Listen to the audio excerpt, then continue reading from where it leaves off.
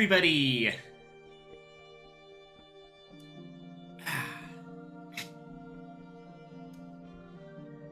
Feels good to be back here in Book of Hours again. Right. So, got some exciting possibilities today. Like I said in the message and everything, there's a decent chance that we'll be able to finish restoring the house today. We've only got 3 rooms left. This room here, this unseen room here, and this trap cell up here.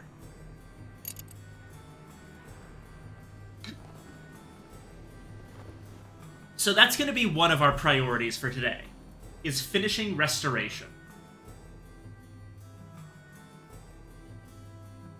And when I do,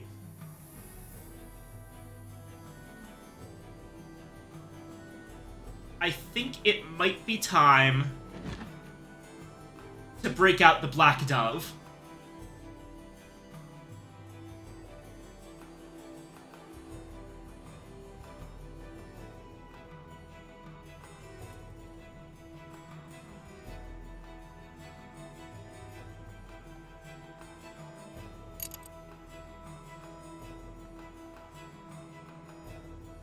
Right. So, let's look at our situation. It is currently the last days of summer.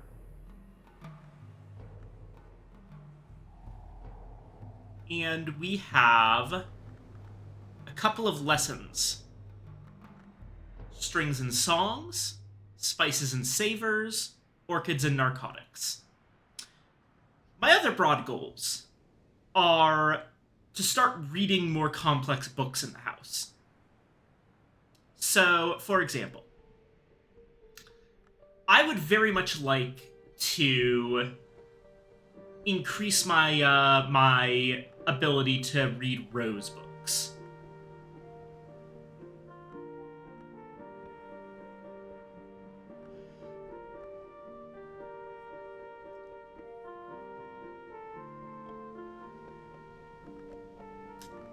There's some here that are already pretty much doable. So, like, right off the bat.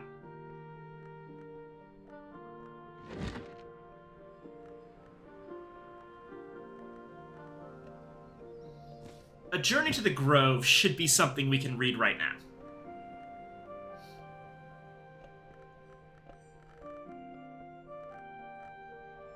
Great Signs and Great Scars gives us 6 Grail on its own, and adding an Arab gives another 2.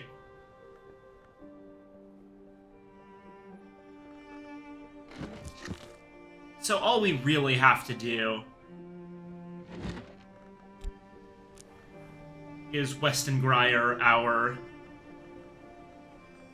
skeleton songs.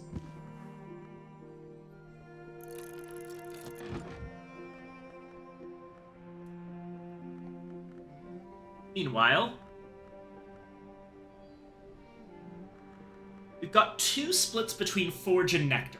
Now, our Nectar is looking pretty alright. Best we have is a 5, but honestly, there just really aren't that many Nectar books that we haven't already read. So I'm thinking that we focus more on Forge for this one, because our Forge core is a little bit smaller.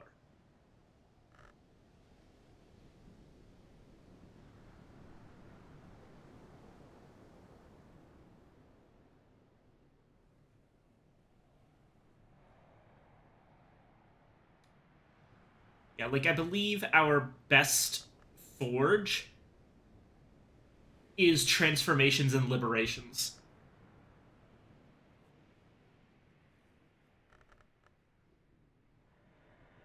And we put that one in Ithistry. Spices and Savors is either Ithistry or Bosk. So that can be something to decide on.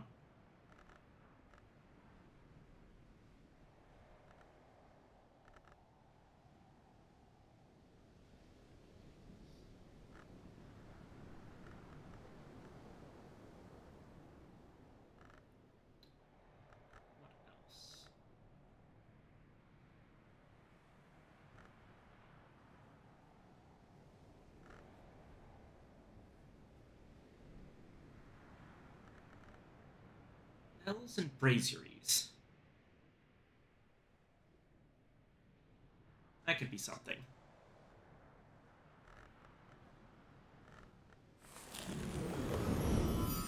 Take a look at where everything needs to be.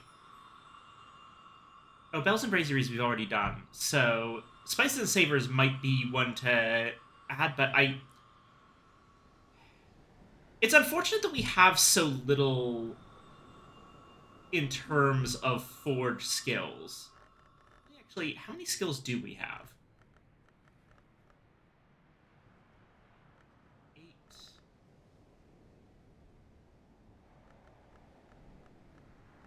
7 by 8, which is 56. 61. 64 skills, which means if I remember that we have 72 skills properly, we're missing like 8 of them. Hello, Boopy. Hello, Ms. Streamer. You are pretty and have a soothing voice. Thank you.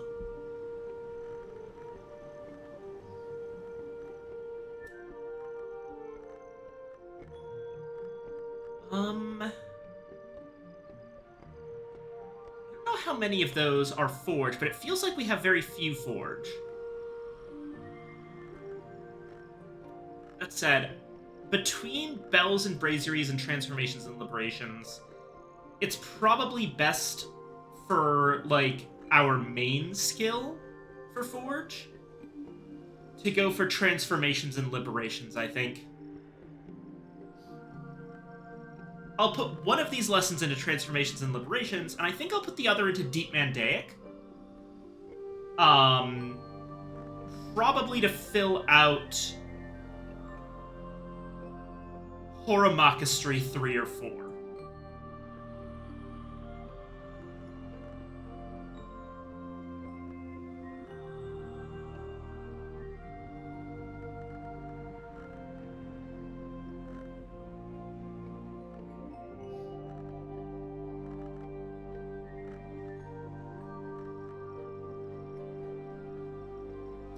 Gonna put Orchids and Narcotics into itself. And Strings and Songs, honestly, probably into itself as well. Because Strings and Songs has actually been really strong for getting us, being able to get us Swaddled Thunder, and making that even easier would be positive.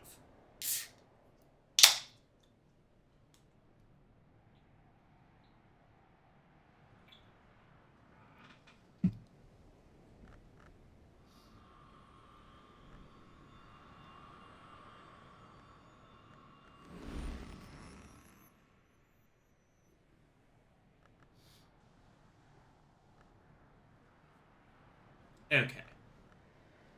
So in order to do that, we've got a couple of prerequisites. We should be putting...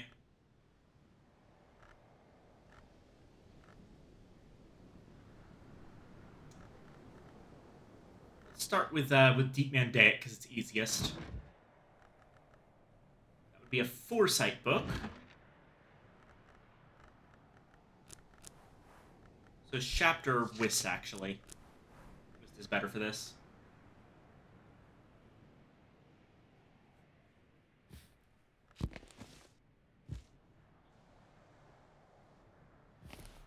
We'll read the dick joke book.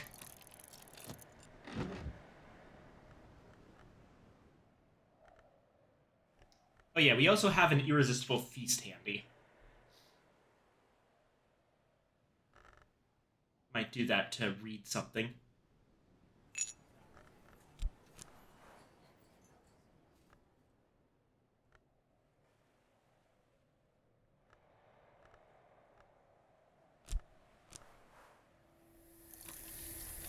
See if we got any unusual visitors today that can help us.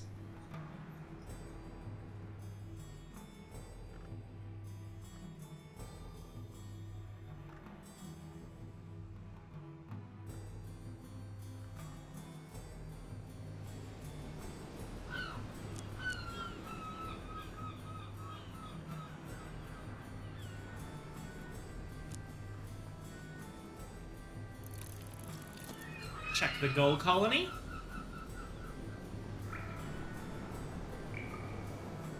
Oh, and we can start doing this now.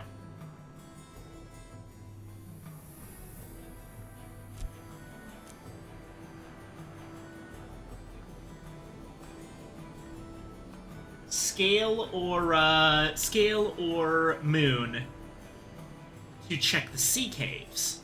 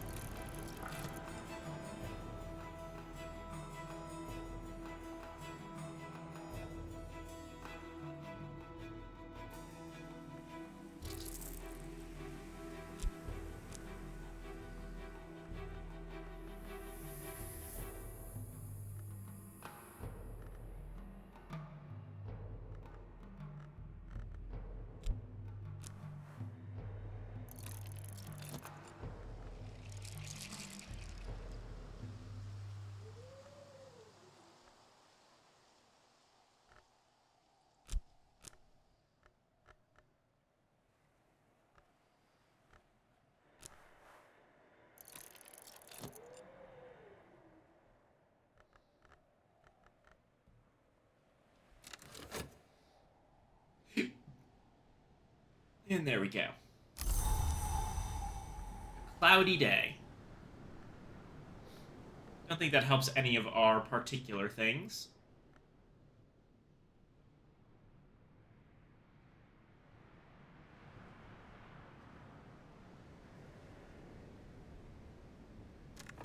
So in theory,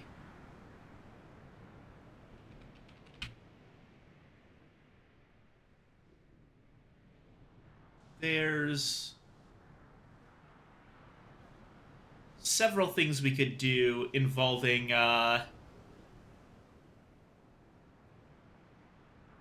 adding a random memory.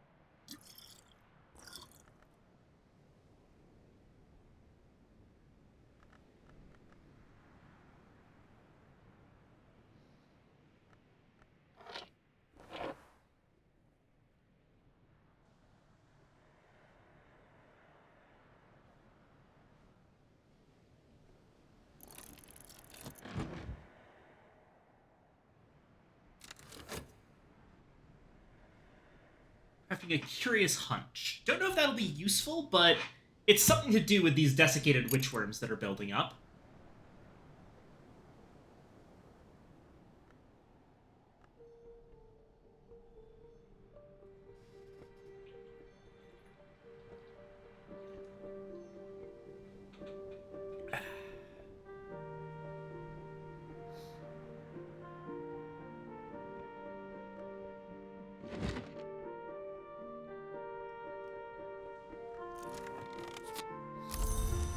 Right, foresight memory.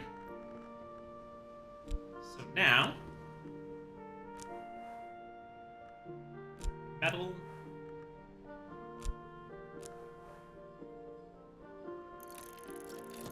Will improve our understanding of Deep Mandaic. We have a musician. Okay, is a musician useful? Sky Rose Nectar. No. No. No, pretty much not useful.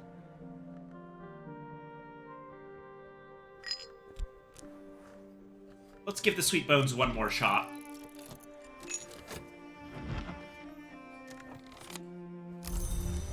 Got our Beguiling Melody.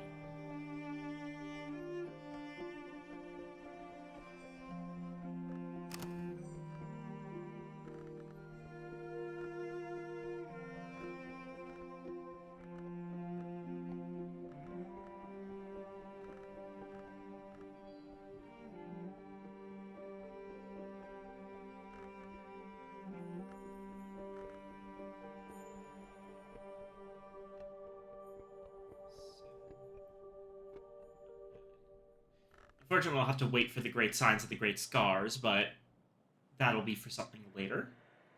The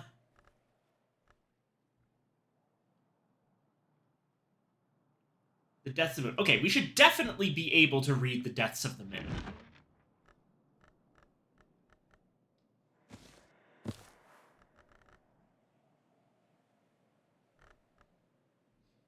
Yeah, definitely. Kilisimi already has some moon on it. A haustorial tract on various forms of survival after death. Oh, I'm actually curious. What does haustorial mean?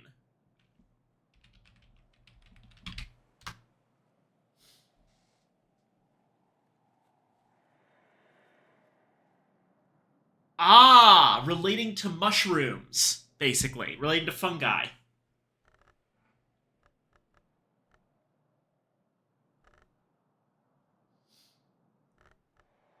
Okay.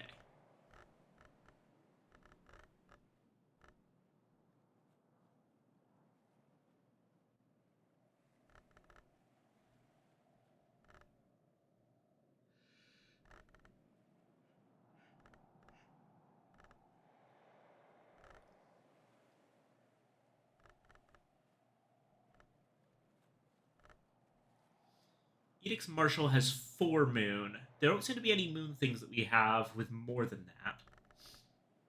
Nope. Okay, Tridesma Hiera. That's our best moon. So, through a lens of Tridesma Hiera,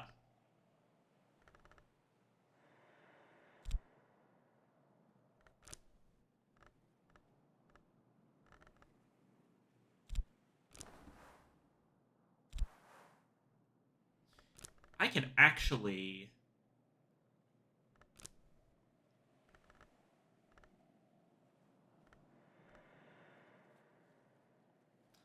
I'm just going to use Core for this, actually. I can save my Tryst for later things, and just use the Lunar Globe. Don't even need a memory. Yeah, that's super easy. Admittedly, only super easy because it was Kilisimi.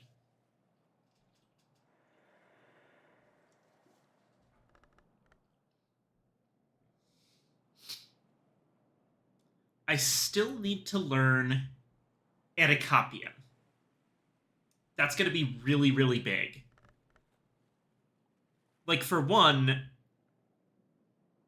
right now that seems to be our only way of getting quenchings and quellings, which this one has.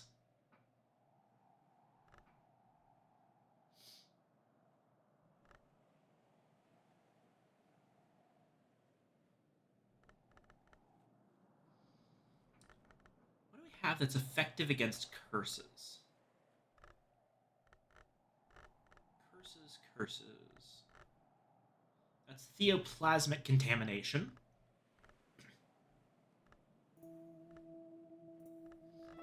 That one's Infestations.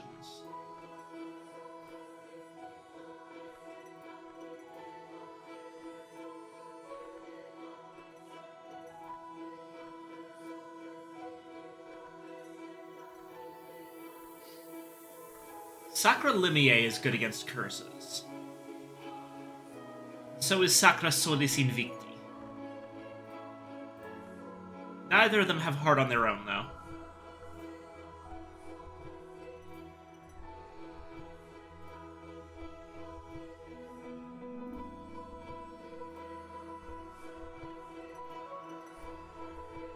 Seven heart.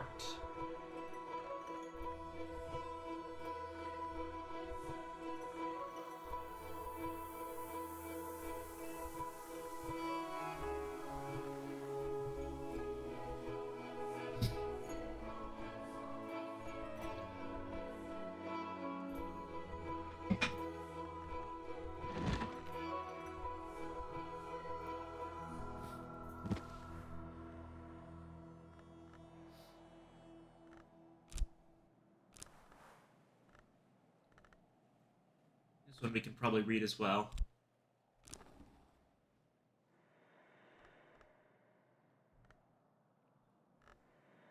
Would need a memory, though. So let's go ahead. Reread Vinzant's Minglings. We can use the Nona desk.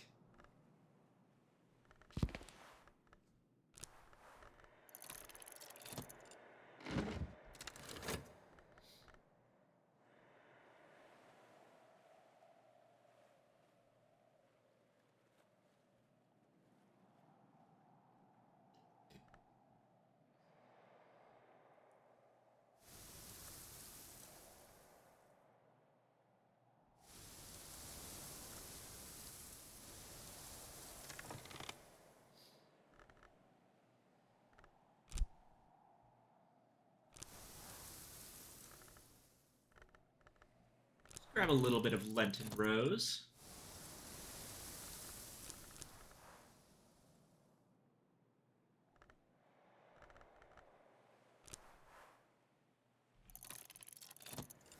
And Agave Eterna.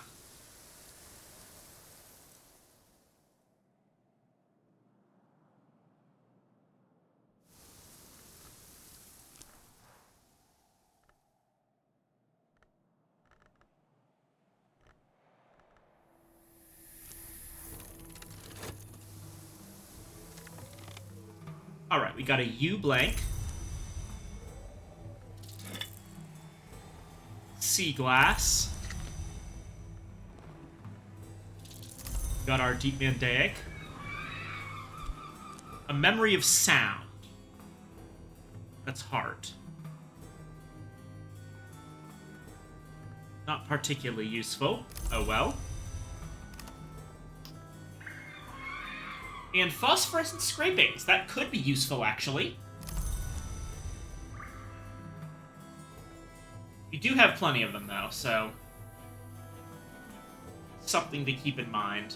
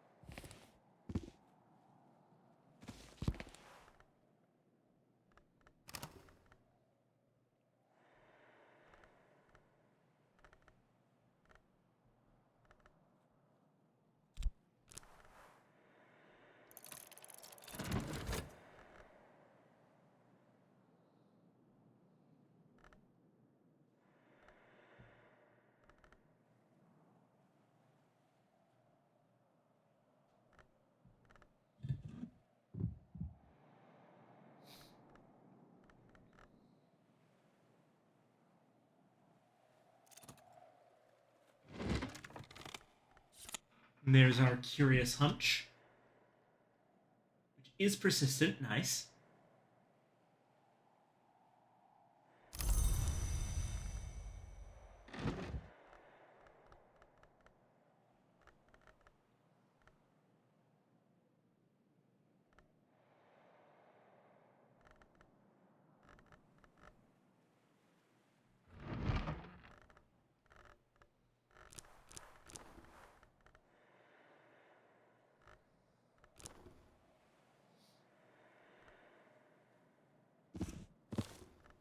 Journey to the Grove.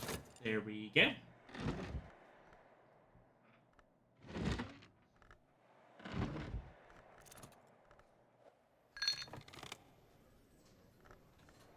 And it's another musician. Okay, we're not getting anyone useful today. It's far too late in the day. I'm just gonna start doing my usual money-making.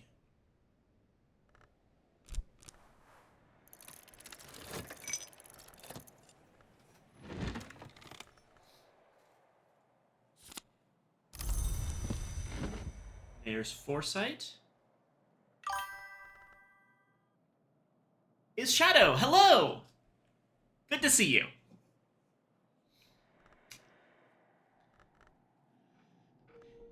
Right. I think Caller's desk had Forge. Yes, it did. Okay. So. Metal plus Foresight.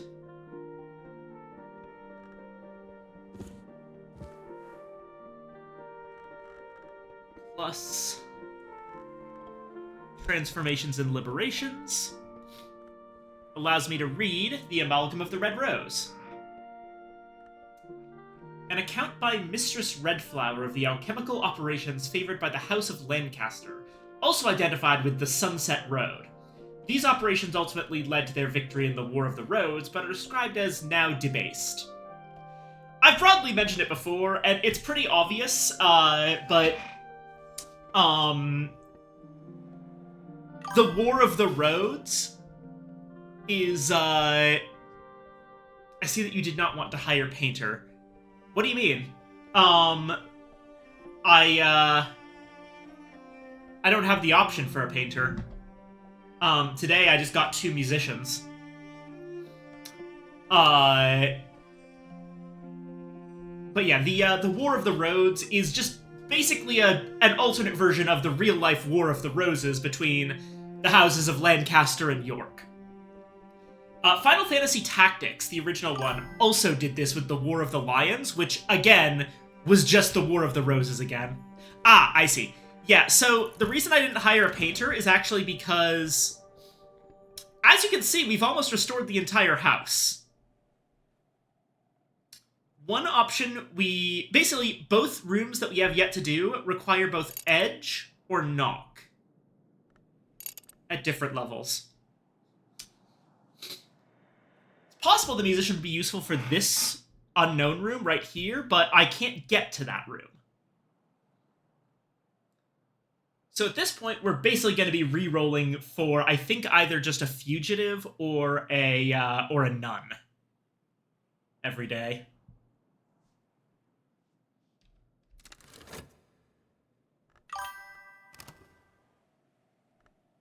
Have any more Assite, or have I already used it? I can probably make some of that. I've got Sacrament Calcite and Sacrament Malachite. Do I have Sacrament Ascite? Not here. I've probably used it already. There's Revelation, which we can use. It's the purple one with a key on it, right. Give me a second. We're going to...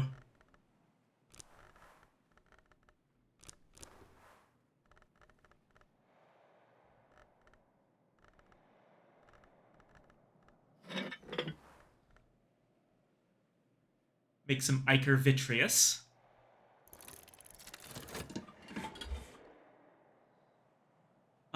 Okay. The one with... Oh, there it is, yeah. Okay. Yeah, I probably could use this on someone. It's probably the best use for it. Tomorrow, I will probably take care of one of them by grabbing Reverend Timothy.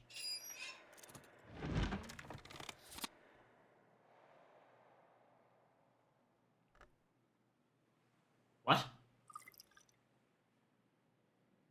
Hold on, what just happened?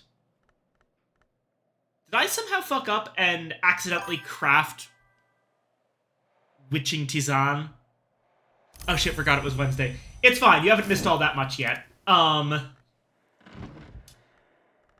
somehow managed to screw up and craft craft a drink instead of reading a book. I don't know how that happened.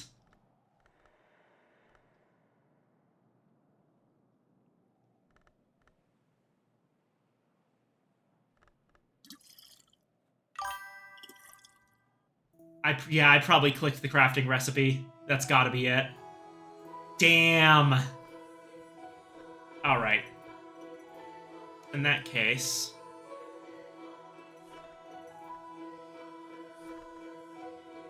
You know what? I'm gonna be fucking lazy. I can get this back anytime I want, so... Take a journey to the Grove. Put Arab back in.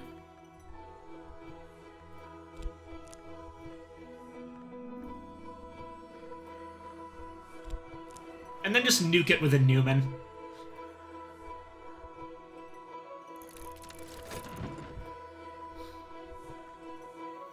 It's complete overkill, but it doesn't really cost me all that much. Lenten Rose. Agave Eterna. Oh, here we go. A Haustorial tract on various forms of survival after death. Which Newman do I have? Okay.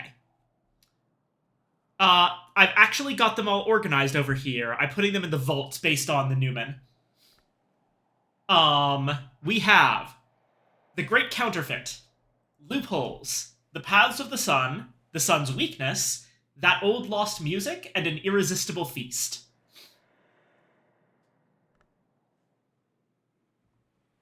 Oh, which reminds me, I've been opening one of these things each stream.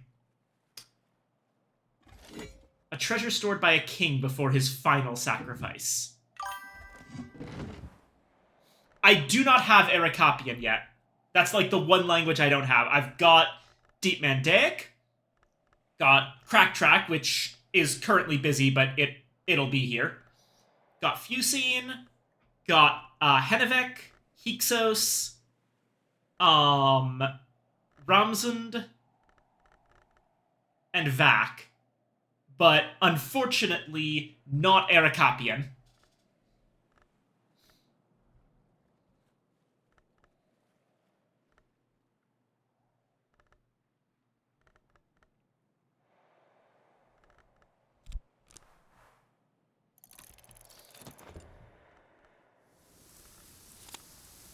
Oh yeah, here's Crack Track.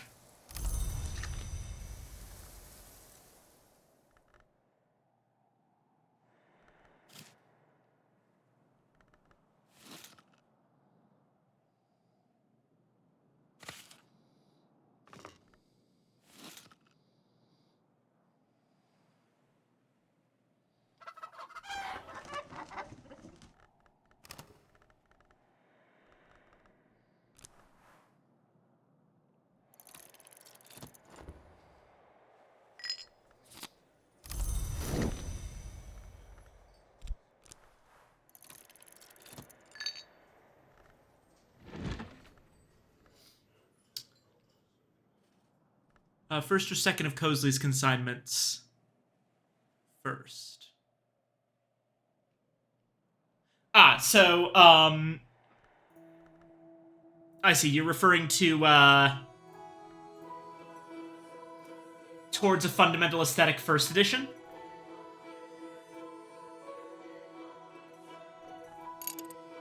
Anyway. The Haustorial tract on various forms of survival after death. Oh, hold on a second. Apologies, Worm got auto-filtered for some reason. I do not understand how this system works.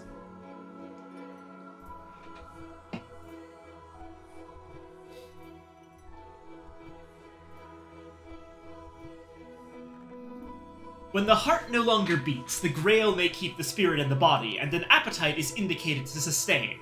Alakites are the best known, but not the only of this nature. This is the Waning Moon mode. Oh, so Alakites are technically dead, but the Grail is driving them instead of the Principle of Heart. Interesting.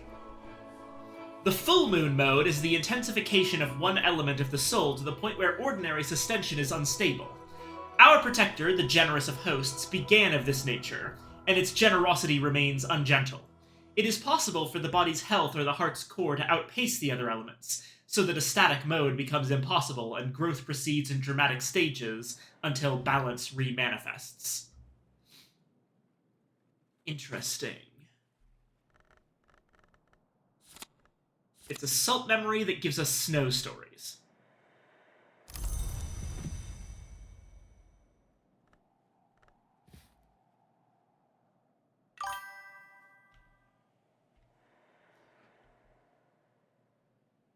Automod would not love me if I was a worm.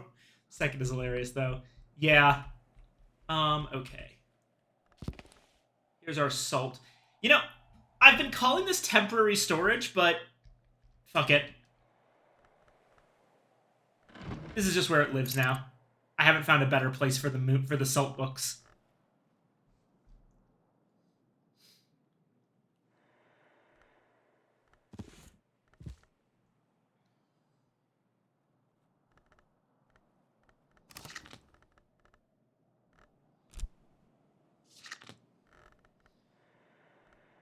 Do we have... No, Snow Stories is actually a new one. It's gonna be Moon and Winter. I assume more Winter than Moon, but you never know.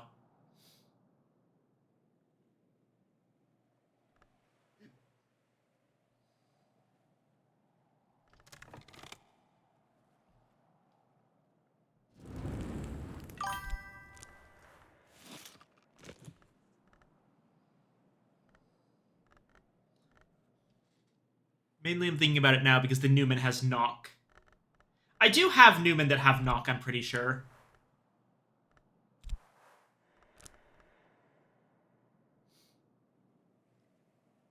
I'm pretty sure you can do something with Agave.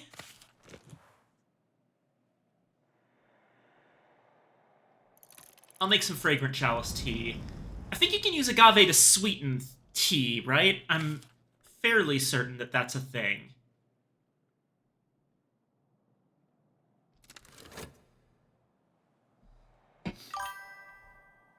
Agave sweetens tea, yeah. So it's just an existing tea, like if I'm brewing some whatchamacallit, let's say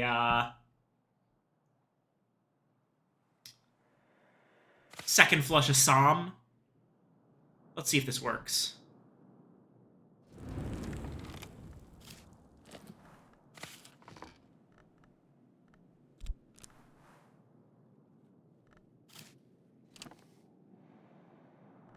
It doesn't seem to change anything.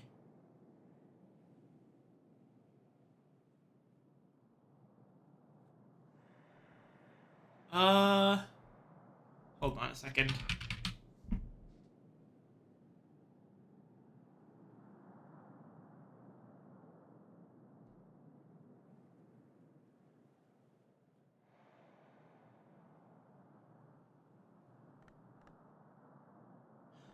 Okay, according to the,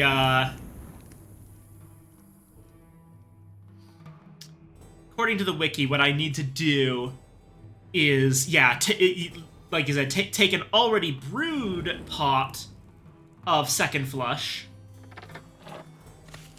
add agave, and deep sweeten.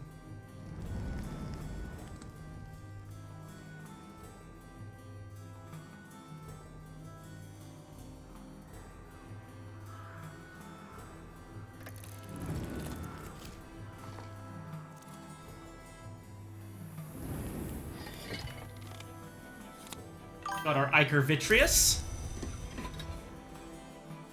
To be completely honest, I had no idea you could do that. Yeah, no, agave is well known as a real-world sweetener. It's an alternative people use to sugar if they don't want to drink a lot of sugar.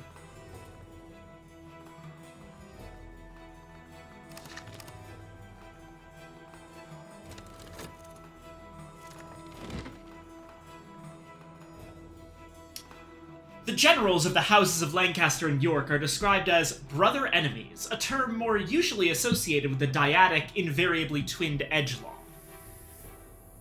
This is the account from Mistress Redflower about the House of Lancaster.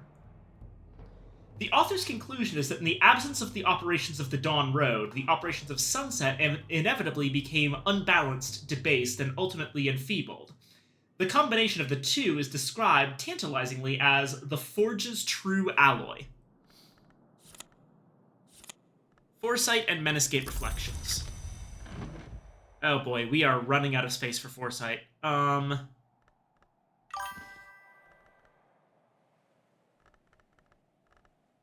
Gotcha.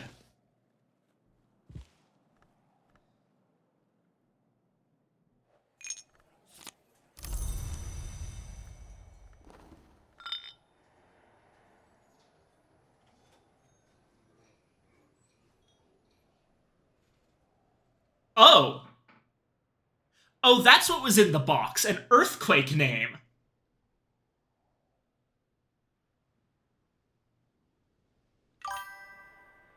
Okay.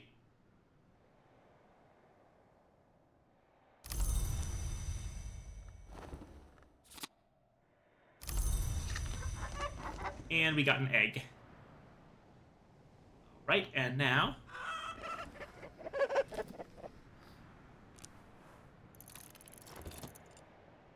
feed the beastie.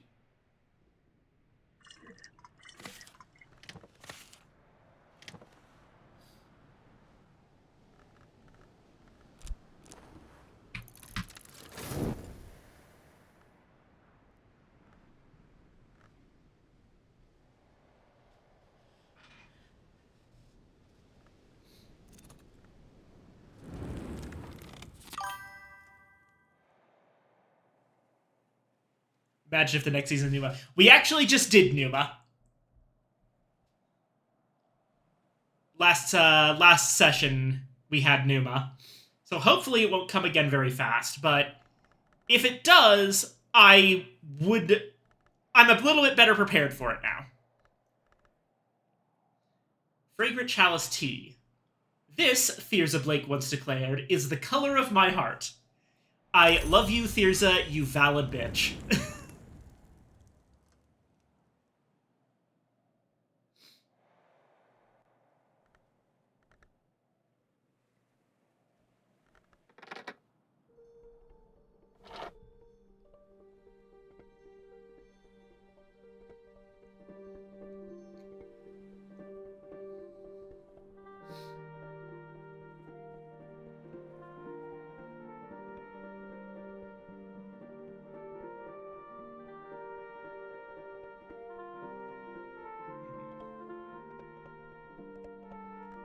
Yeah, no, I know.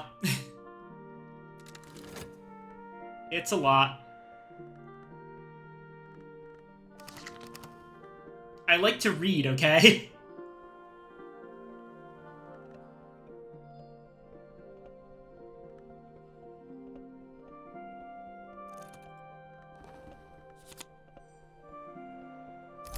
Snow Stories. Well, the other Snow Stories one can go right into that.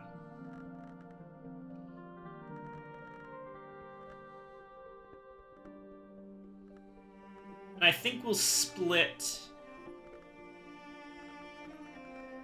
the two Menescape Reflections between Hammer and Scar. Satisfaction Book.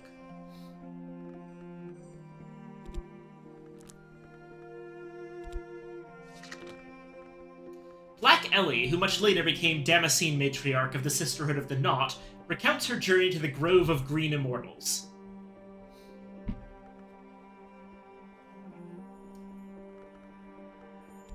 God, more orchids and narcotics. In the Grove, Ellie meets with an entity identified as Three Faces, Nine Colors, who may have become her lover. Three Faces is a name of the Applebright, the nowhere hour of youth, healing, and mutation. It offers Ellie a form of eternal youth to take back west with her, which she rejects for certain reasons. She does promise, however, to renew their acquaintance in the season when the Applebright is the witch, not from the sentiment, but rather grandly, to ensure the continuity of the histories. Interesting, okay.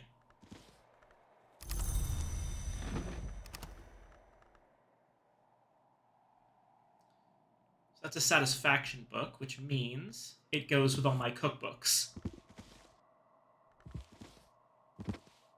Alright, time to move the pigeon.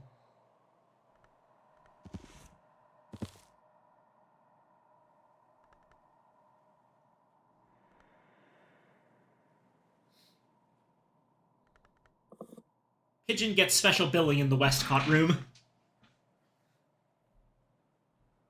That is a lot of lessons on drugs.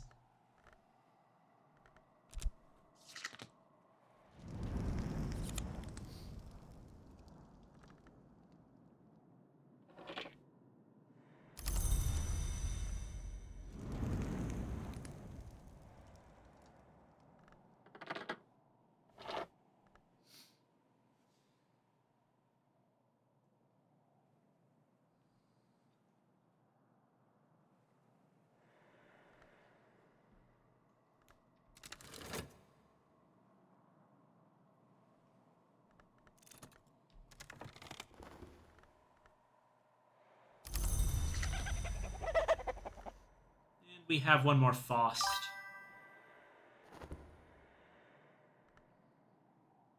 The Flush of Somme has 5 aspects now. Yep. When you sweeten this, when you sweeten the tea, it makes. This is the thing that I've noticed that House of Light does. Upgrading foods in House of Light does not make them stronger; it makes them wider, which makes sense because that makes them more useful for hosting salons because they can appeal to more people.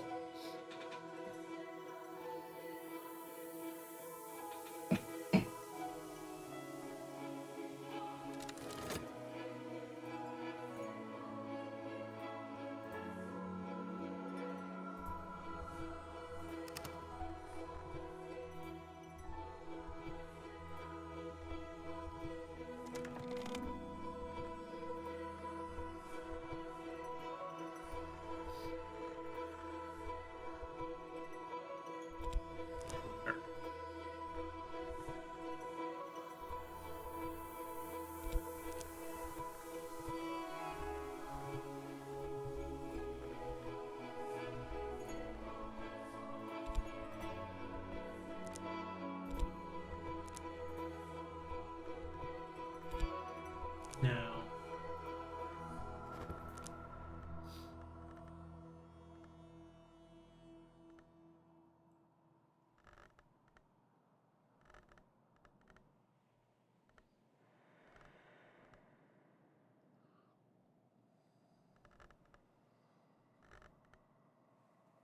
But maybe. Okay.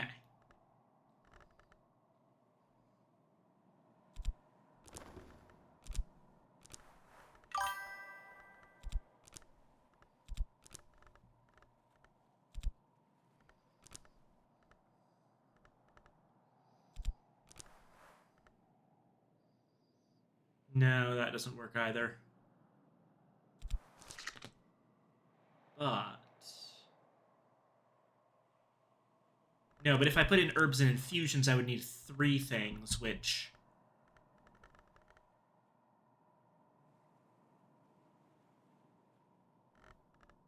I could use my hunch here.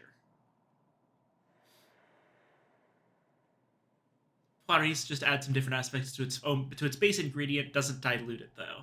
Yeah.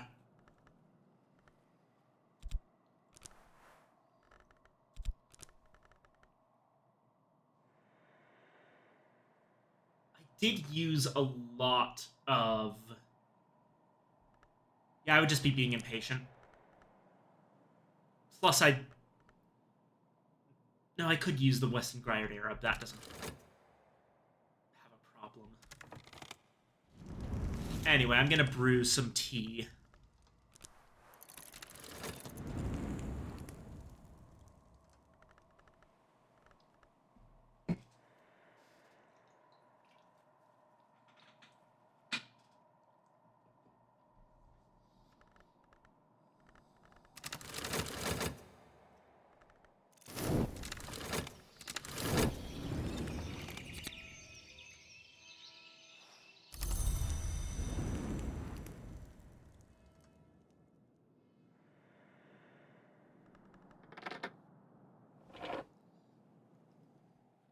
Okay. I don't know why I heard I'm gonna brew some tea in the tune of the Macklemore thrift shop intro. Ah.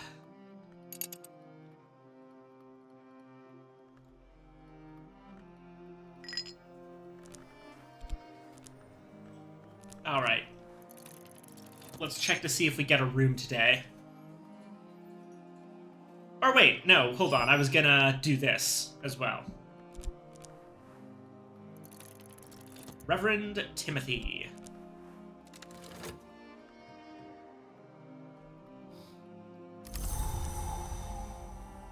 And it's a sunny day. Wonderful.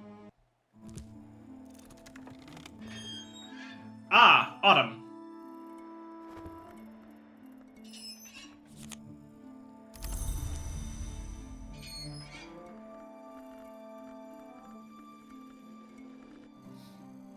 Okay.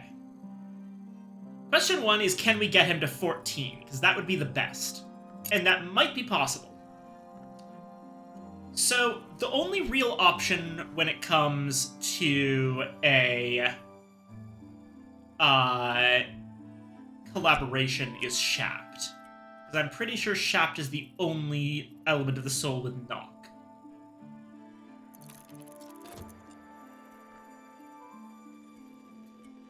Obviously, Sacrament Askite is going to... So this will bring him up to 3, then he goes up to 9 from the Askite.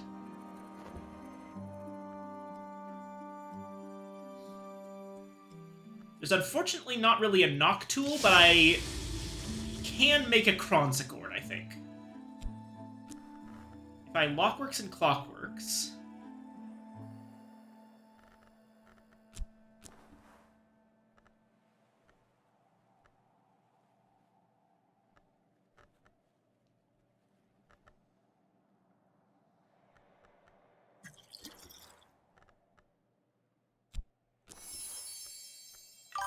I could use... learn how to make Askite. That could also work, but, so what I'm gonna do...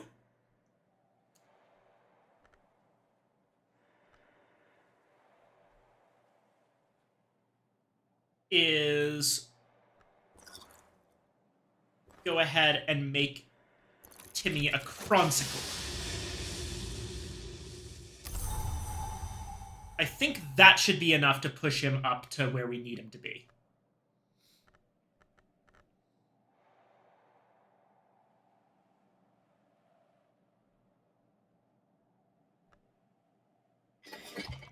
Meanwhile, I'll also use our Sunny Day.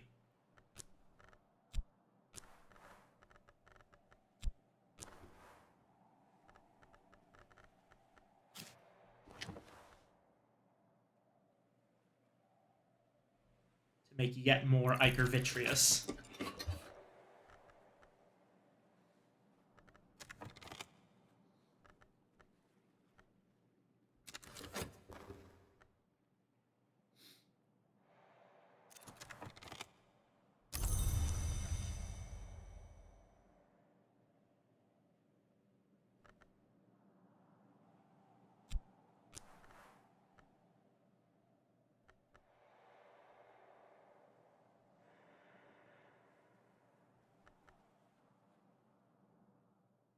It's up here.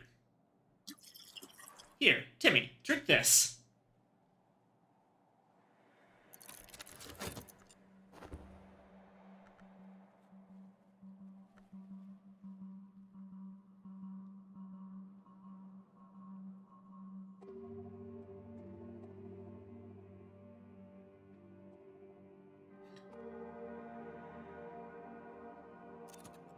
Learn how to make Askite, learn why the Mother of Poisons is the Mother of Mercy through practice. Yeah, oh my god! Of course now we get the Nun! Well, time to start juggling.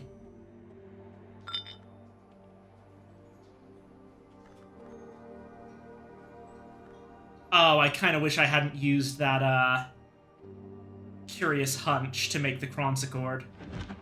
Okay.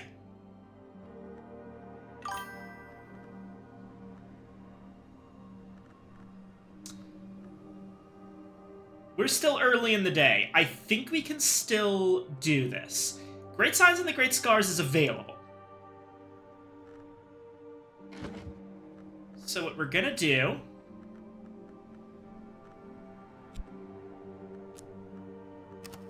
There's a couple of things we have to do for this. So, first off, Chapped.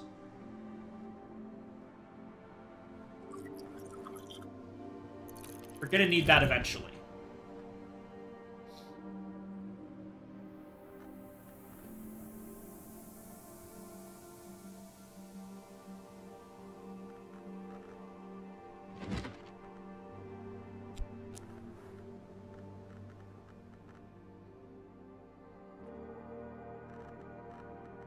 Great Signs and Great Scars.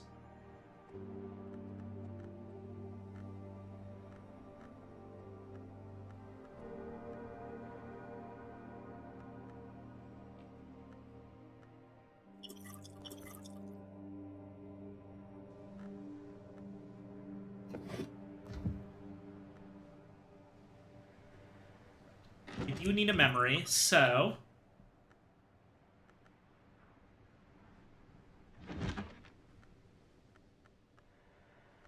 Who up Weston Griring their Arab to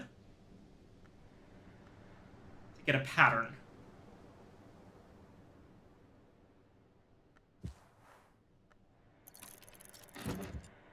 Meanwhile,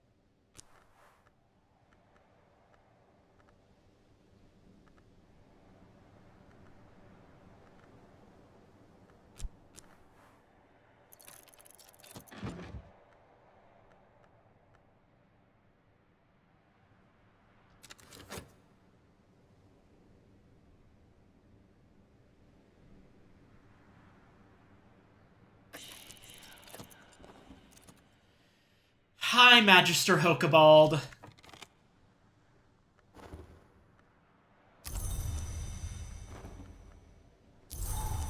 Listen.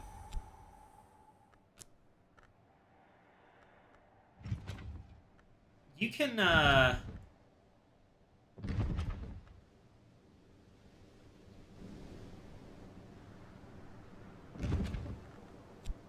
No, of course he won't sleep there.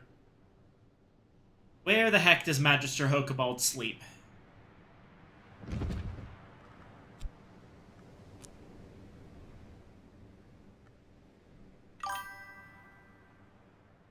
Maybe I can just kill him. Would be preferable.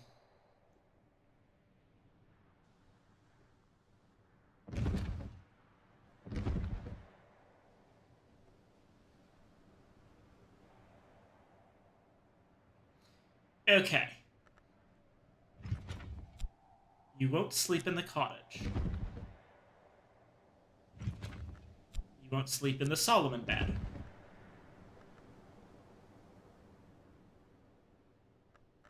You won't sleep in the Motley bed.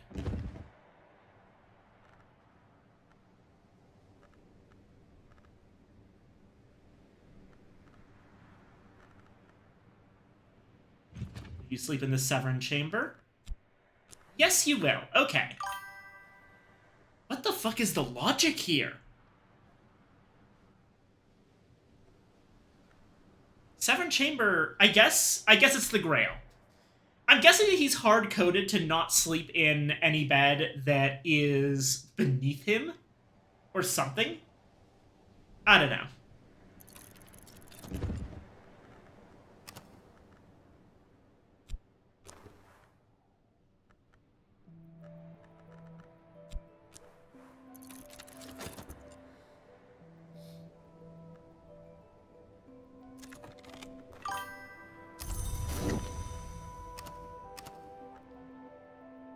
Lame, he deserves poop.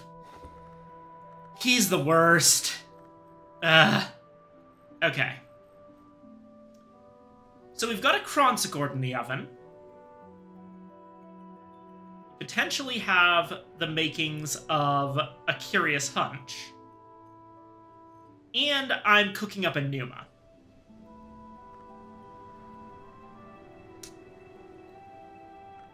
Let me check some numbers here.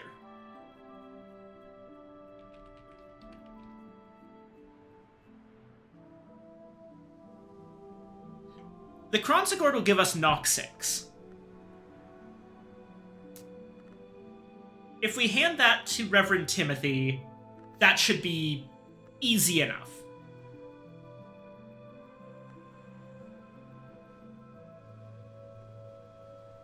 Alternatively, to get to 14, all we really need is to hand him that Newman. So we should probably save the Kronsegord for the Nun.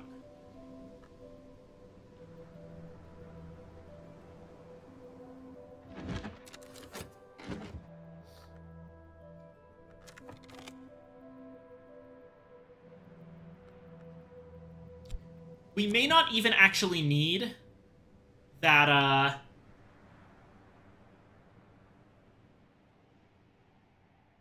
the thing, may not actually need that Curious Hunch that I'm about to use. Or about to make again. Yeah, we're gonna have about a minute of downtime, which does suck.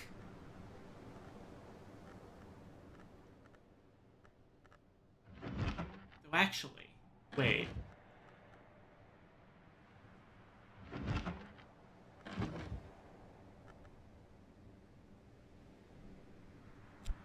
You know, it's probably better to spend the time doing this, so I don't have to do it later.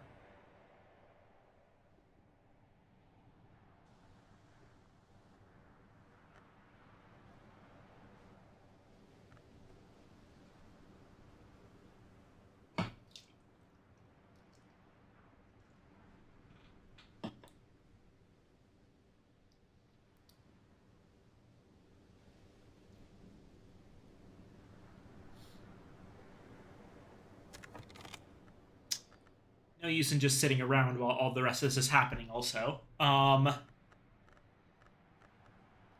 go ahead and,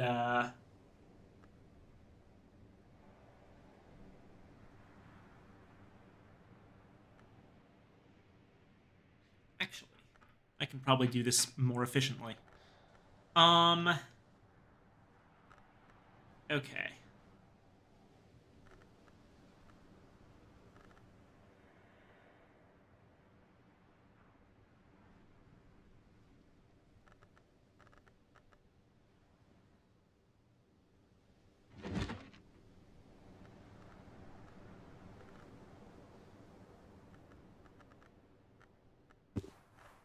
Skeleton songs.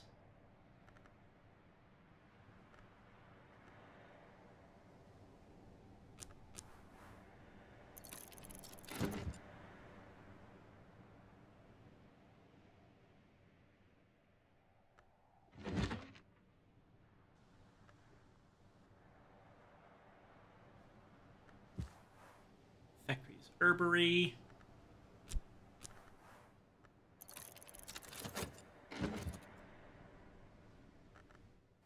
And I'm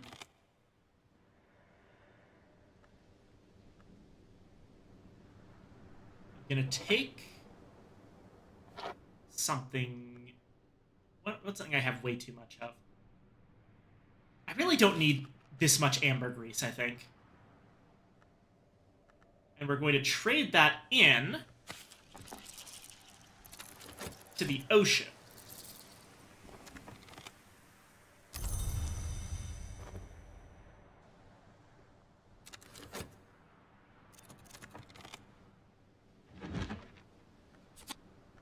All right, loopholes. Timmy is going to take loopholes.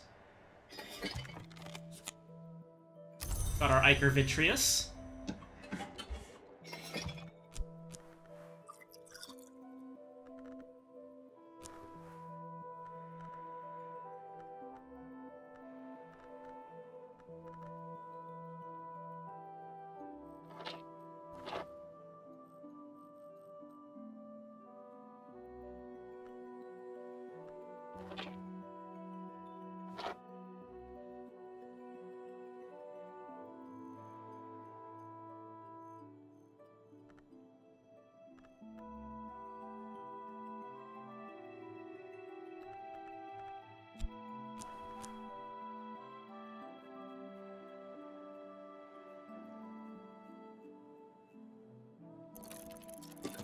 Xanthotic.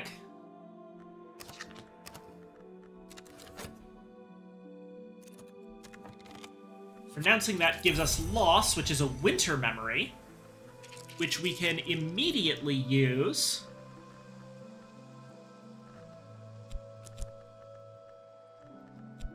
with our last Whist to upgrade Snow Stories.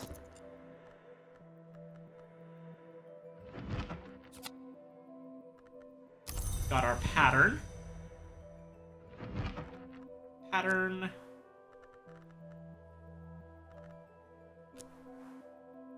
Great Signs and the Great Scars.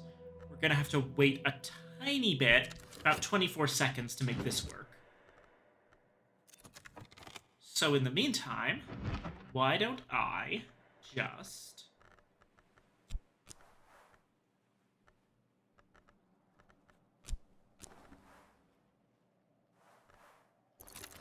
fill back up on Amethyst Ampules.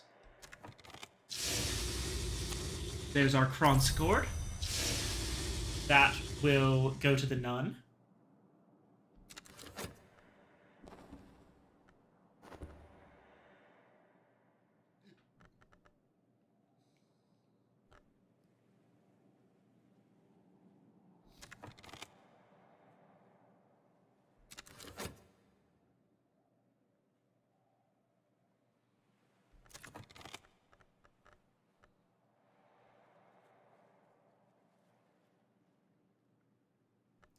You know, let me actually, come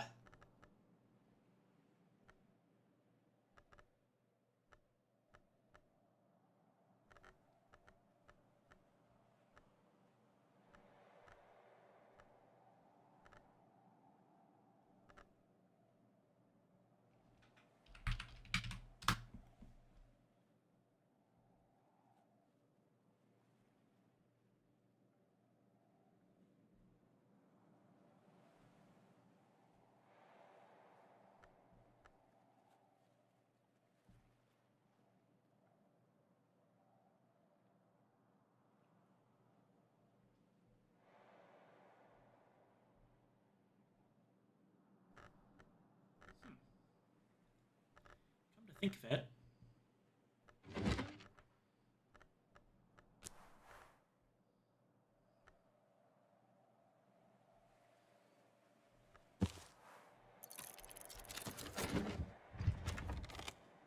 there's Shaft. Got that back.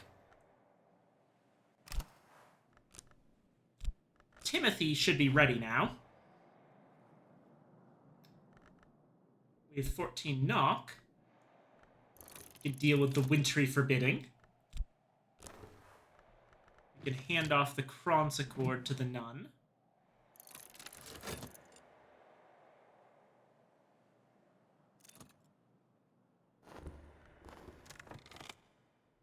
Snow Stories level 2.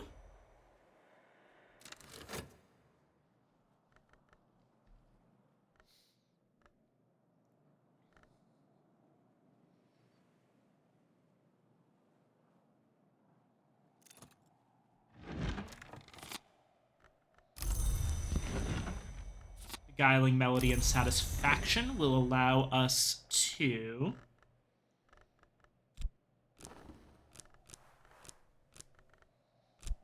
use Arab to upgrade Orchids and Narcotics.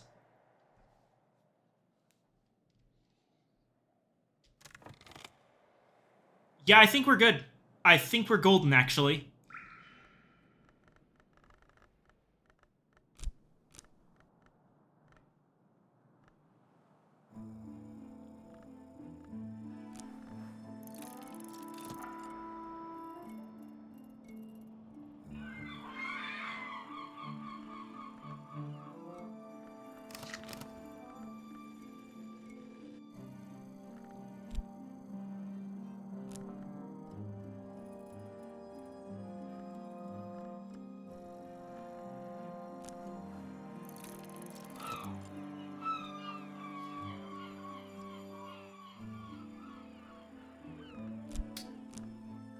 And Helen Hollow over here. And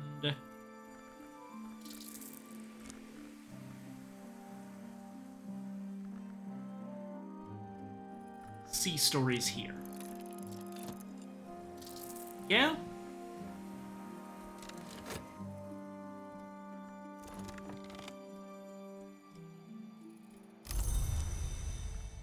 Now, if I've done my calculations correctly, all I really need to do is hand the nun some salt. Which will be ready in about 15 seconds or so. There's my amethyst ampule.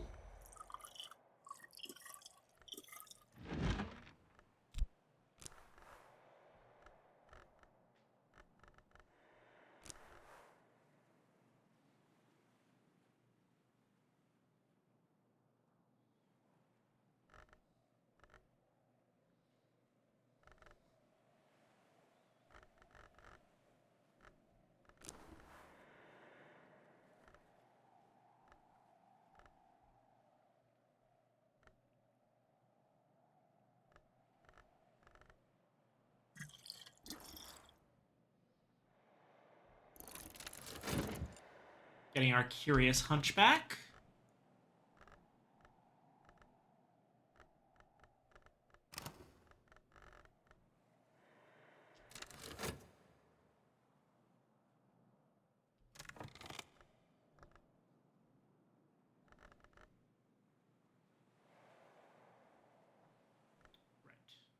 Right. Let's see here. Book of Cinders.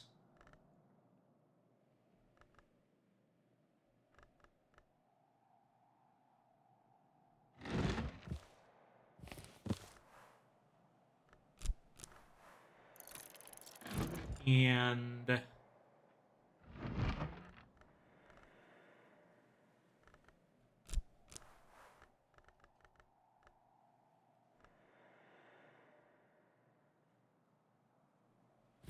Key of Night. Should be helpful. There's Orchids and Narcotics done.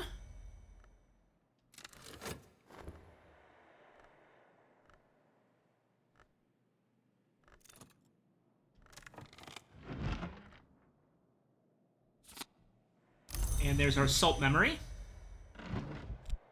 which we hand off to the nun.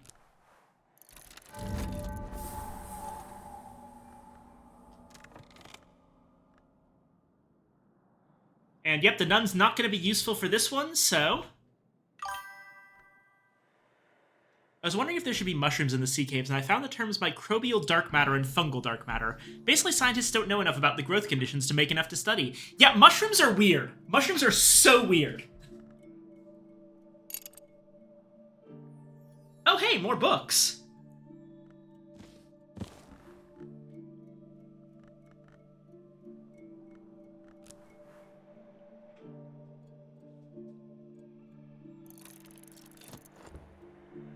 And we have the Askite Altar. Owl of Spirals. And Cat of Depths.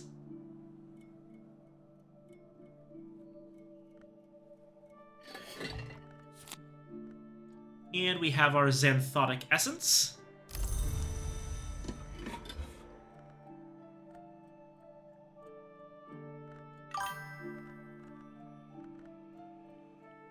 half the reason I'm here is mushrooms.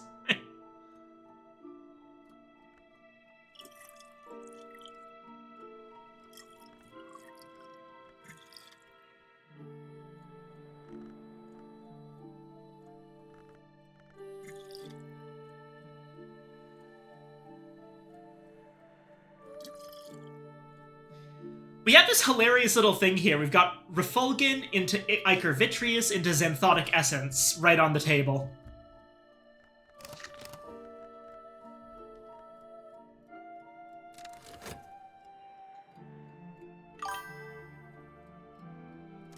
Am I ink farming? That wasn't the intent, but I suppose I could.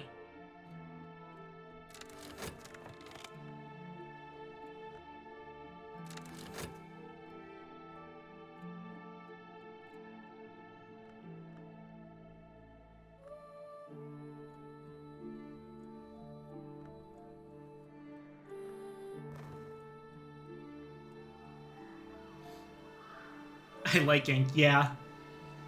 Ink is always fun. Right, and now... Warning, do not enter while safety measures are armed. Think you can help me out with this?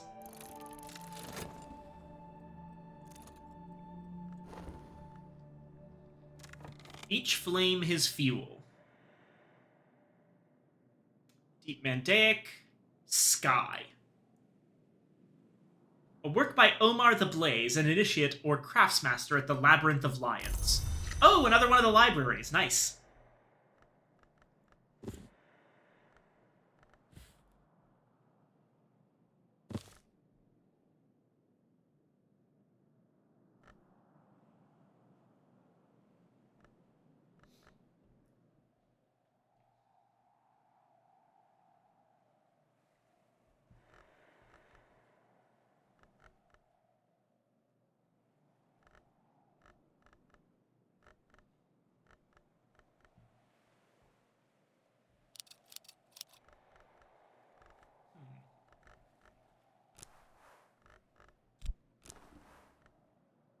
No, that I want herbs and infusions.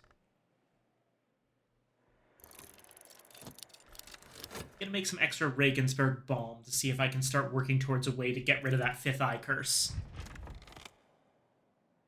Right, yes, I suppose it's time to chat with Hokebald. What a grim and chilly little country. I hope you've prepared a suitable welcome. You are aware what the king is at. I suppose it will do well enough.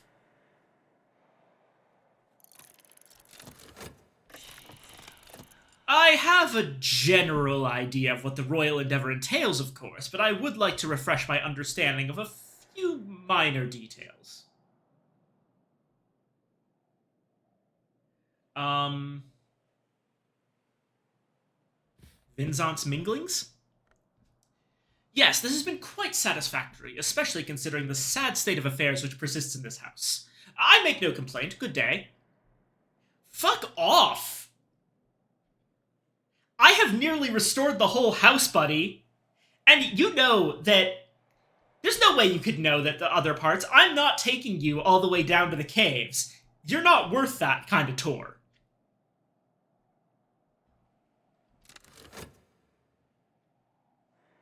You know, just for that,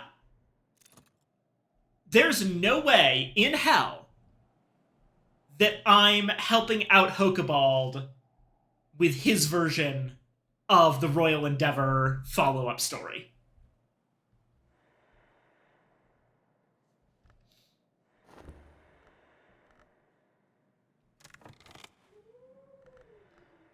Quartz chunk. Mackerel.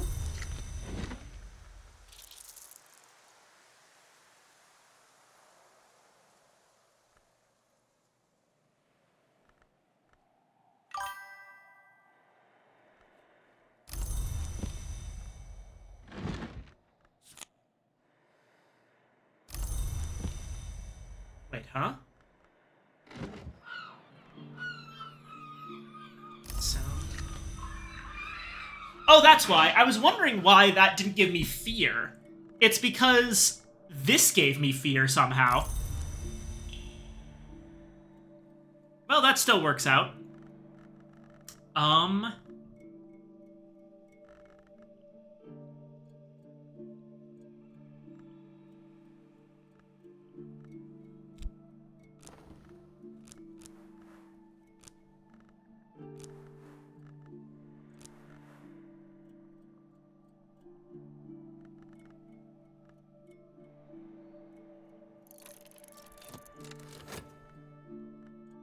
Upgrading Scar.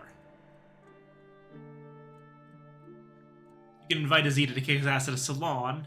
Not to spoil all, but that requires inviting Hokebald. Ugh.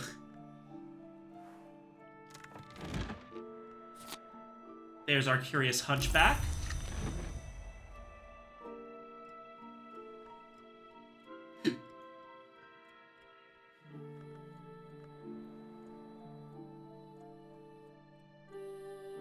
Alright, I've got plenty of mackerel at this point. I should probably actually use these for something.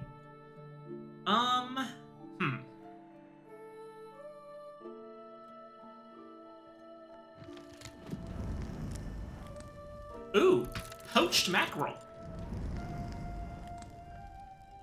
That actually sounds lovely.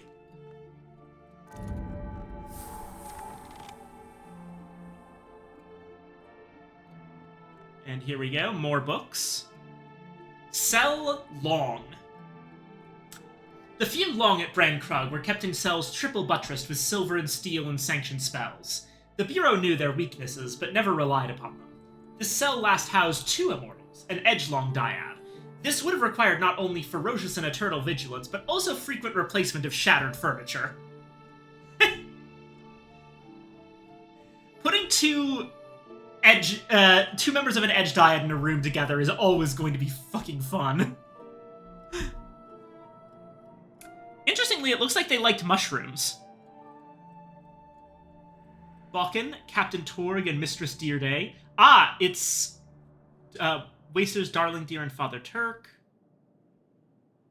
Cudgels, Diju, and Saint Trog. I wonder if these are all the same people. Like, maybe these Edgelong are just changing their names across time. Why else would all these weapons be in the same cell? Unless it were just, like, tracking down infamous weapons and sticking them in the cell to see what happens.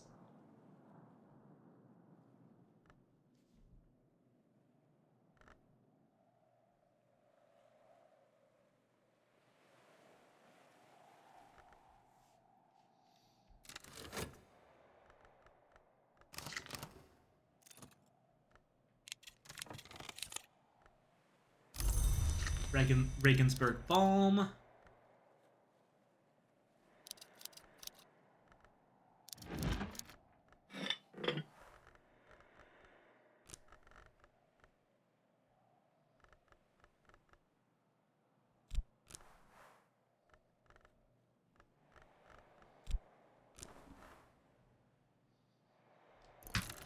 I can turn that into Gideon Soaks. Disciplines of the Scar.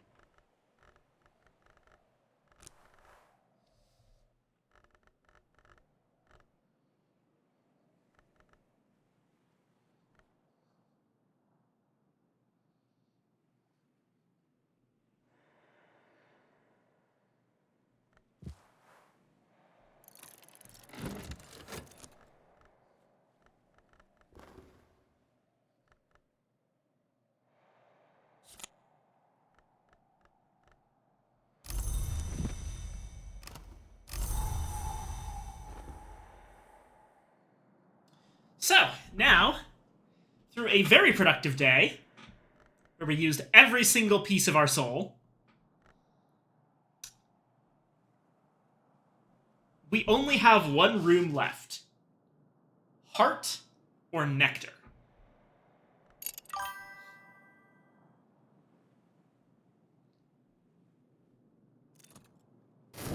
Yep, the prison is entirely unlocked at this point. The only thing left is going to be the Chapel Malachite.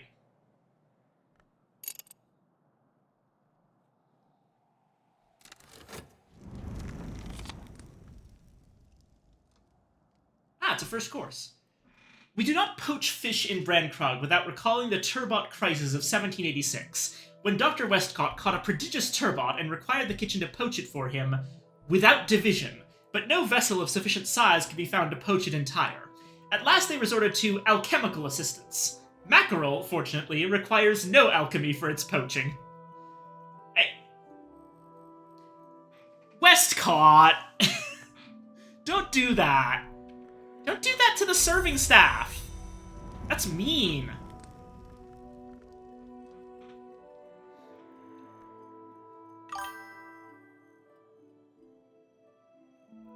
Burning salts to sear it, yeah.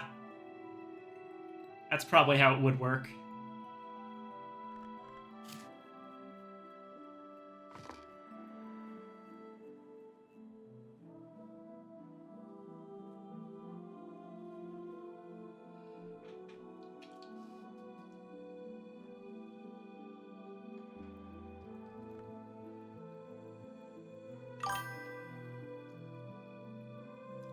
Thermite cooked fish, no! Oh god. Okay.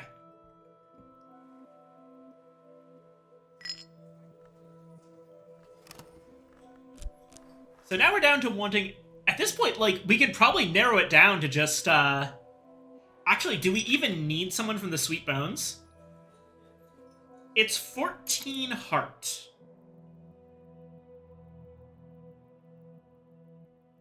Or nectar. Heart or nectar. 6 from...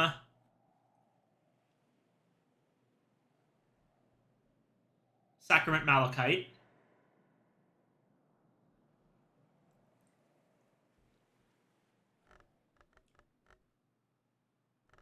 Seven from a health. We would need 7 more.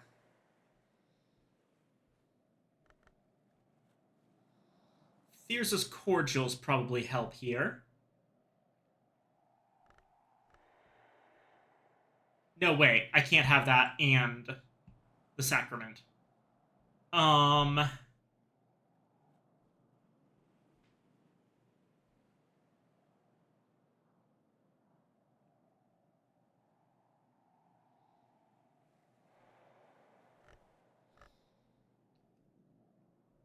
We have any Newman that would help? Which Newman? Great Counterfeit has nectar.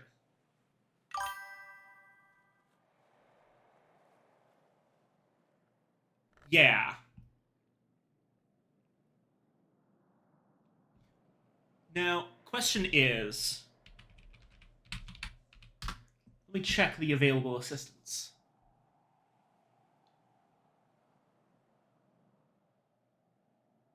Oh my god! This is totally doable!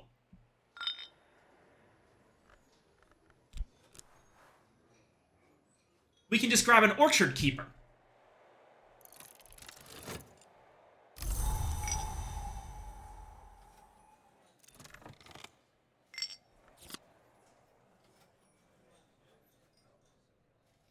In Cornwall, it is quite possible to take a stride from the richest vegetation into the abomination of desolation.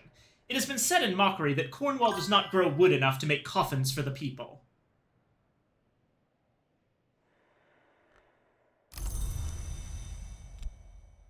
Okay. Hello, Miss Orchard Keeper. You are going to be very, very important for something. Okay. Step 1, I need you to drink this. Don't ask questions.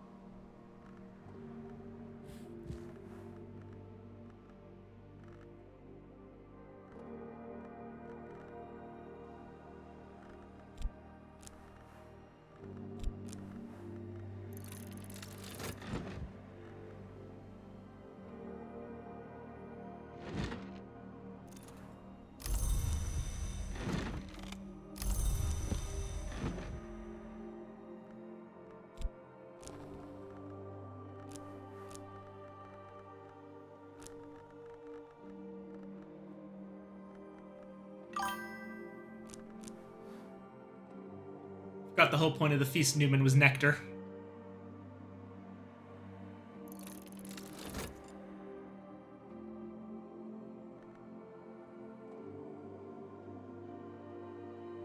Give them a knife, give them drugs, give them weird vibes. Oh yeah, the knife might actually also be useful. Honestly, I might just for comic purposes. I don't need to do this, but... Alright, you drink this. Take this knife.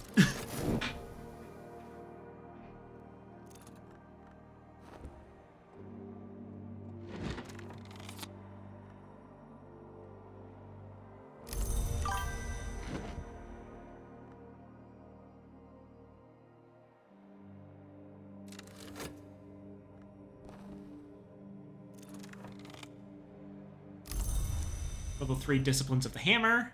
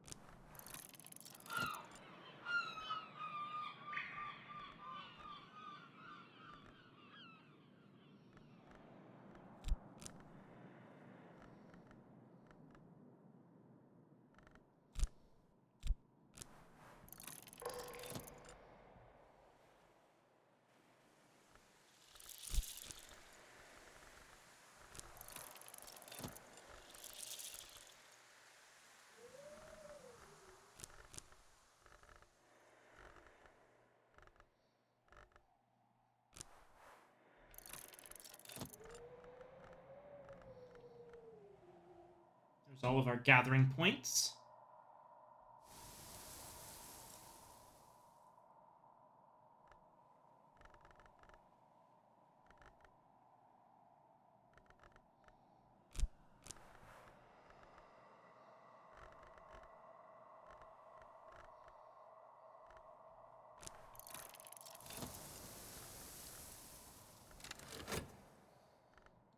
Oh yeah, we should probably do something with this fog. Anything we can read that would be new?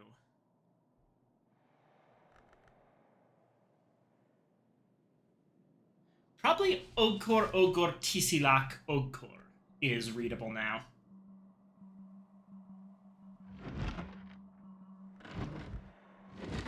If we use the Ambrose desk, Chapped, Fog, Signs and Scars.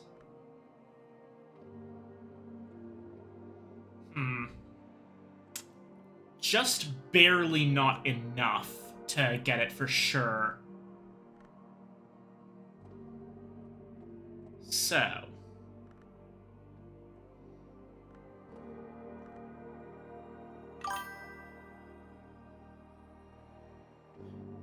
Would streamer's Star Wars name be? I'd be called Bumfardo. I was never a big Star Wars fan, so I really do not have like... I always have trouble coming up with fake Star Wars names.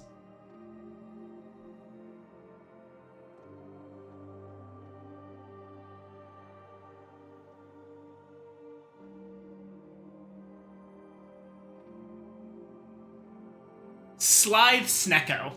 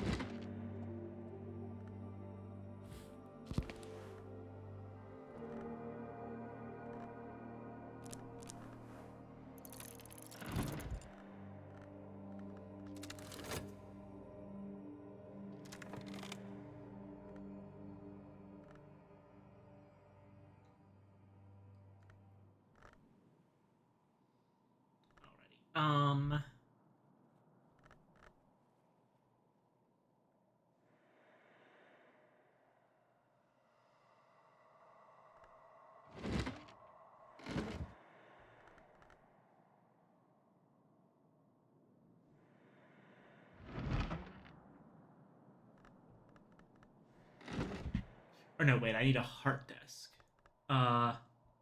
This will be fine for that. Okay.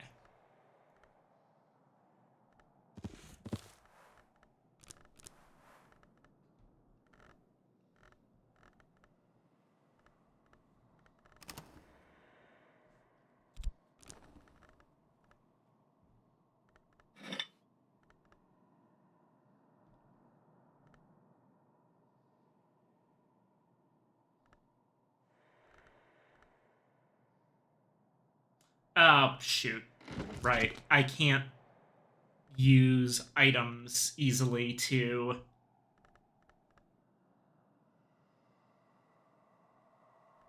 do that.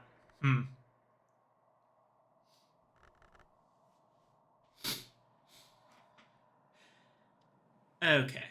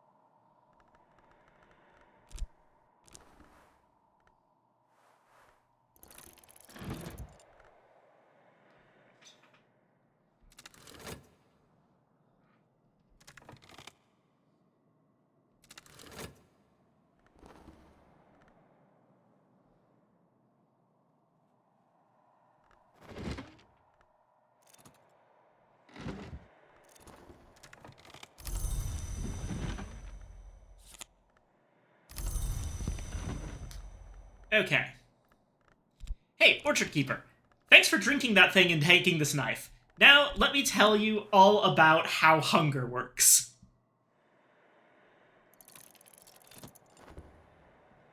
Meanwhile...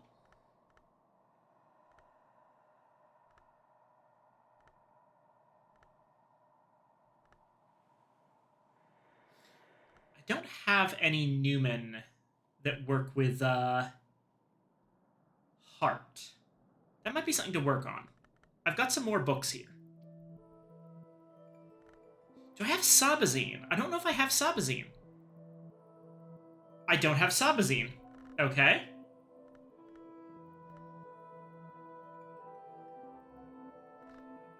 I can probably do Coprolith Omphalos, though.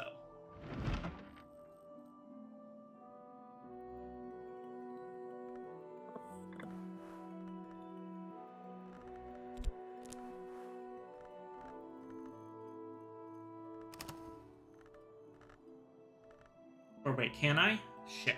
Hold on. Infant Knot. Is that what that means? Interesting.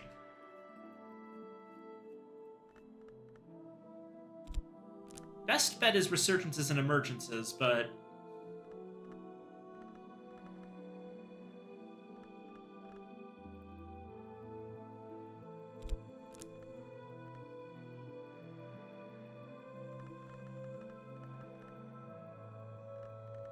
yeah, no, I would need my Trist back. Okay, not that one just yet.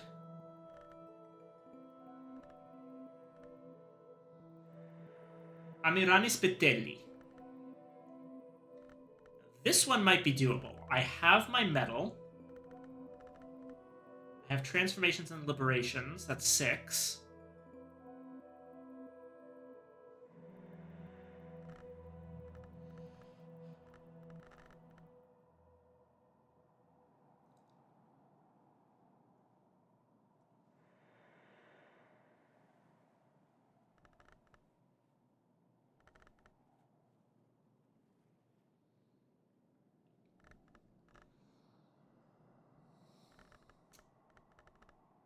About Child's Treasury of Golden Afternoons as well. That one would be like 4 Edge. Edge is hard to come by. But Hyksos helps a little bit. Well, I think actually the first step here is...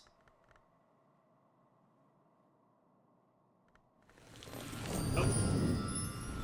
Not what I meant to do.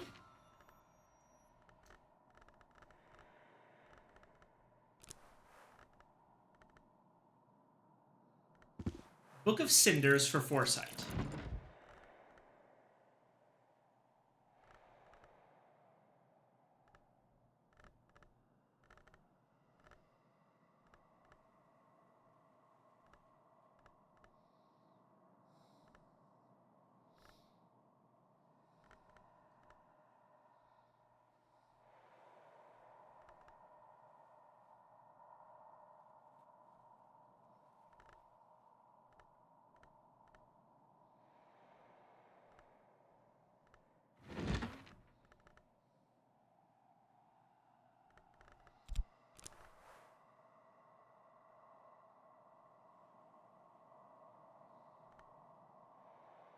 Debate of 7 Cups for Insight.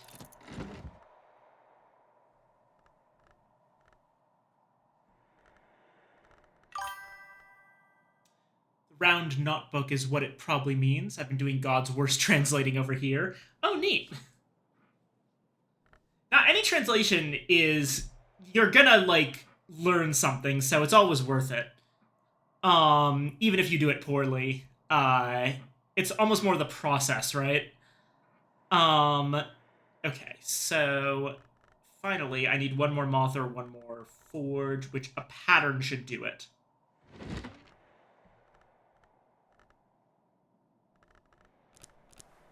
I'll use Faust, along with Traveling at Night 3. There we go.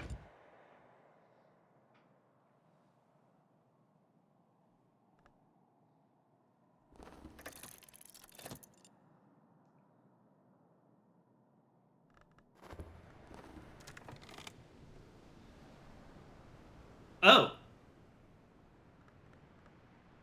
When I bend too close to this, I hear a faint whispering. An infestation. Witchworms. Okay, witchworms we can deal with for the Silver Book. But slightly more problematically,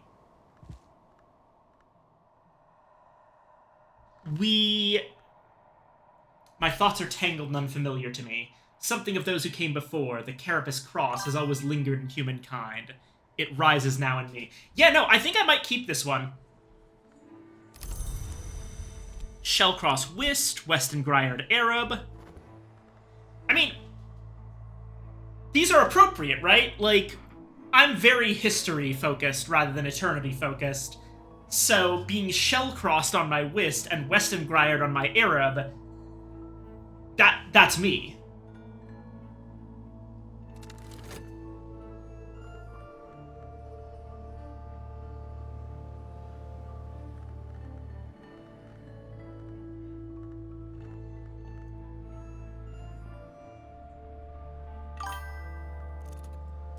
Oh shit, they called that Anna. Anna. Oh yeah. Alright, you got all that rolling around in your head? Good. Here, have some pears.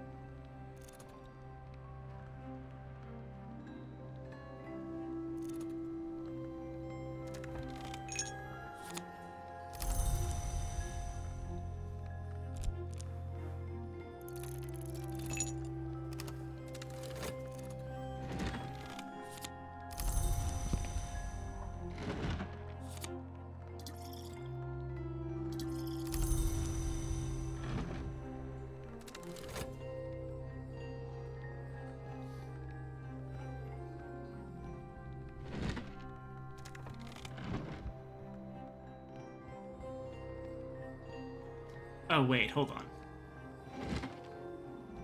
Okay. I was using this pattern for something, I remember.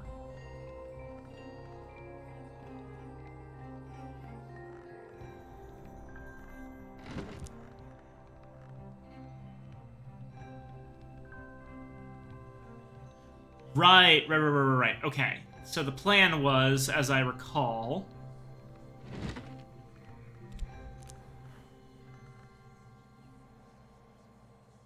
Probably shouldn't have just used that shaft there in case I got an element of the soul one.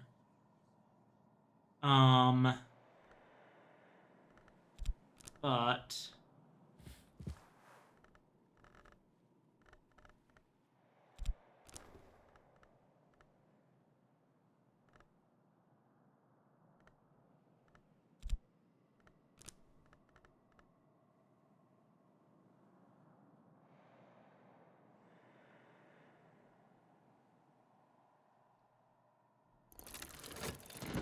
this is what we're doing. It's a bad idea, and I'll pay for it. Memory impulse. Pattern. Foresight. And I actually don't necessarily want to use that pattern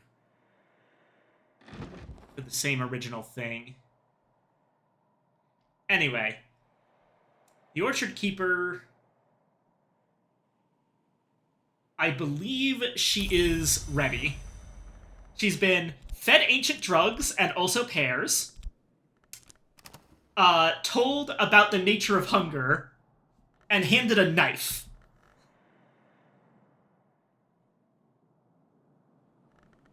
Anyway, go deal with the Malachite. The air is thick with the scents of honey and yew berries, enough to daze the heart and mind.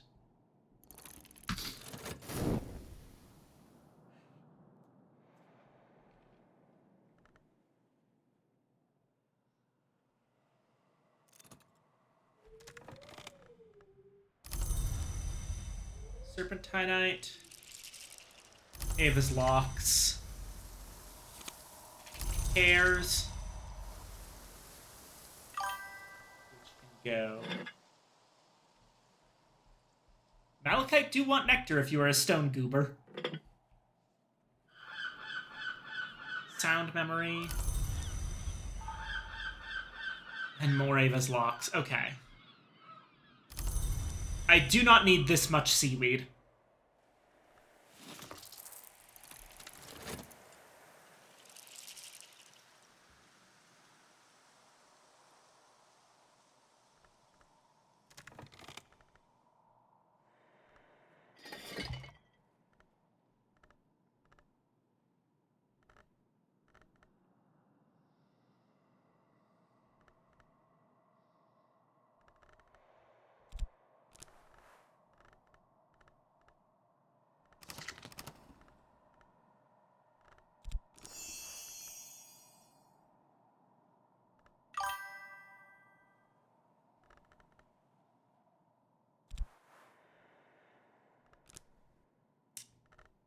Okay, what do we use seaweed for?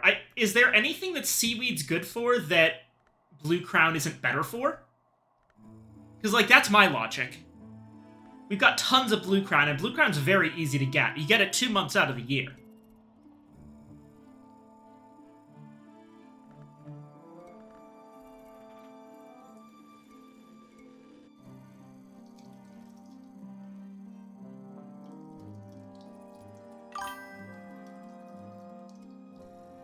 Blue Crown or Sea Holly is equivalent. Blue Crown or Sea Holly is better. Ava's Locks only gives us 1 winter. It's harder to use.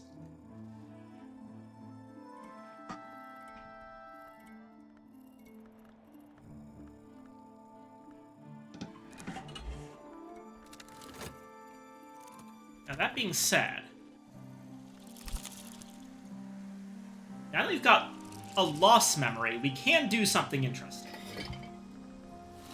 Our second Sea Holly, with the lost memory, and our remaining Whist. That gives us 4 winter right off the bat. Let's see what we can do with that, with what we've got.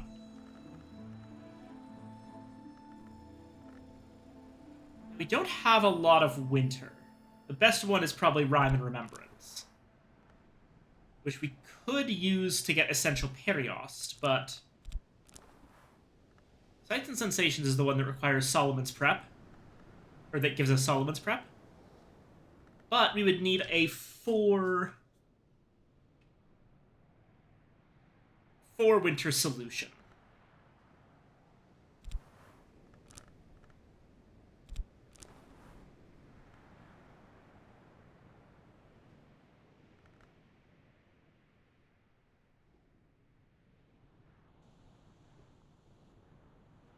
See, if we just use Blue Crown here along with some Blue Crown tea, it would solve the whole problem.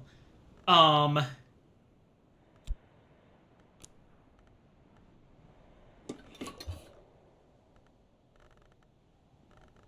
know, I wonder, hold on. Let me think about something.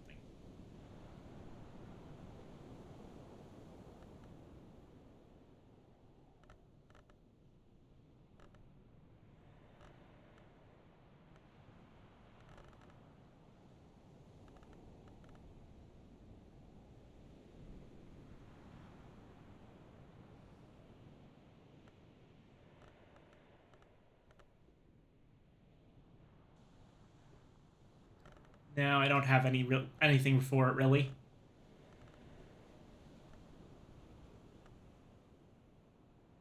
Hmm.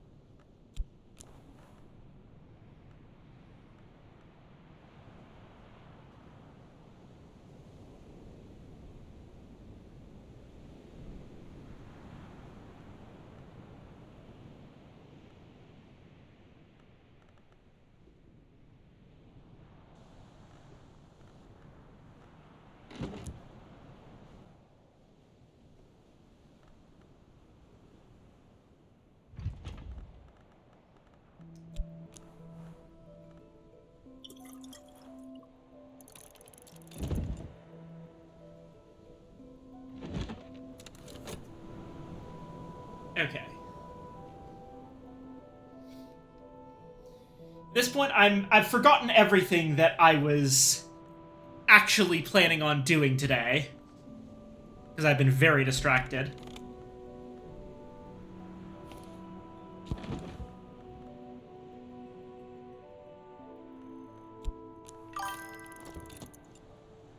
Guns N' Roses voice, knock knock knocking on knock knock knocking on Mansa's doors.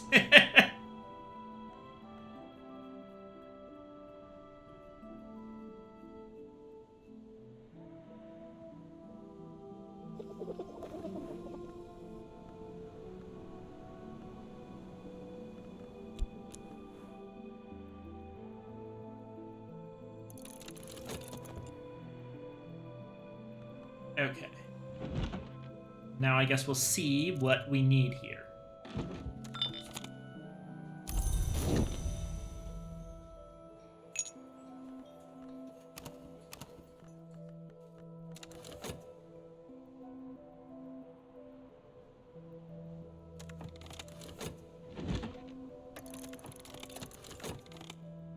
Duende and 2 extra effort soul.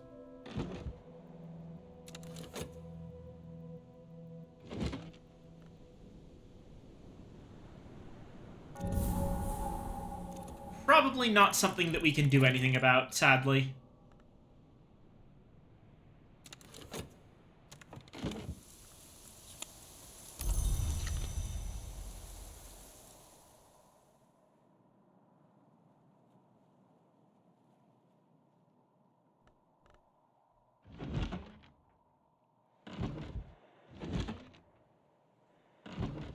Leave that book for another day and do something else with the fog. That said...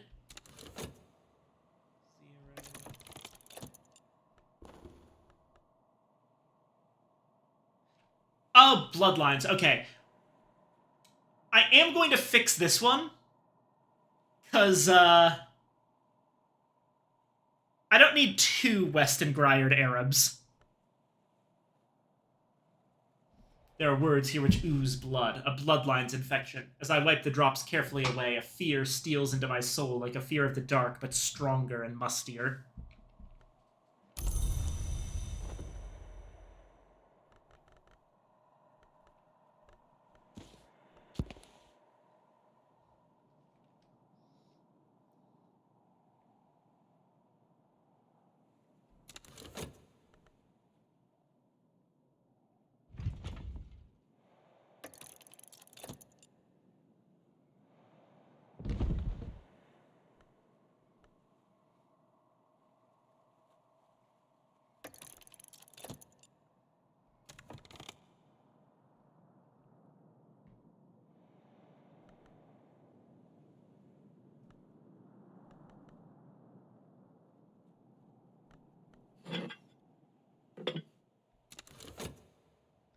Okay, so this here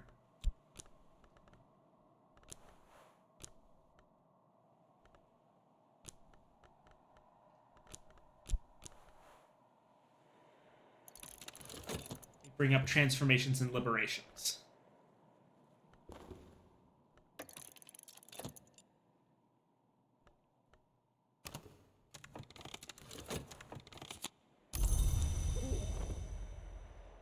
Also, egg.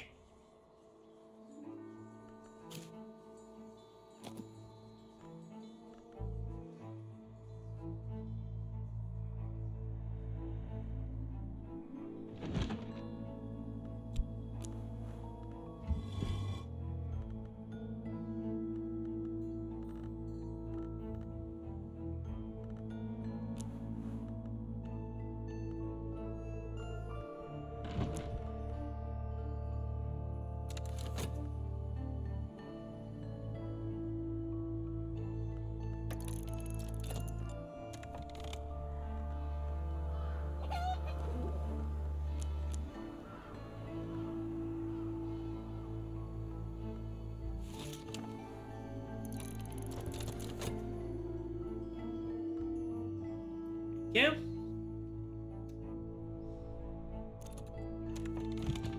We've got our Shapt back. If I have chickens, their names will all be Greg the former egg.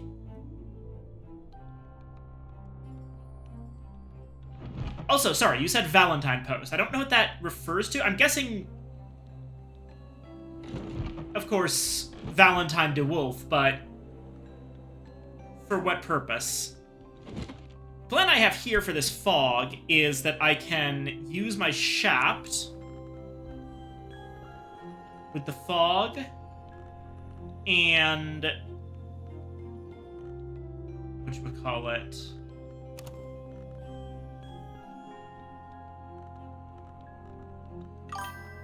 Clockworks and Clockworks. Valentine was God's most malleable librarian unless you decide to be weird. Oh, I see. Yeah.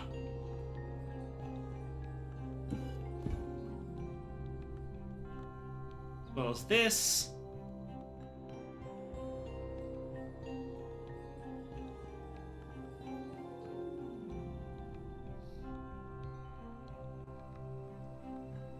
Oh no, we actually didn't need our Shapt for this. Come to think of it.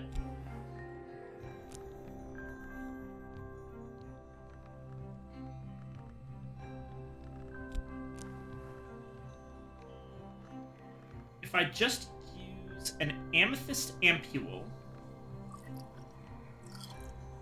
Oh, wait, no.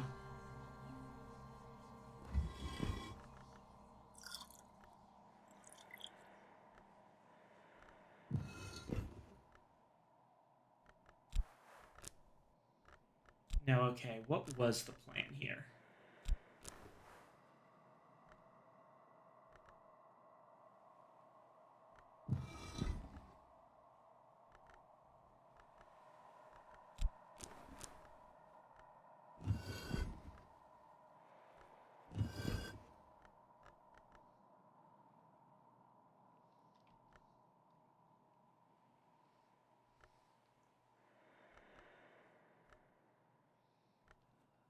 That adds metal. I can never quite remember properly. I'm able to do something with serpentinite.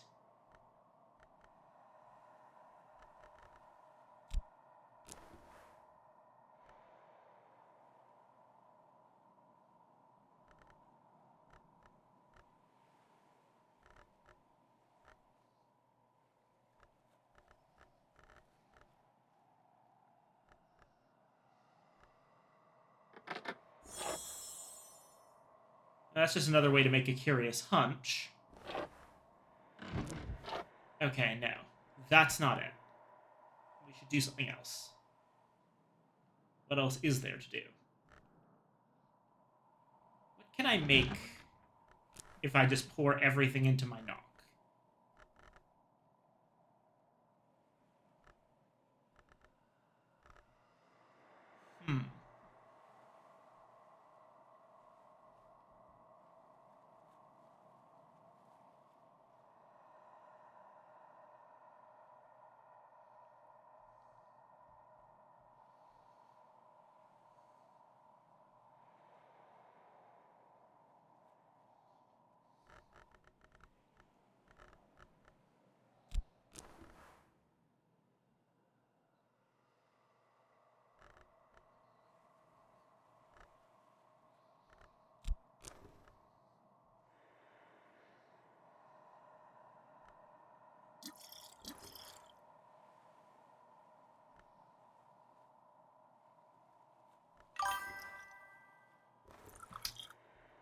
Glassfinger Toxin. Do you ever feel the writing's a little two-sentence horror stories-esque? Also, grinding which one's against a rock for a curious hunch sounds very thematic. I don't really... No, I don't really think so. I think that, Kennedy's writing is heavily based on implication, whereas two-sentence horror stories tends to be a lot more direct.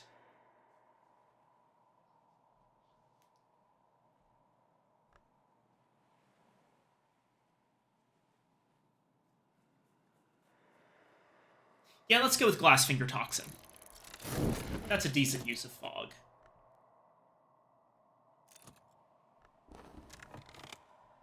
Transformation of Liberations.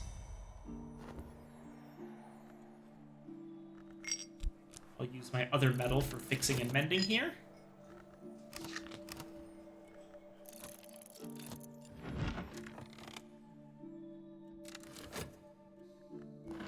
Uh-oh.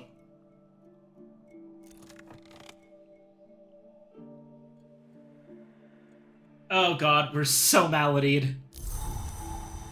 Okay, we're gonna deal with that tomorrow.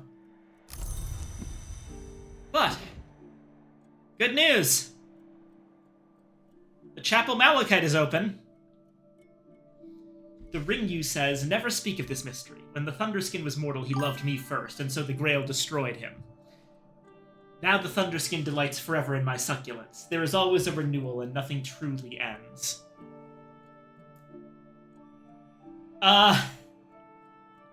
Yeah, so... yeah, I am Valentine posting. But...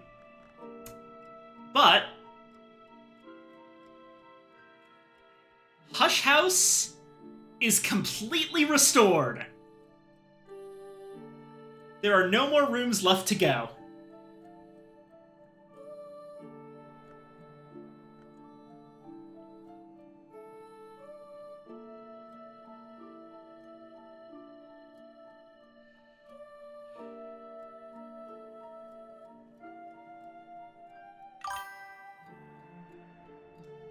Valentine sound like Jaden Smith if he had Twitter. Probably. But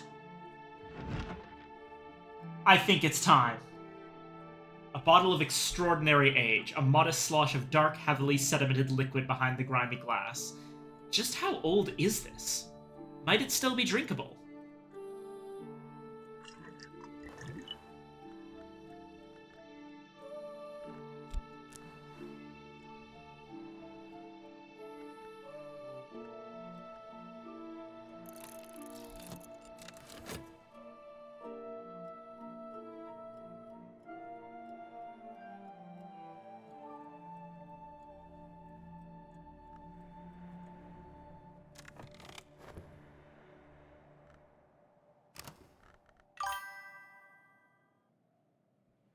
Make sure to read gold text. Yeah, I will. No worries. Also, hold on.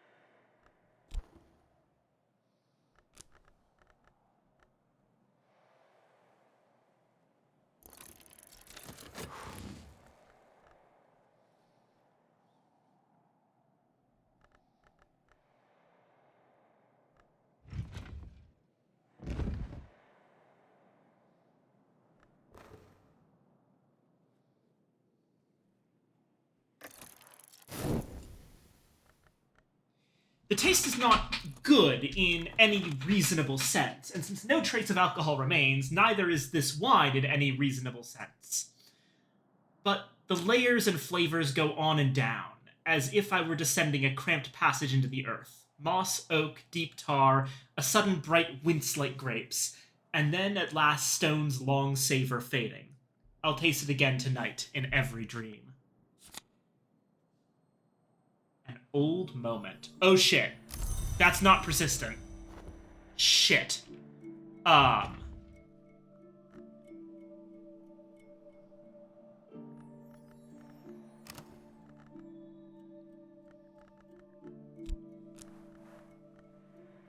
thank God I don't need a soul. I don't need soul for that.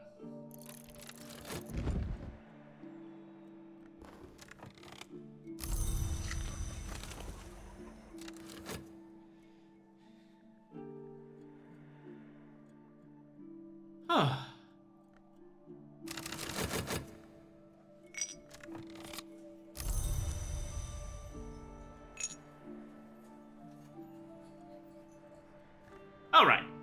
I think, to celebrate the end of the season, I should prep for another salon. Oh my god, and I just realized that... Ah, fucking hell. My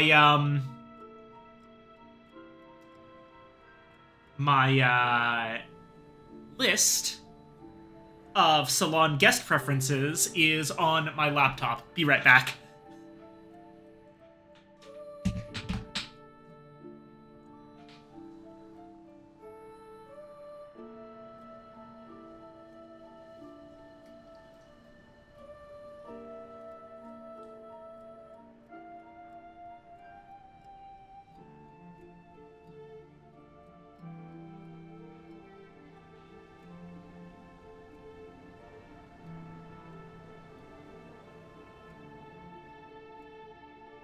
actually, while I'm up, I'm gonna take a moment to, you know, refill my water, use the bathroom, that kind of stuff. Um, so I'm going to officially make this a be right back. I know I said that, but you guys get it.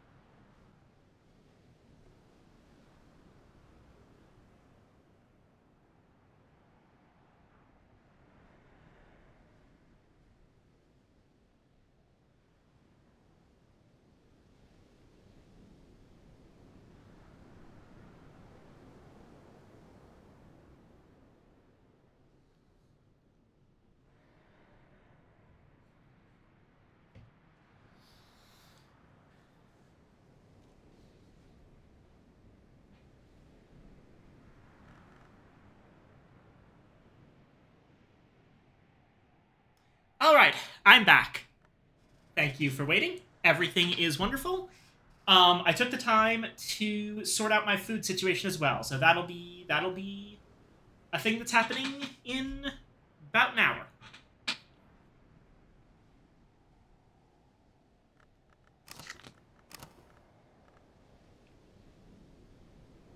Right. So,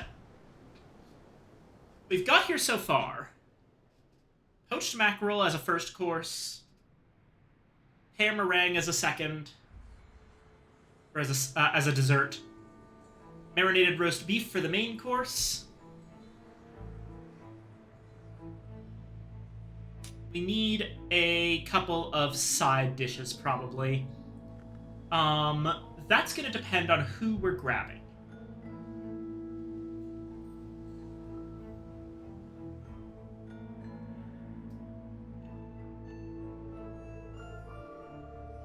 We could probably invite Serena. It's been a minute. She'll like all of the forge stuff we have on offer. Lieutenant Arthur Thomas More likes lantern, so what are some lantern side dishes I could make?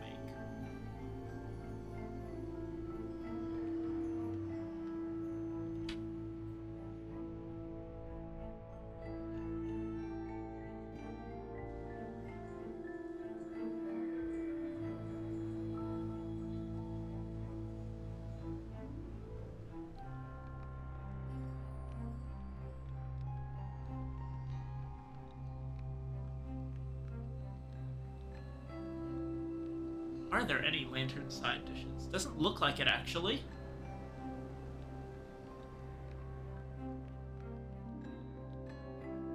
There really aren't a lot of lantern foods.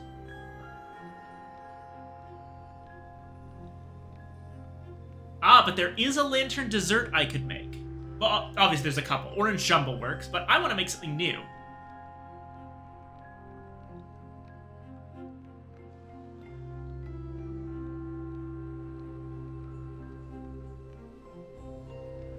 Right.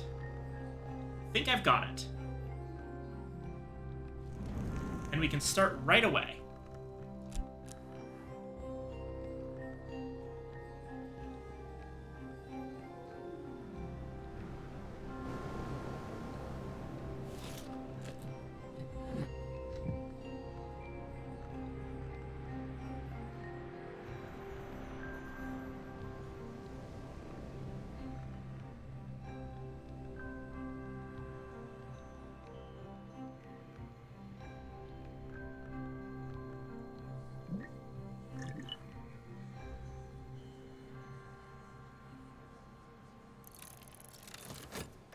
We are starting off with batter.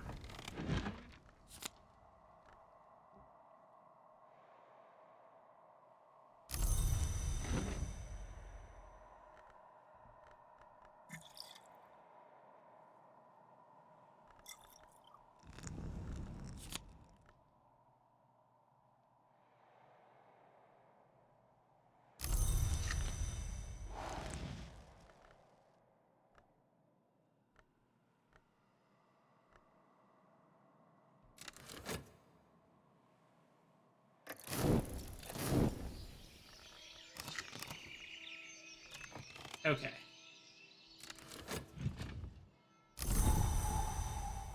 It's raining.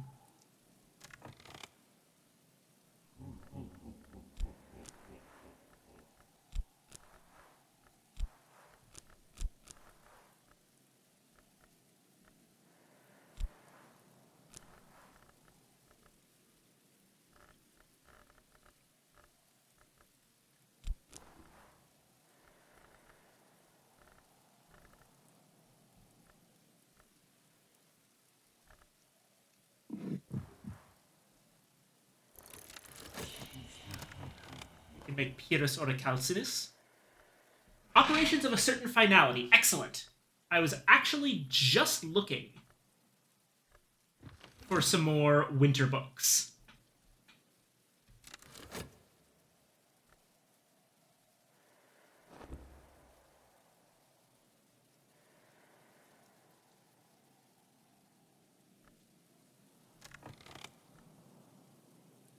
And meanwhile, okay, we're baking our lantern thing. I do want to bring along more. Blackwood, more.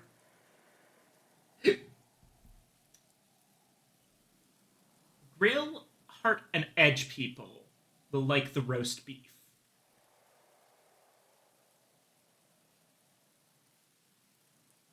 Lots and lots of forage, but lots of heart too.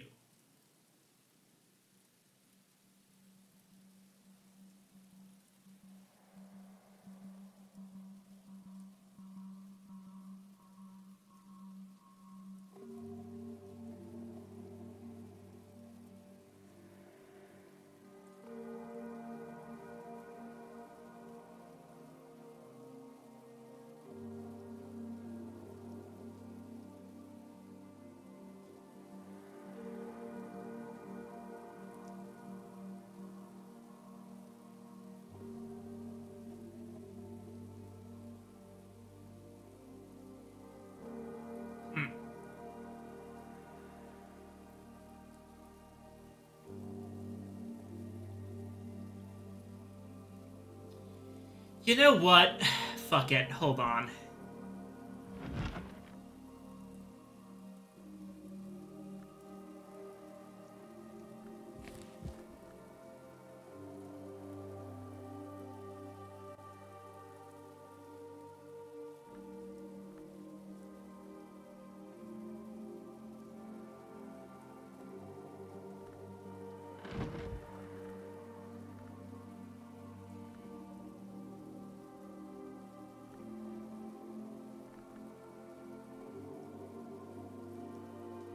Okay.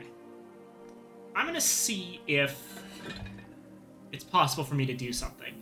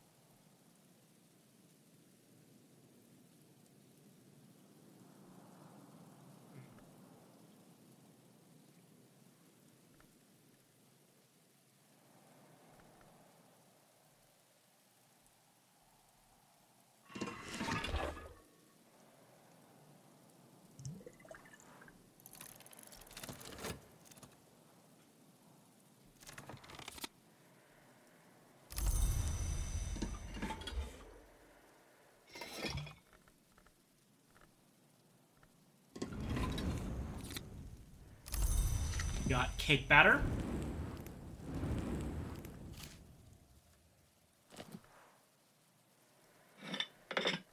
Combined with honey, I think. Or wait, no. This is just batter. Shit, how do I make cake batter again?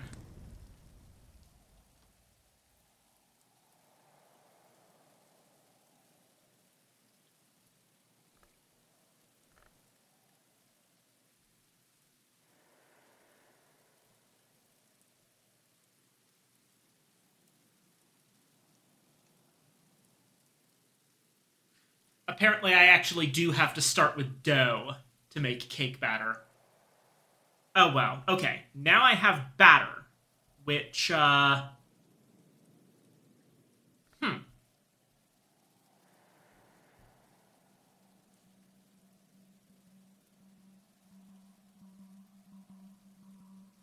Interesting.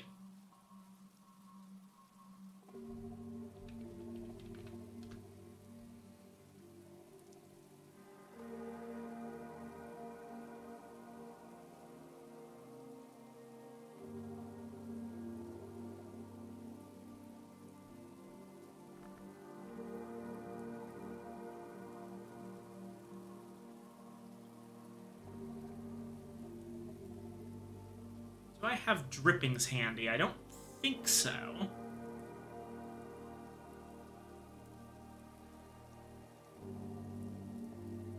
Okay. This is going to be complicated.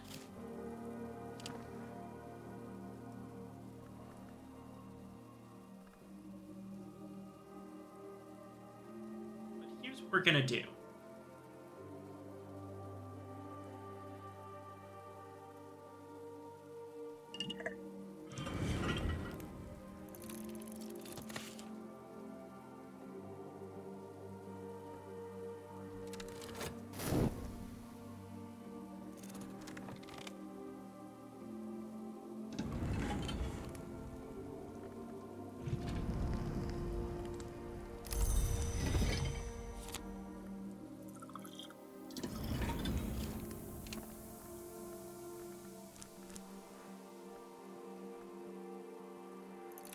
Marinate a joint of beef over there.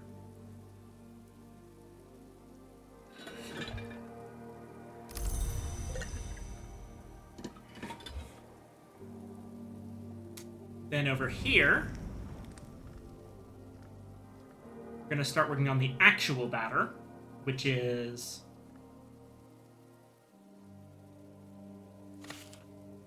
flour and it was milk or butter.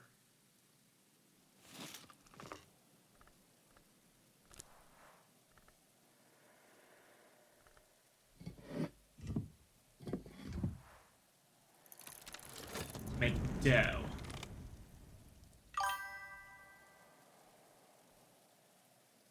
Oh, shoot.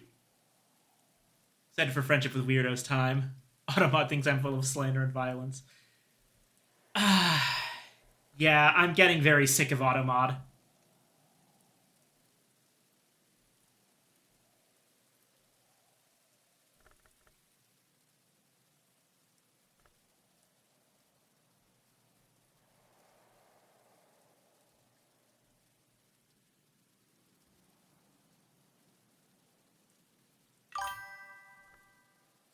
Ah, Shadow, hello again. I'm trying to set up a number of things at once here. Notably, a party, an invitation to said party that's going to take some doing. And I probably also have to heal myself at some point.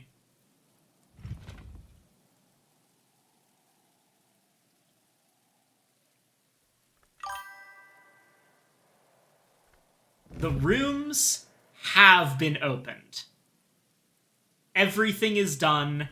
And the reason we have an old moment handy is because I drank the Black Dove wine as celebration.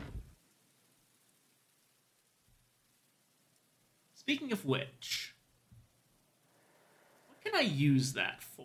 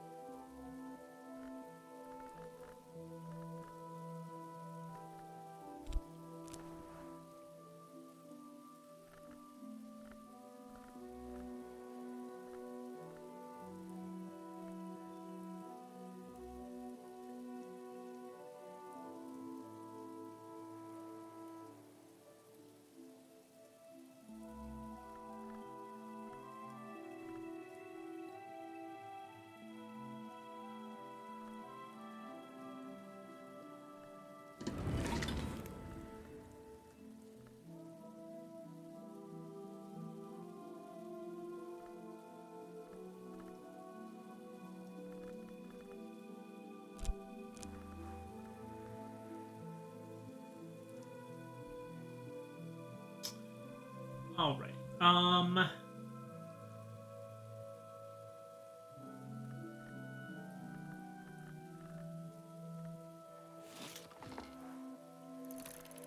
Make some blue crown tea to replace the one that I'm about to use.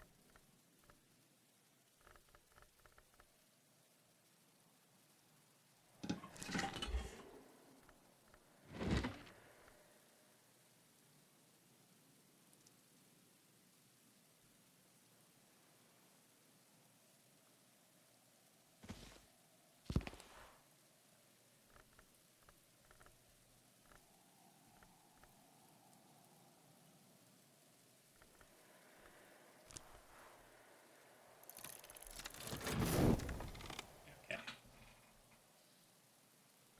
Now. I'm going to be using this for a couple things. Most notably,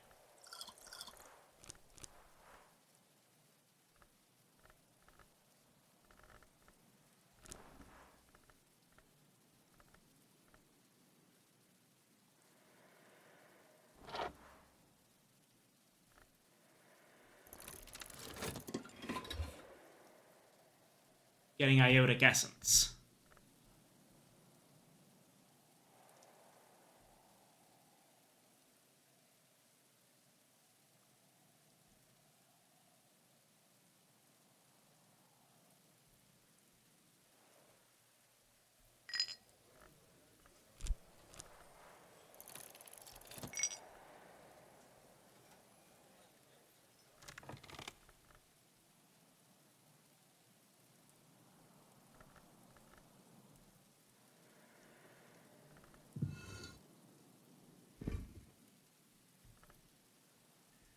Whew.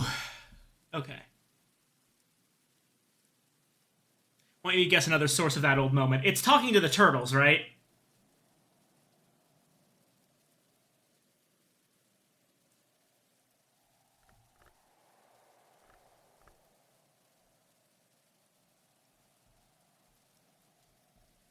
I know that that can do it.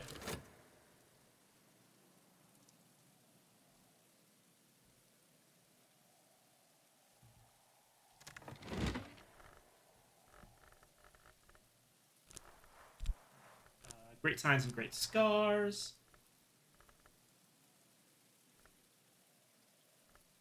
Actually,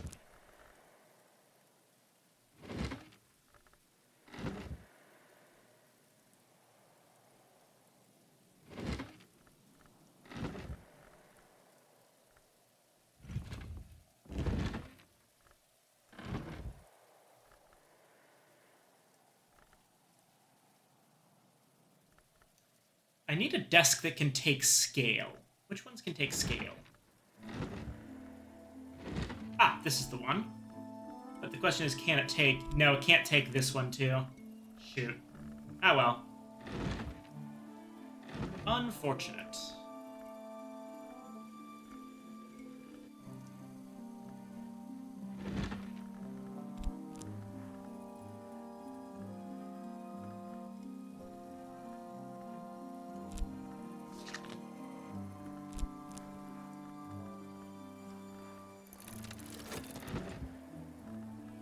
Okay.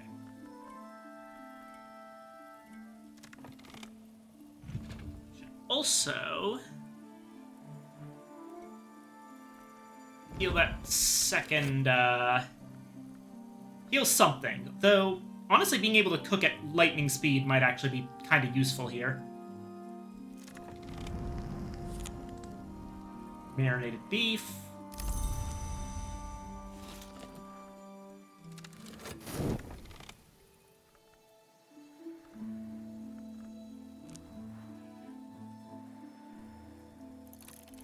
And now roast it.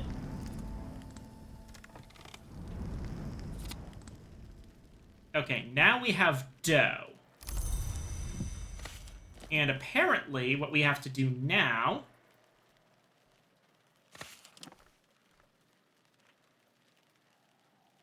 is add an egg to the whole thing.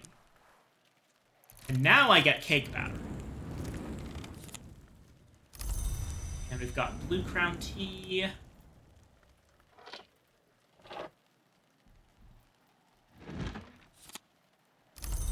Hindsight.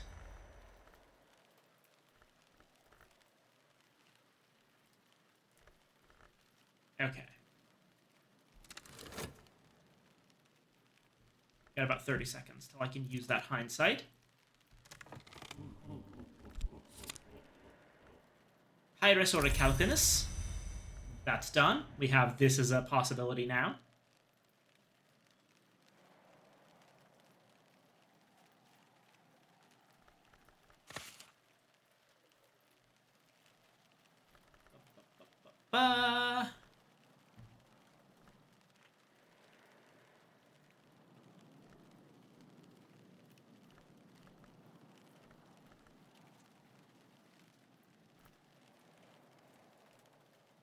Where to put it? I'm so low on space. It'll go over here. That's fine.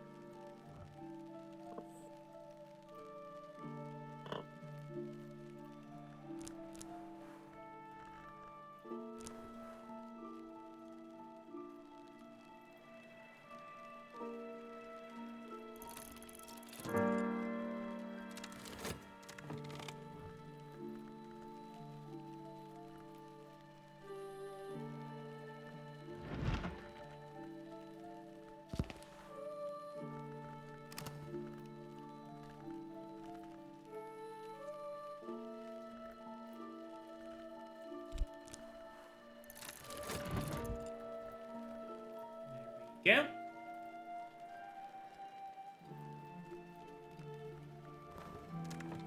And while I'm at it,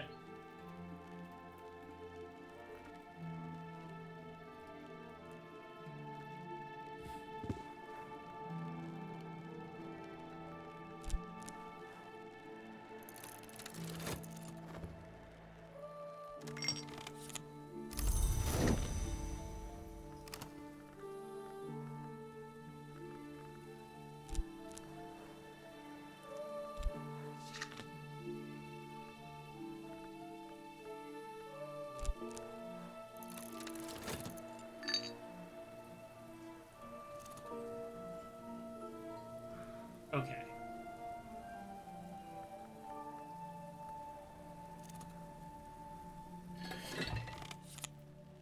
Iotic Essence. Now, putrefactions and calcinations with Whist. Hindsight. Blue Crown tea.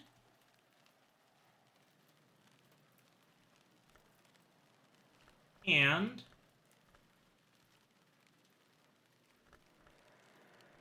Ava's Locks. That makes Perunculate.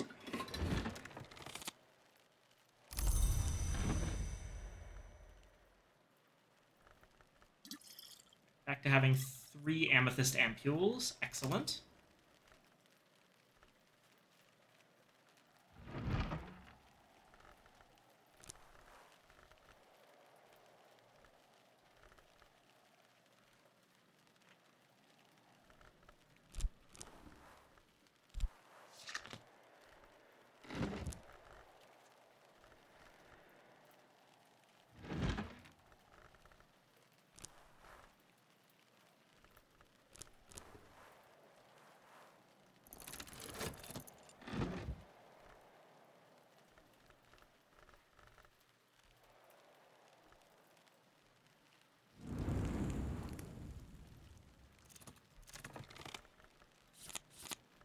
Right.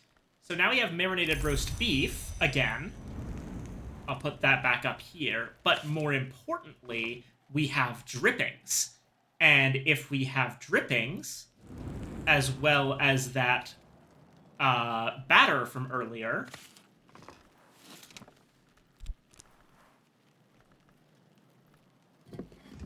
we can make Yorkshire pudding. Which,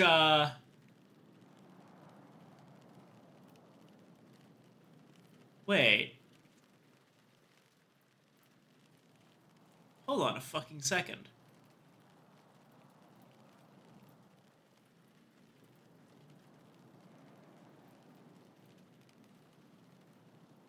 Oh, no, it was the other thing. Okay. Okay, good. Yorkshire pudding is what we want to make.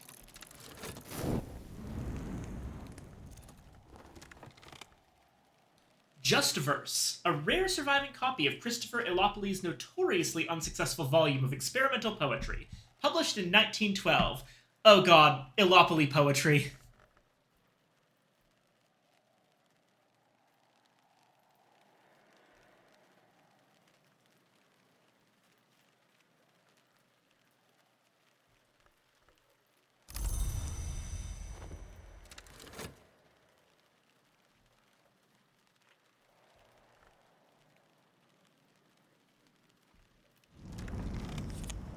Alright, so now we have cake batter, which when mixed with honey is a Cornish honey cake.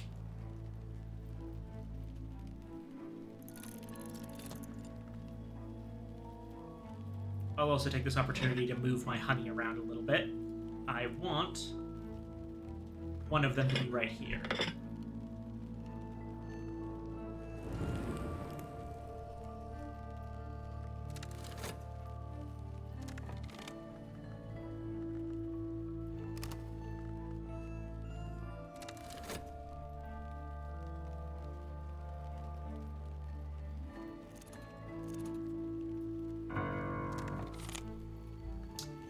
Wistful Air, The Memory of a Storm, Satisfaction, and a Cheerful Ditty. Put them all together.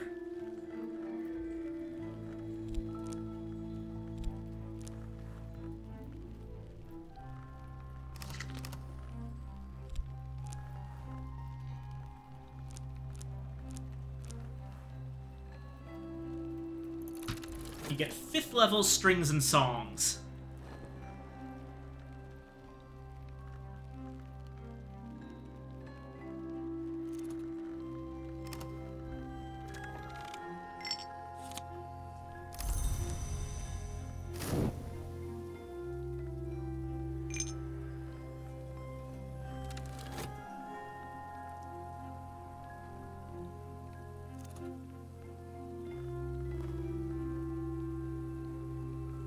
And there's operations of a certain finality.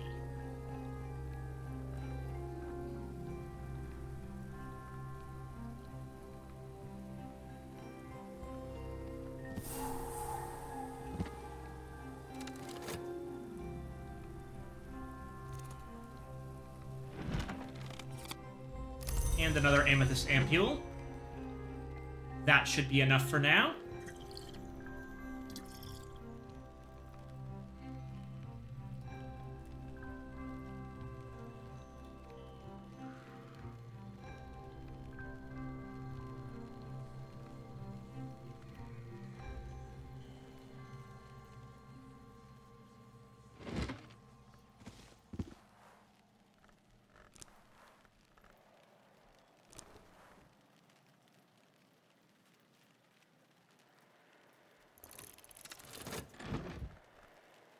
And I'll use Path and Pilgrim to read that. There's 5th level strings and songs.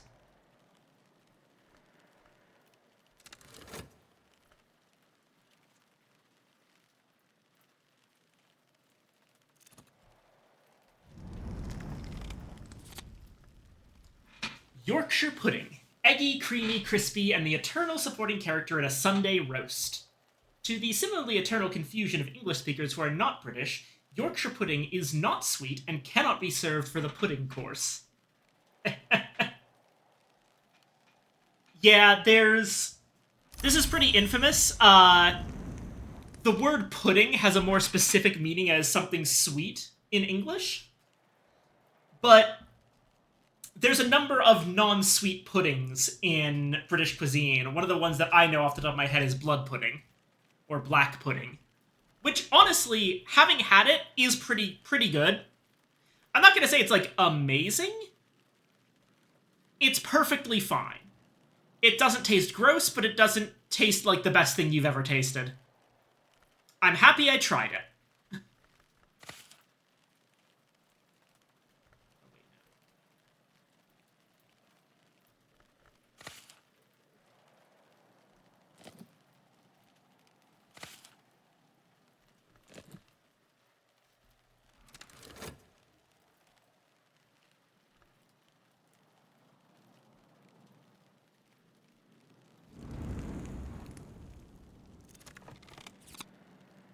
Under no circumstances should this ever be confused with the Devonshire honey cake, which everyone in Bran Krug could instantly identify as an inferior variation.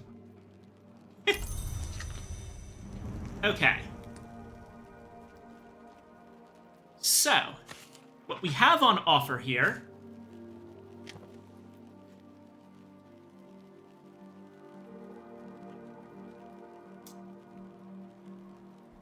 Okay. Let's say we want Serena Blackwood, Arthur Thomas More,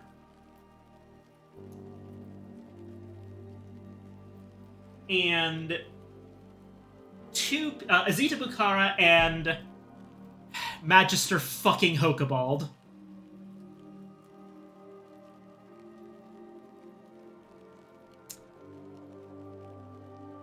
This should be good for all of them.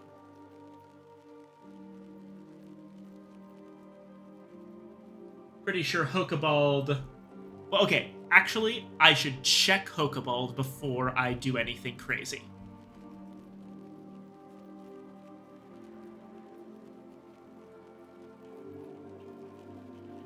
Oh, hold on a second.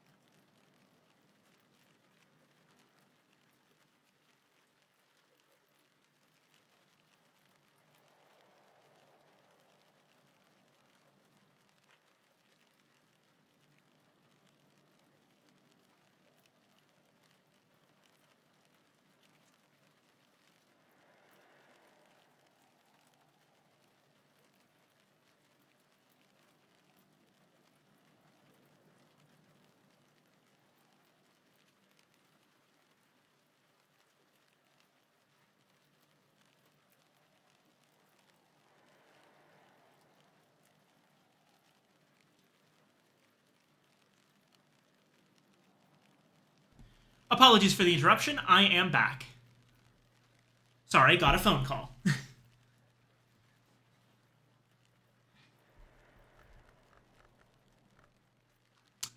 Righto.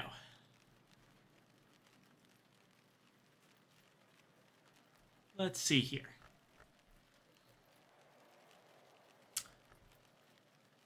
I was checking... Right, Magister Hokebald.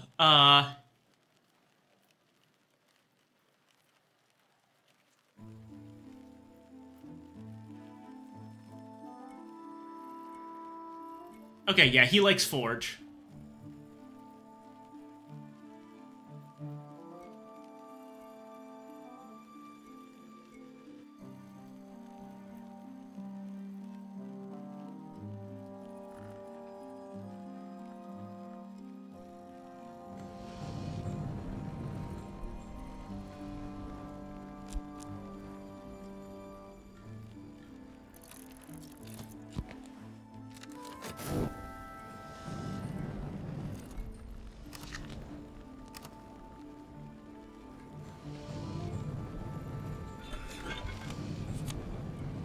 Alright, we got Perunculate.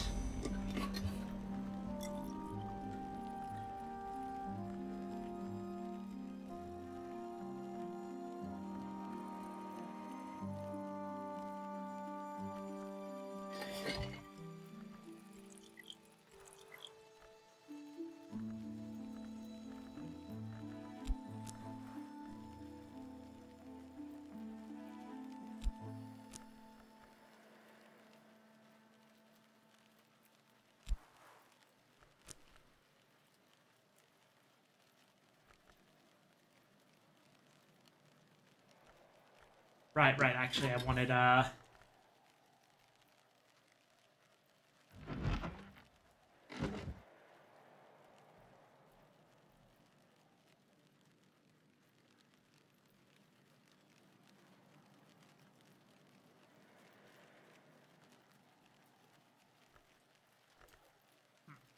Okay.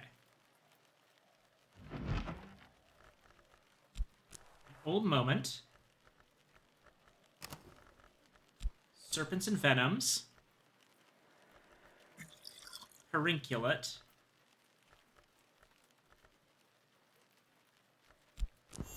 Shellcrossed Whist.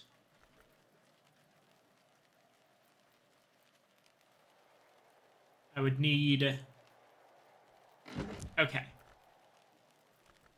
Let's find a place.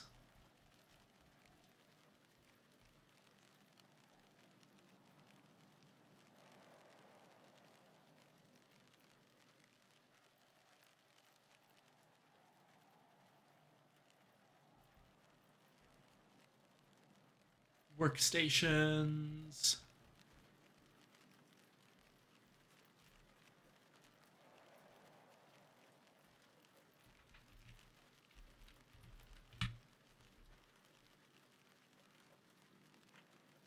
Aha! Should have guessed.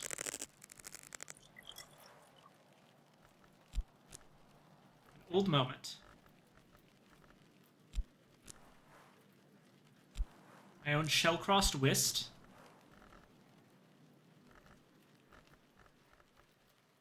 Serpents and Venoms, and now I just need 2 more scale from something.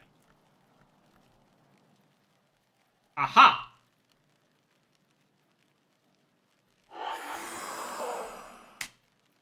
Serpent Milk!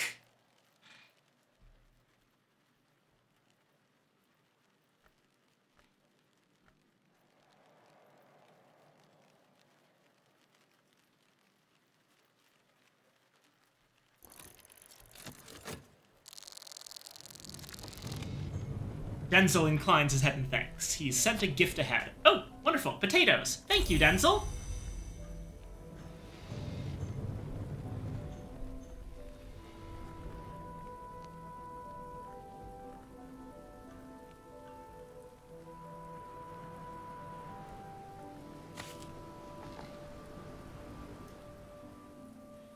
And, while I'm at it,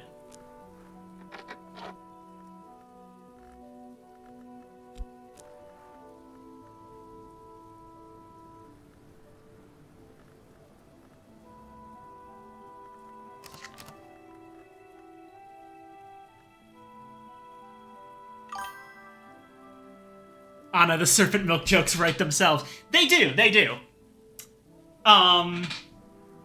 Just give me some time.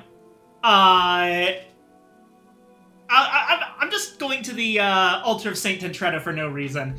It's a complete coincidence that it's away from anyone who could see how I'm making it.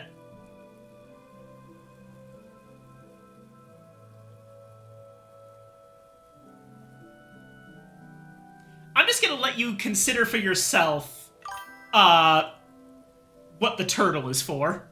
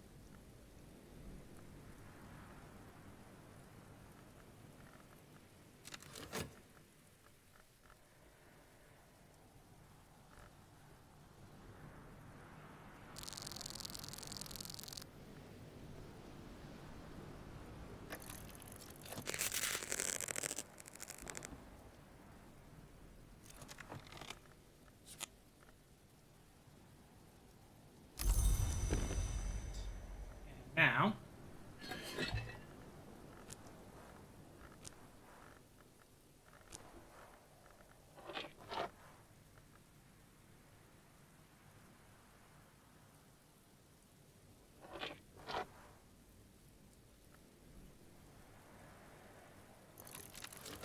we're making Orpiment Exultant.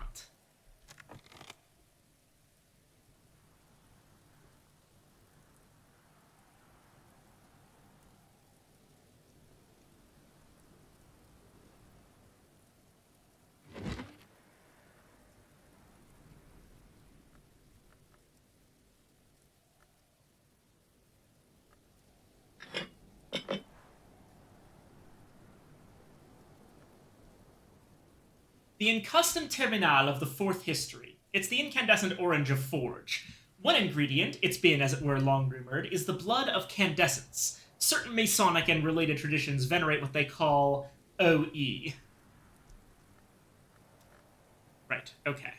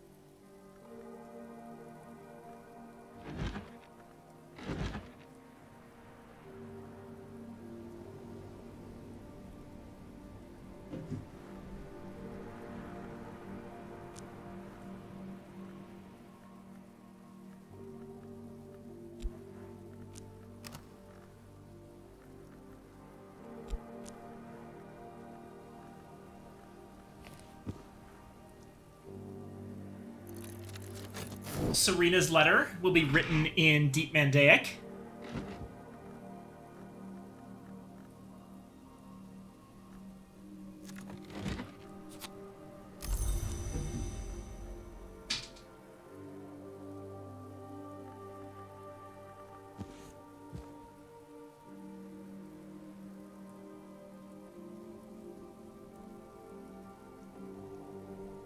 Oh, wait.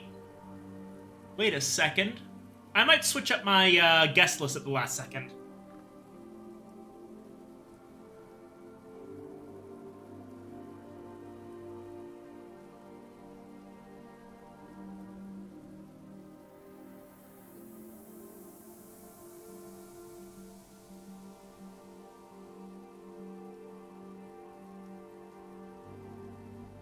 I didn't consider that I could potentially invite Douglas and Lieutenant Arthur Thomas simultaneously.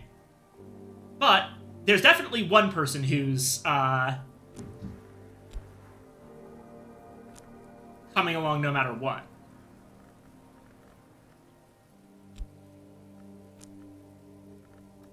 Let's see.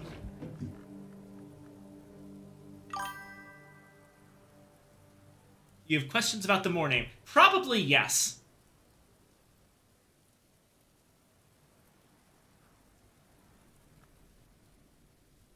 I'm going to stick to the original plan, but the next salon I'm going to do that.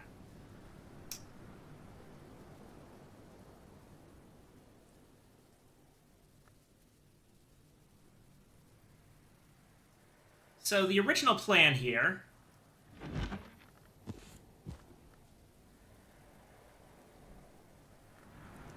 would be...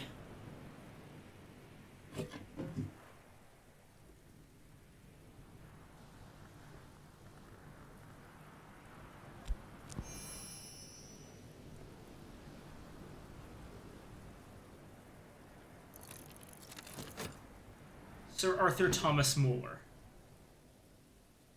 And then...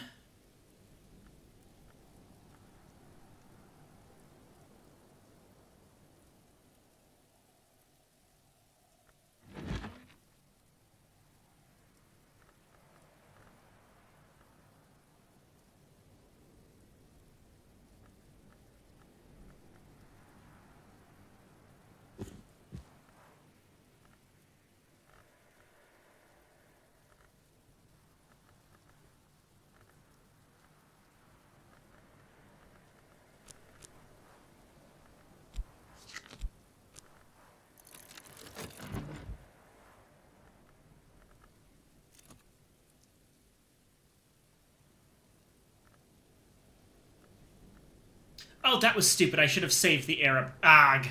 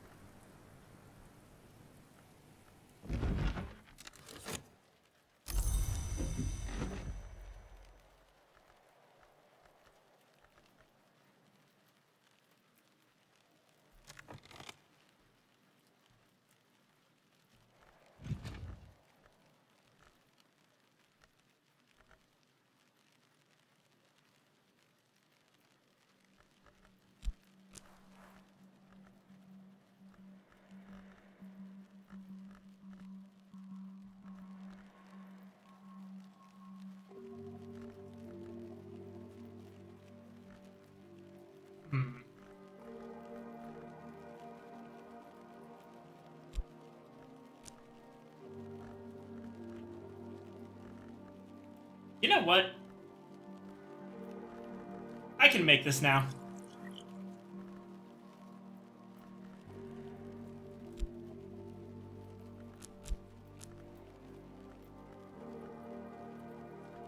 Oh, I need like one more.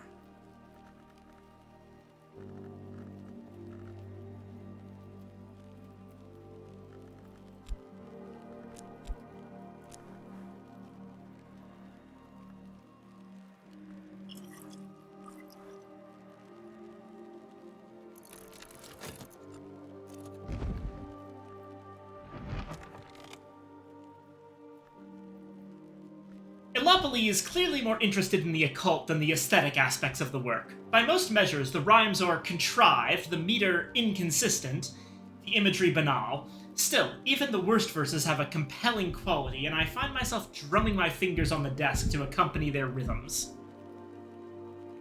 In an afterword, Elopoli discusses mnemonic holometaboly, by which he seems to mean a sort of crafting process where memories, when fed into a preliminal meter technique in the presence of enough Knocker rows, can blossom and fissure into more potent versions of themselves.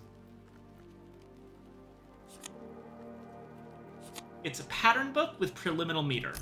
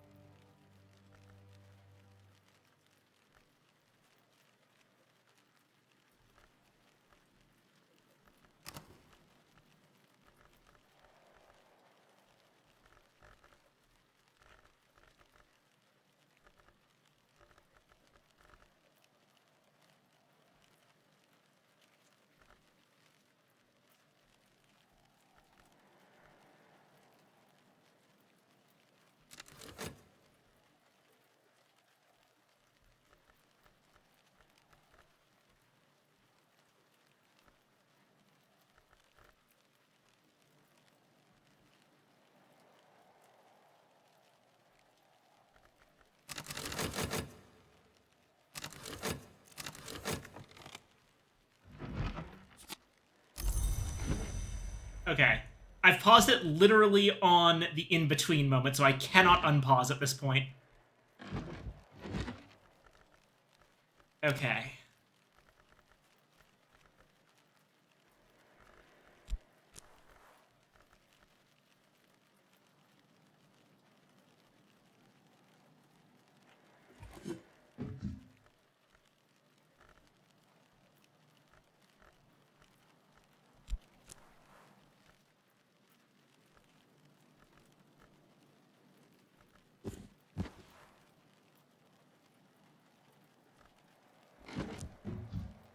No, yeah, I fucked up. No librarian of Hush House has ever died during the preparation of serpent milk. Thankfully, this was true yesterday and is still true today.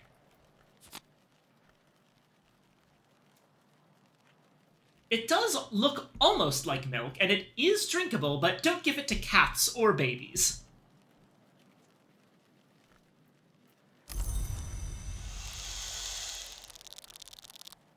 Yeah, yeah.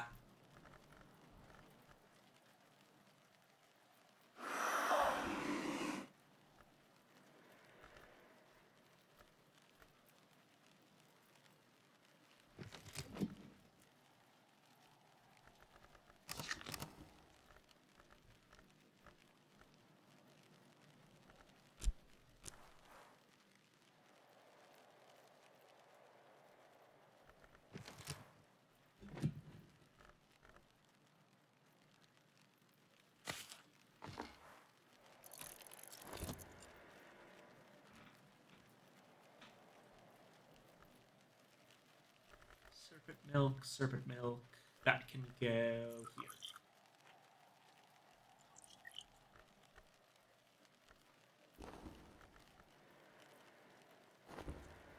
Alright, let's try this whole nonsense again.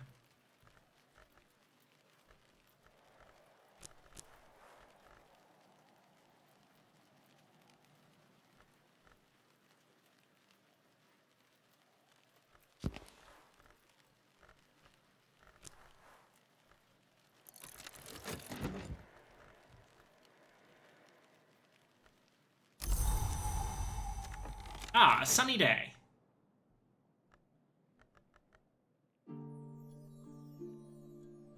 Be worth going for the Chandler's Wish. I do have Inks of Revelation up.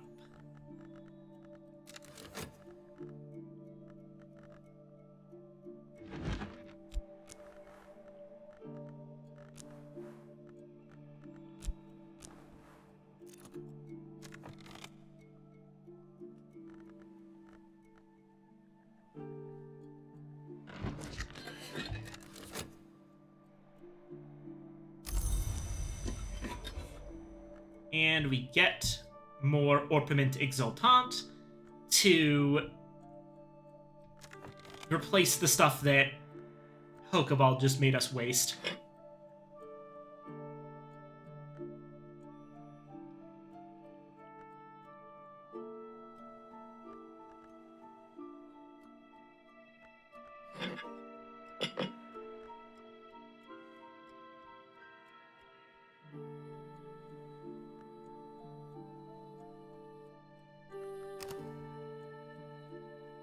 Hmm.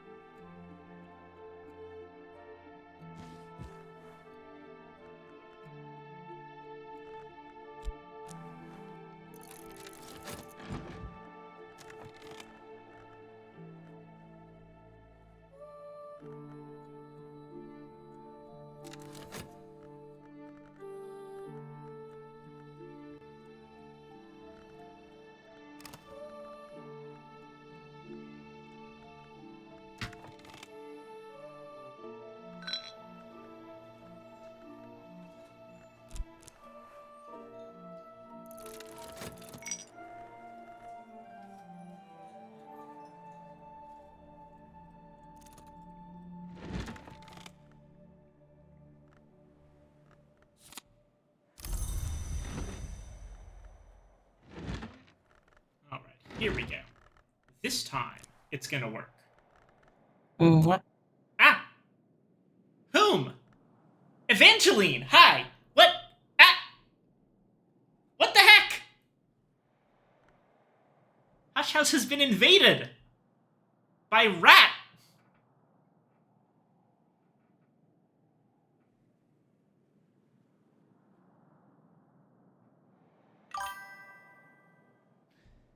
Yeah.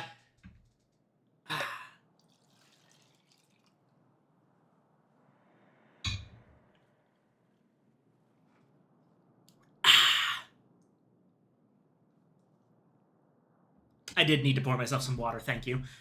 Alright. How you doing, Evangeline? How's your day been?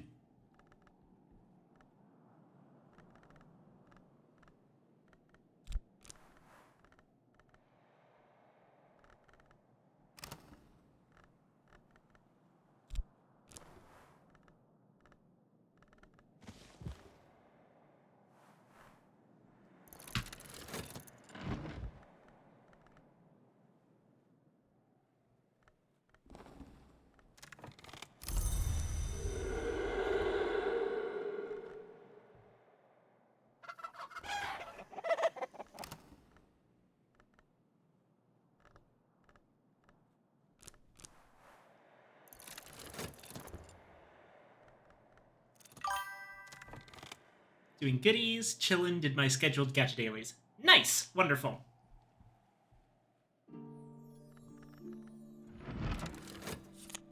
And there's Azita's invitation.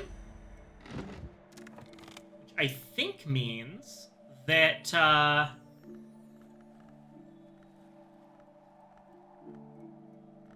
okay, we just need drinks.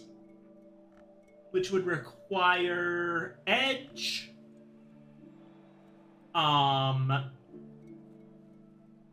Lantern, Forge, and more Forge. Okay.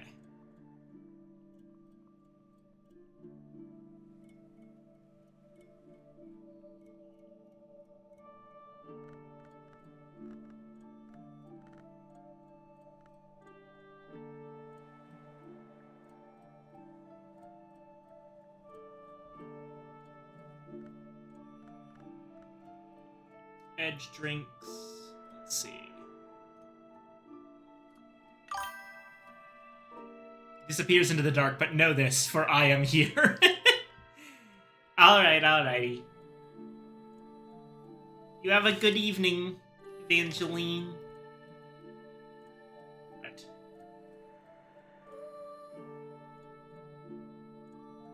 Schloss Jannings is good Edge.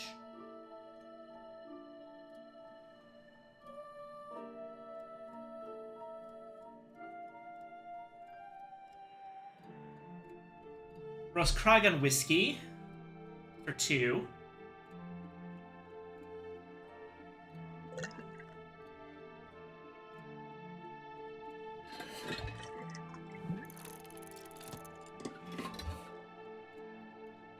And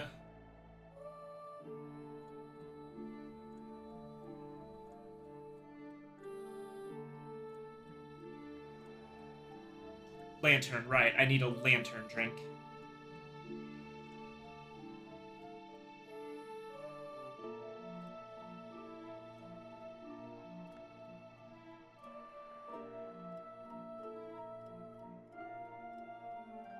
Apparently Dandelion Wine has lantern. Did not expect that. Sure, why not?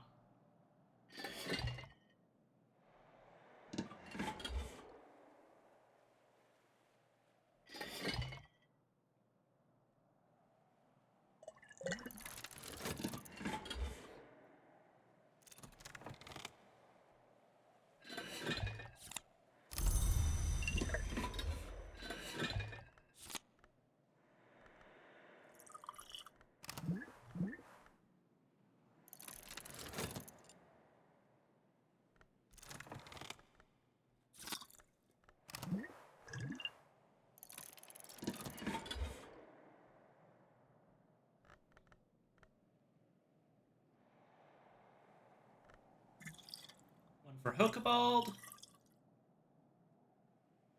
One for Dr. Blackwood. Oh no. Oh, I hate how that looks.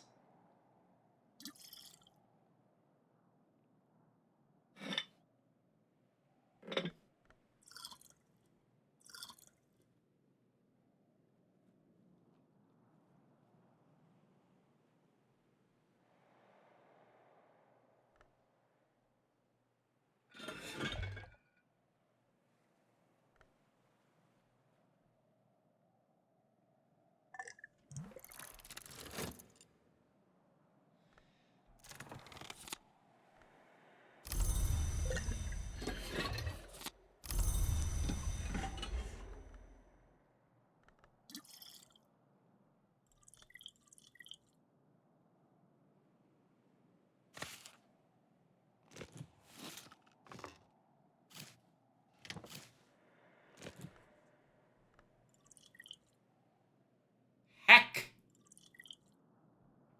Hopefully that works.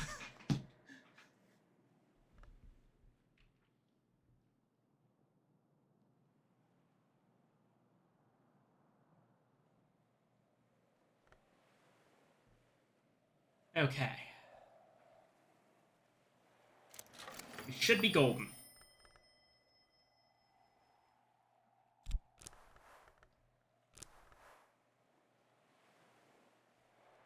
I'll send it once we're past noon.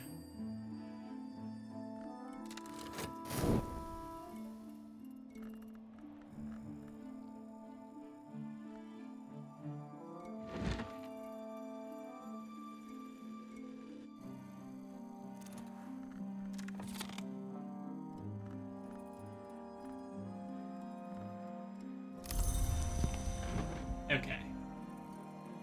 So.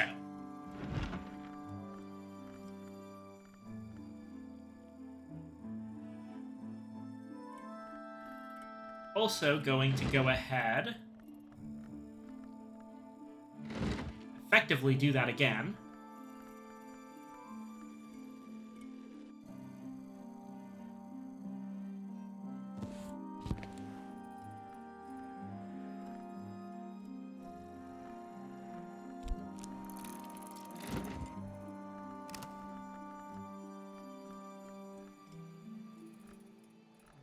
There we go. Let that one run out to about 30 seconds.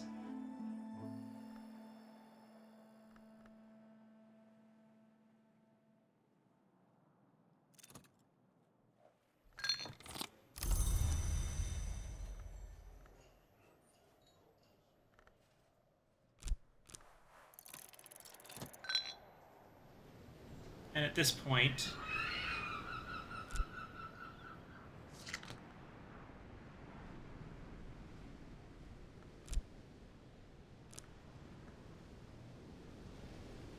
I'm not going to use Faust this time because of the possibility that I'll need something from there.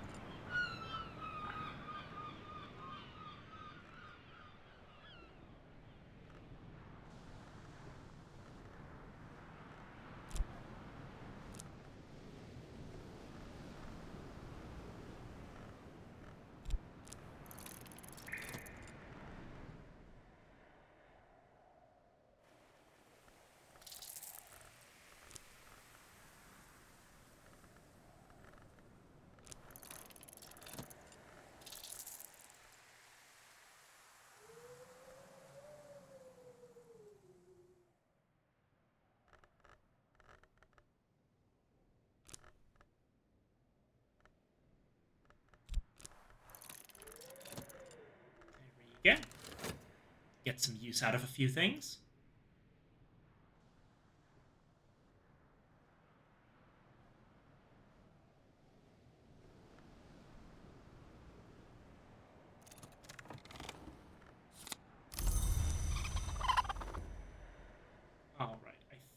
good to go. Faust. Revelation. Inks of Revelation.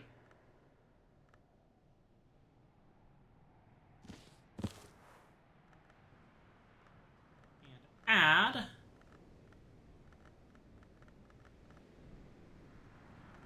Let me even hedge my bets a little bit further and use this Deer Day lens.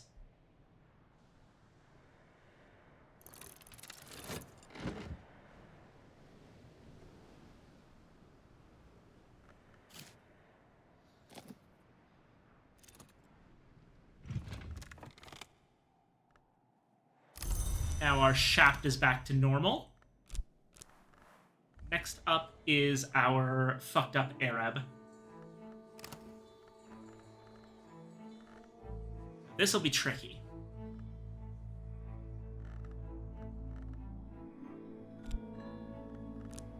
No. Yes. It would be great if we could put in our metal, but we can't.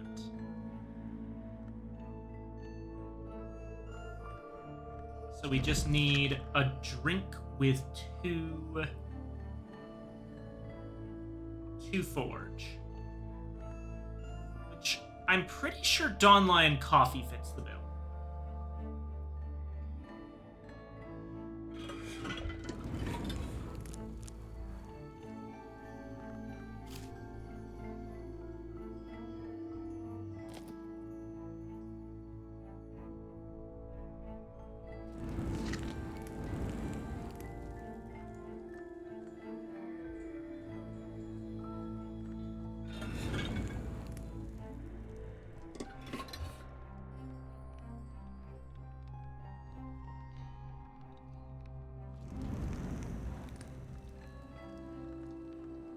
Am I forgetting how this works? I'm probably forgetting how this works. Right, no, you need explicitly a fireplace to make brewables.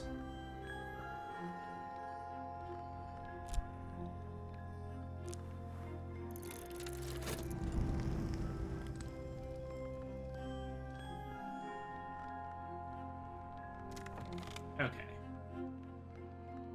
While I'm doing things...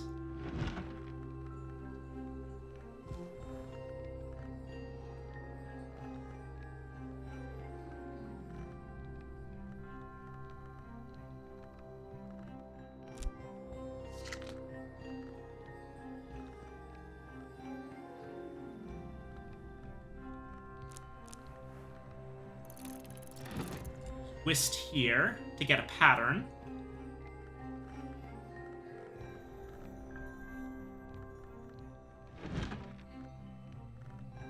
And our other Western Griard Arab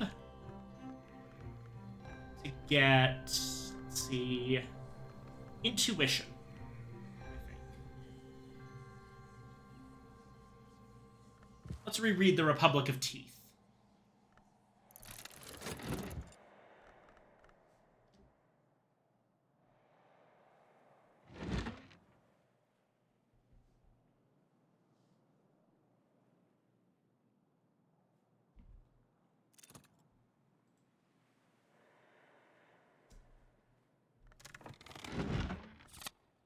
Our second revelation, just in case we need it.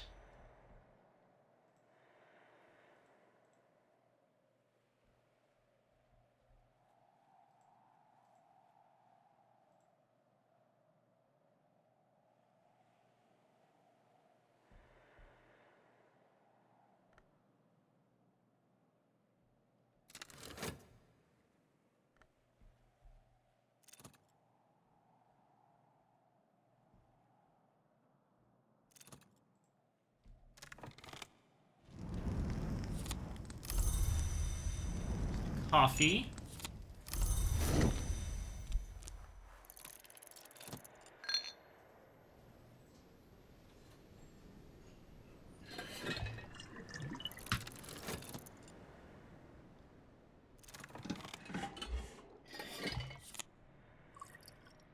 Oh no. It only has one? Damn it.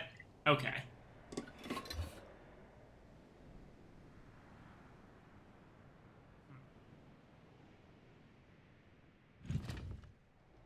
case...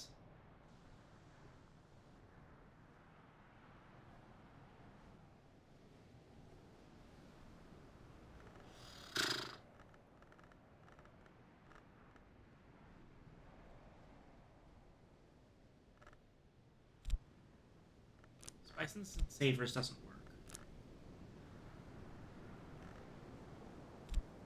But Hieroglyphics does. That's what's gonna work here. Hieroglyphics, Dawn Lion, Weston Grired Arab.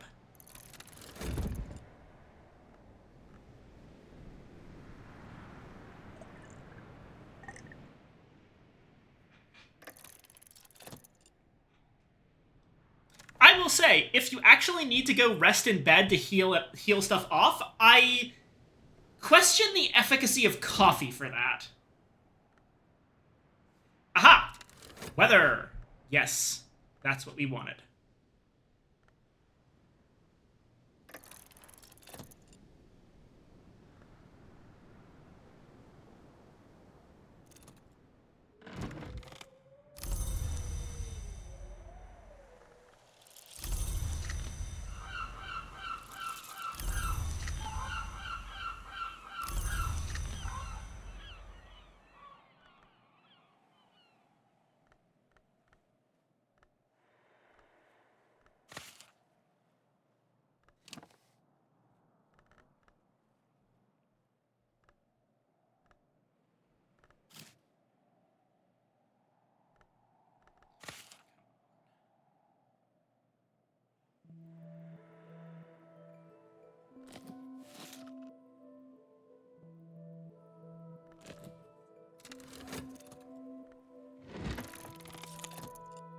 Pattern and intuition.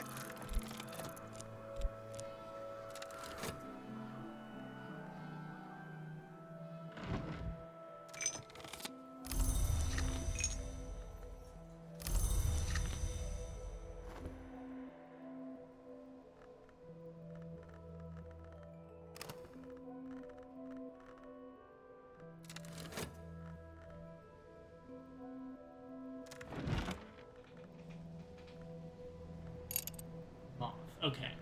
So that's going to be like Revelation, probably Foresight.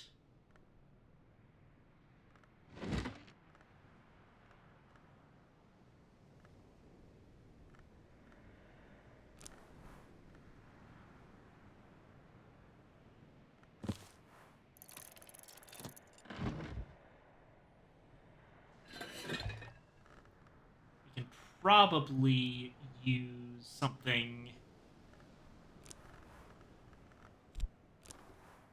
yeah, to make a bittersweet certainty.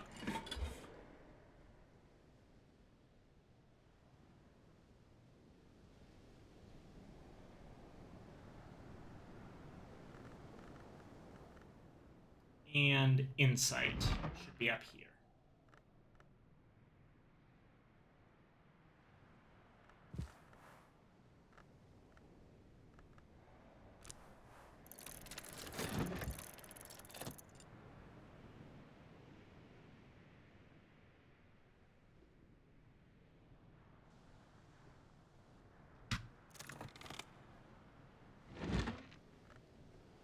Right. Formulae and instructions invoking Moth Lantern and, exceptionally, paradoxically, the liminal and theoretical hour called the Chandler. The author is anonymous, admitting only that they are one who is not yet nameless. The author makes a passionate argument that the hour-named Chandler is in fact the oldest, even though he does not exist, because he is, supposedly, the culminating event of a plan that precedes even Grail and Moth. Where the Chandler has passed, the understandings of the Colonel and the Lionsmith will wrench open truth. Where the Chandler will pass, Moth will pass before him.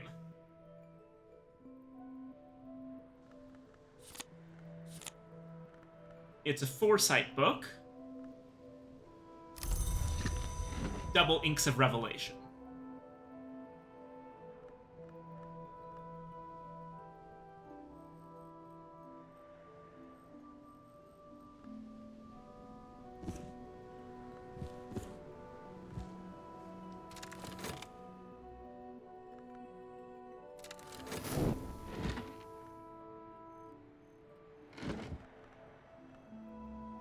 Oh, wait, actually. Need to. Do that.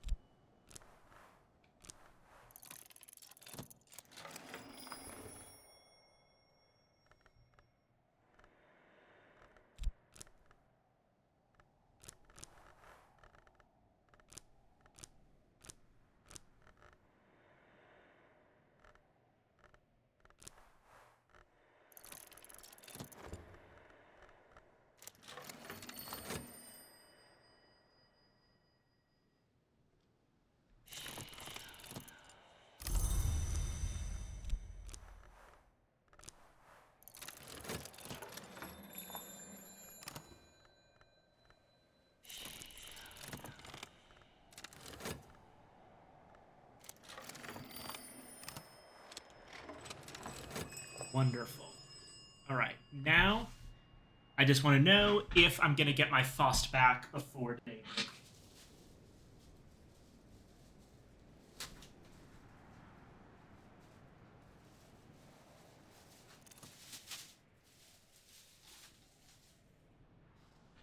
I am. Excellent.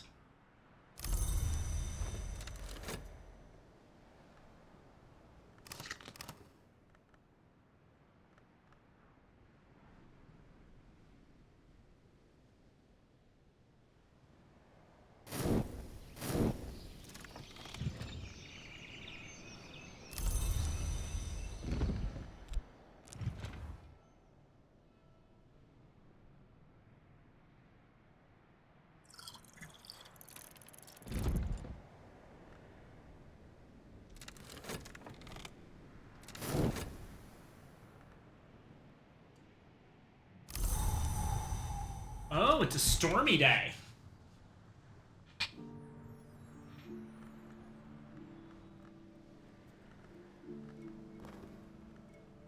Lieutenant Arthur Thomas Moore is here.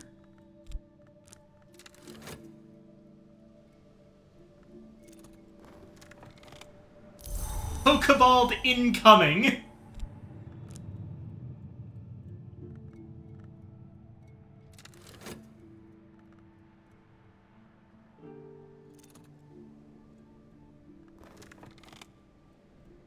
Ms. Azita Bukhara.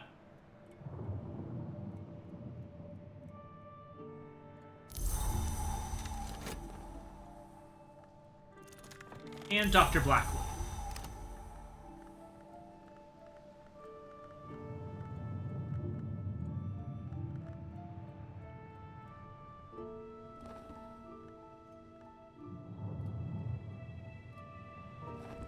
It seems that there's no such thing as a breakfast salon, I've noticed.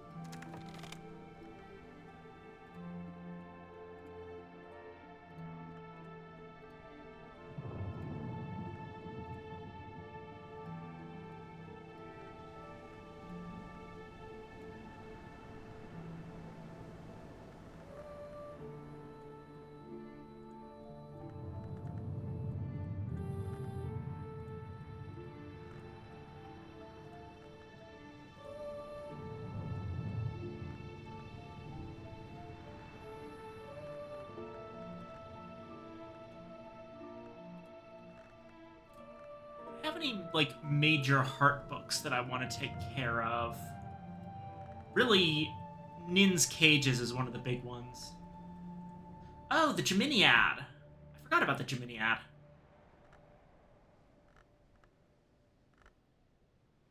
Actually might be a good opportunity. I don't use health much for salons.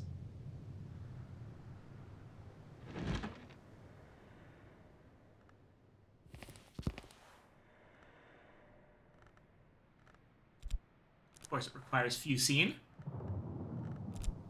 Health. The Storm. And now I should just need 2 more heart. That's easy enough. Surgeries and exsanguinations.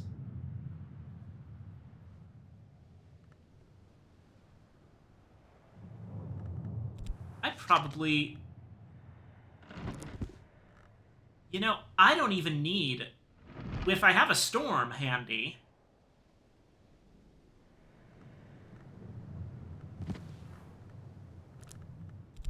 I can just Westengrier it.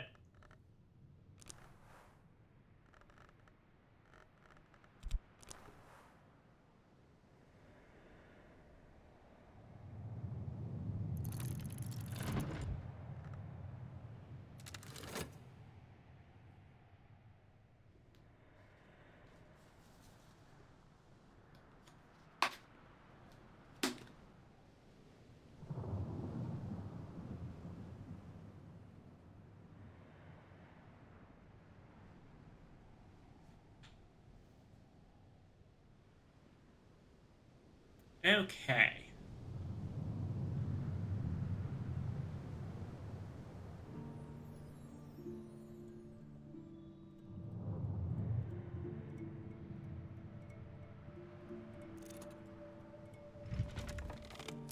Got our Arab back, so we have all of our things.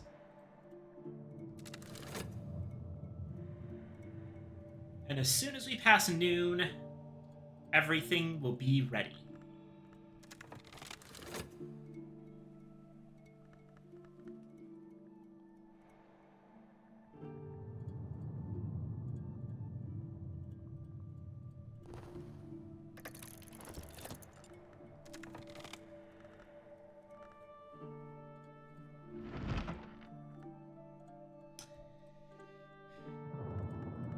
A fragile manuscript illuminated with twin shapes of sad and luminous beauty and with all the phases of the moon. It might be as old as the 7th century, but the language, Fusine, is much older. The cover is tooled goatskin decorated with garnet. These pages outline the nature and the doctrines of an hour that weaves together the willing, an hour that is sought beneath the moon and at the water's edge, the sister and witch. The language is willful, naughty, poetic. It'll take some untangling.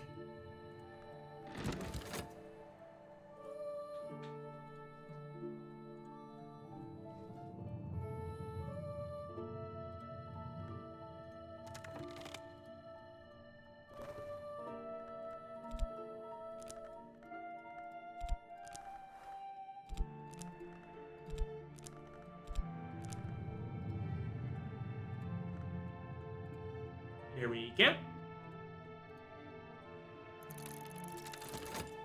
All right, we have our people for lunch.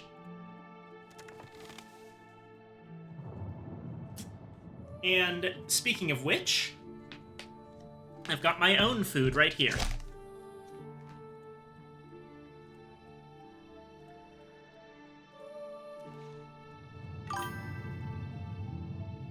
Having people for lunch is cannibalism.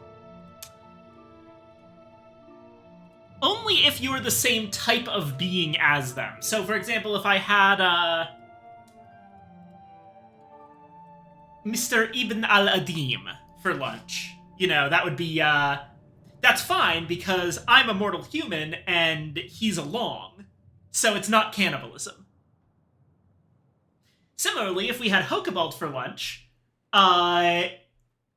then that would be fine, because again, I am a mortal human, and Hokebald is like some kind of oversized slug, or perhaps a worm that's just had like half of its body grow horizontally instead of vertically.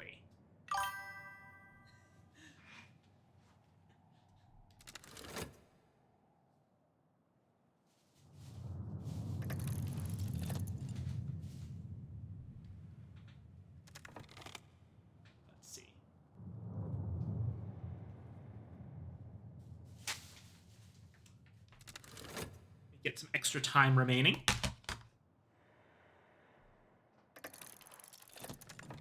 Trist.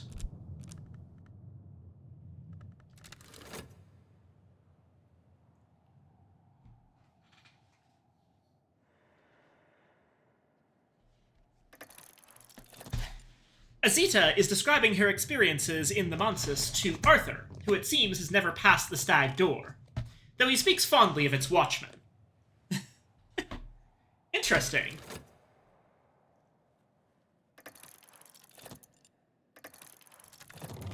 Inject a little gaiety with a core.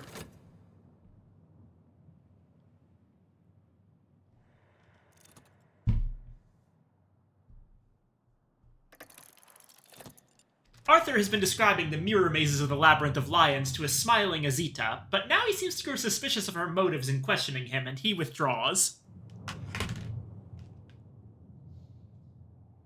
Laserian lightsmithing.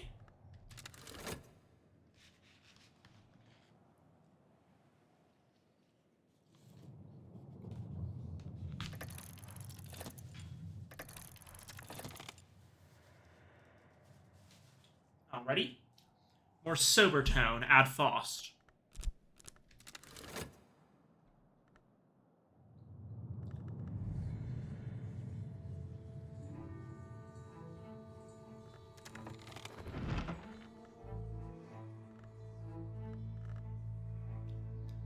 The first volume of the Geminiad reminds us that the Sister and Witch has been known to manifest as the Witch and Sister, and that this face is always hungry while the other face may heal.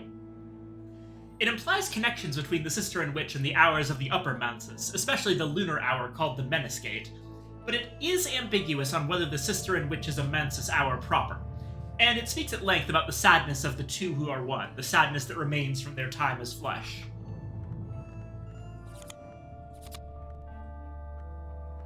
Solace and weaving and not working. Okay. Geminiad is a solace book. That goes over here.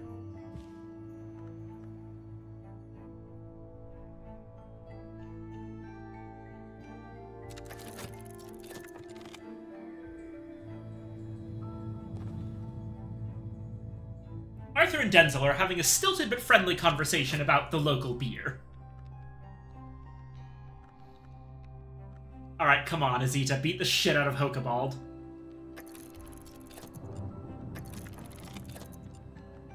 Spice up the conversation with an Arab card.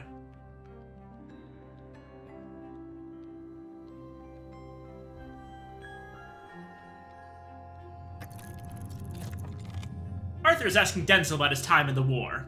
Denzel replies in courteous monosyllables.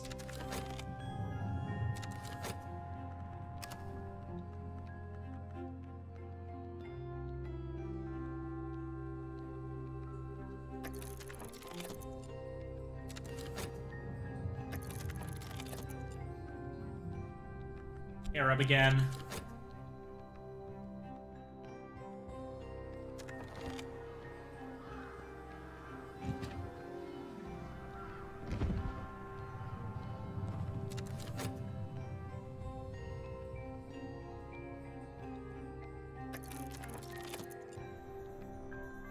Denzel and Serena reminisce about her time as librarian, and the weeks the younger Denzel spent up at Hush House helping repair the foundry after he quarreled with his father and before he went off to war. Oh, that's neat! I didn't consider that, like, the former librarians might actually know the villagers.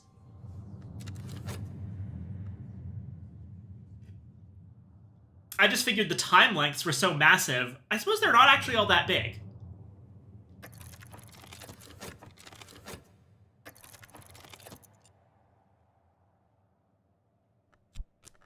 Add a core card. Okay.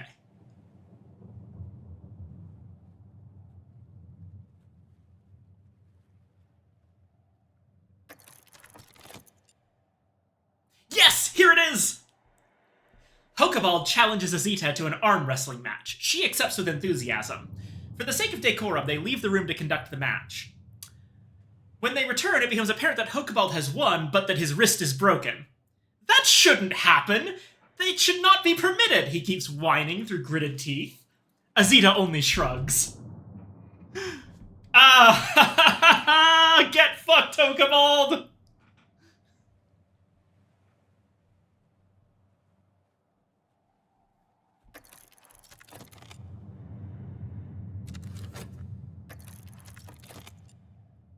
Hokabald and Azita arm wrestle. These two might say something else on the matter if you invite them both back for another salon. My guests leave happy.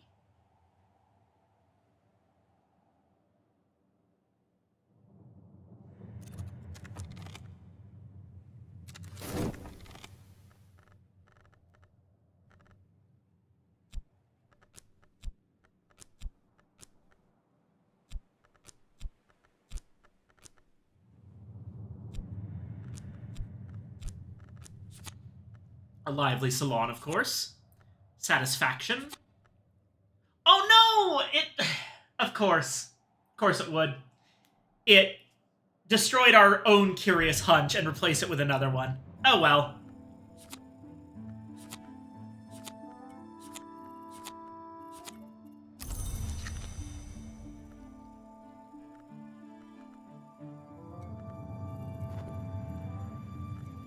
Alright.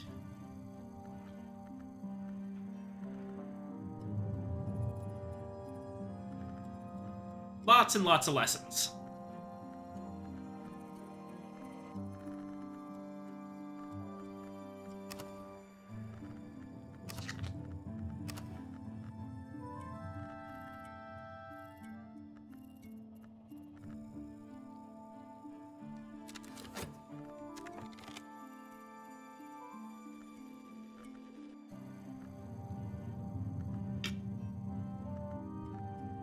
If we have something that is like heart and scale, you might be able to do something with that.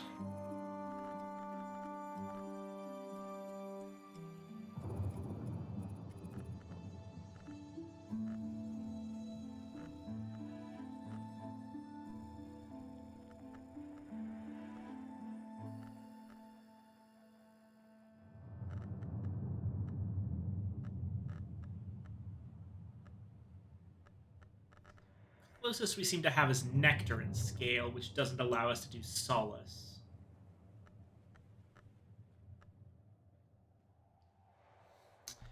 I thought Heart and Scale might be a bit more likely as a possibility than Heart Winter.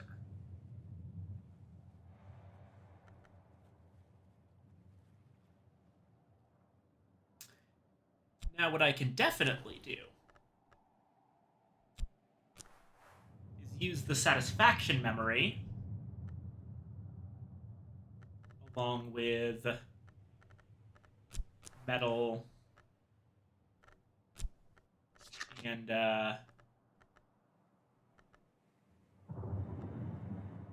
orchids and narcotics to level up Hyksos.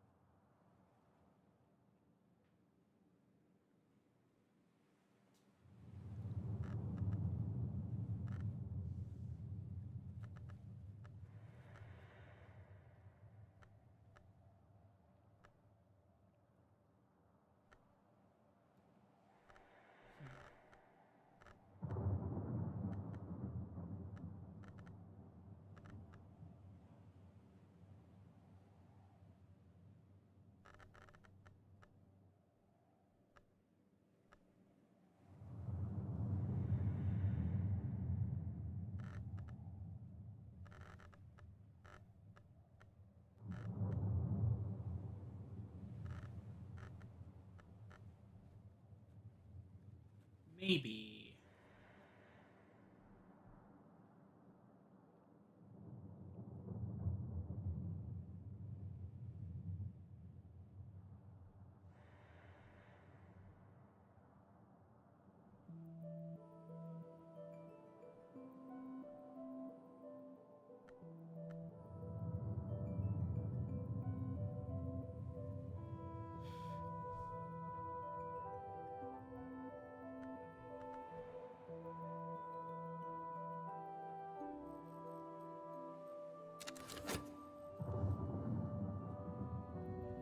No, it's not worth it. Oh, right. Should probably...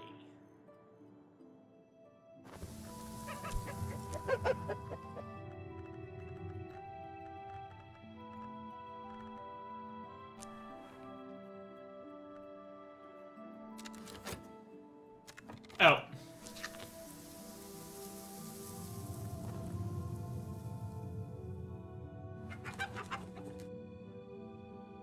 Can't do night gardening, apparently. Not allowed.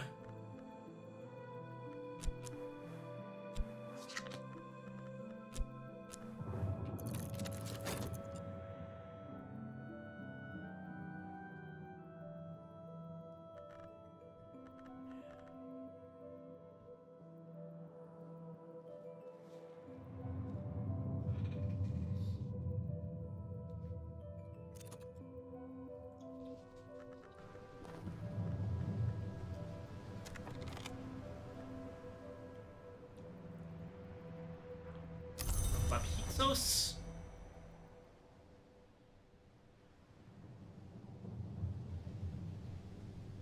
Actually, it might be worth it. Hold on.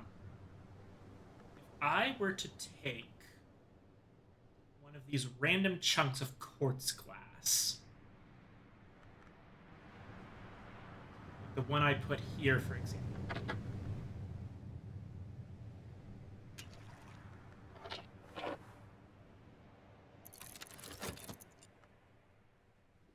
It is kind of funny that this gets rid of it when, like, the thing... We know it's at the bottom of the well. It's the sacred spring. It should just be in there, but...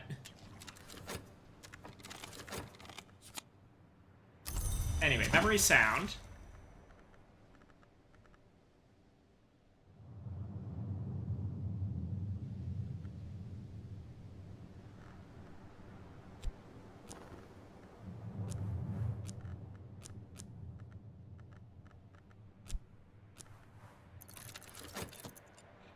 And use that to upgrade Edict's Inviolable.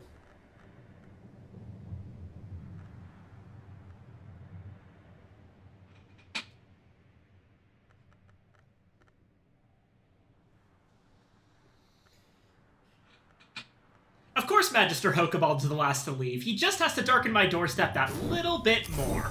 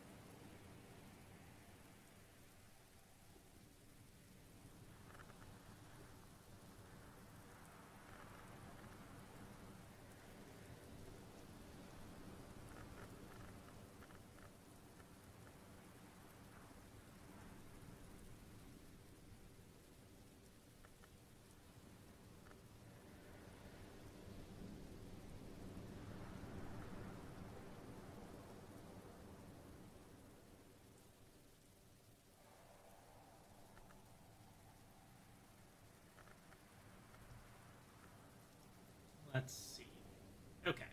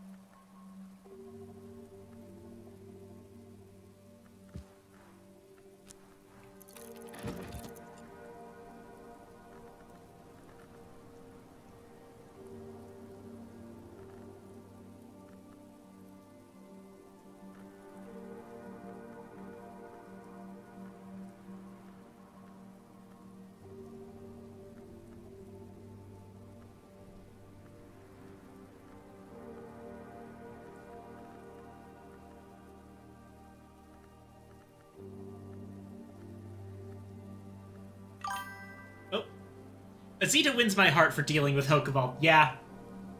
Yeah, that was good. That was fun.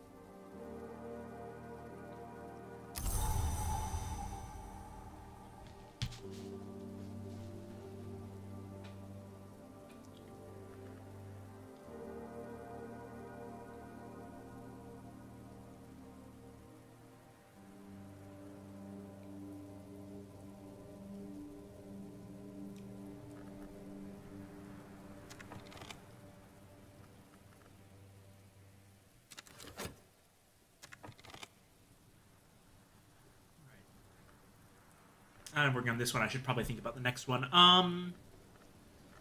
Still got stuff for Inks of Revelation.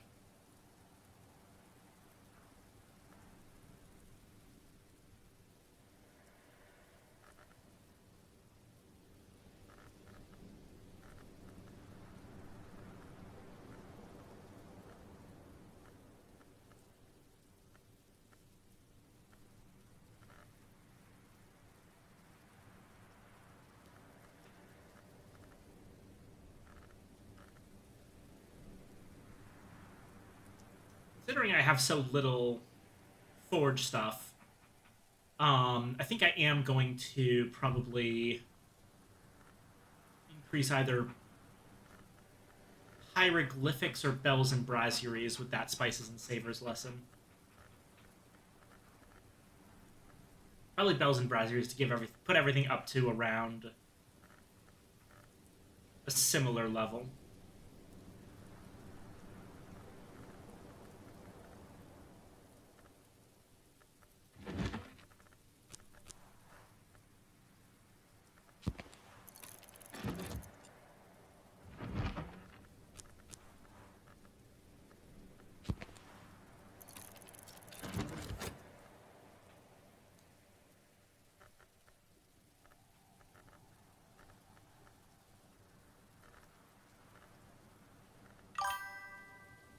Spices and Savers has cool skill tree assignment descriptions. That is a good point.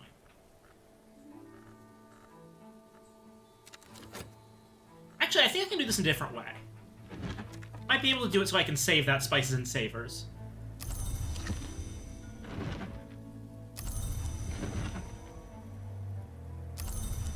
Okay. So.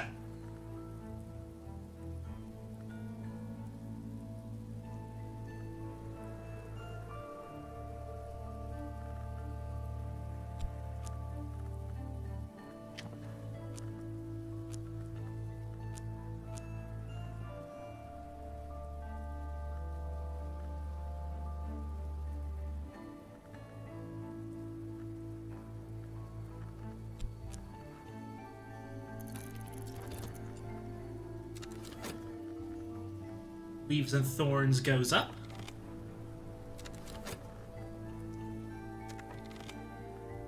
And then get started again right away. Twist.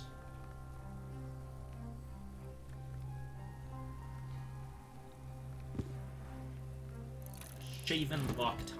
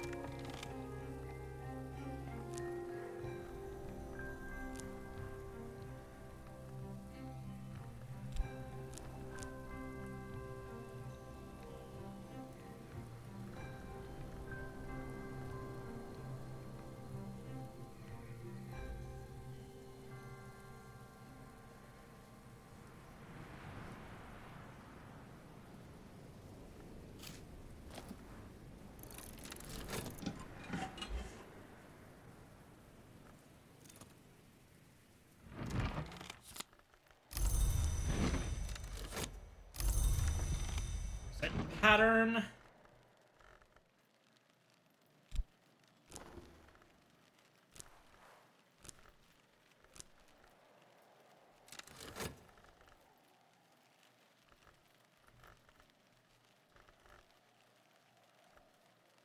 Now we just have to wait for this to finish.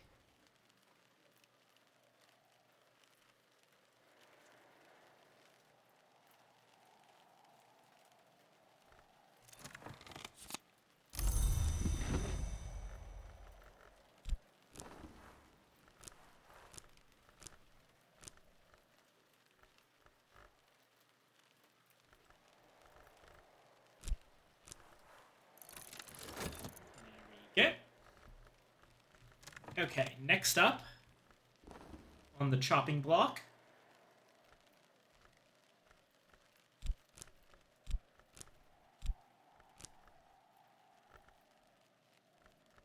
We were building up a couple of lantern things.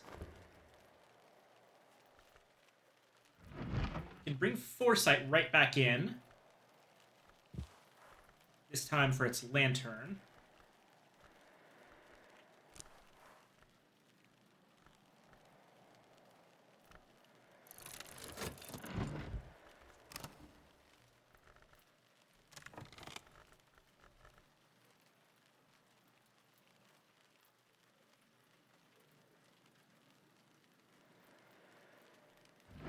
We've got cooking a Revelation and Foresight in Lantern. We can use that to upgrade Sacra Solis Invicti.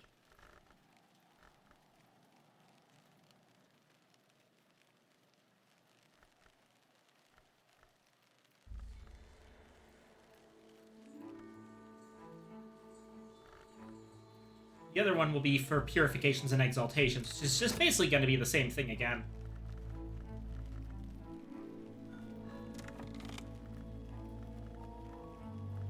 And after that,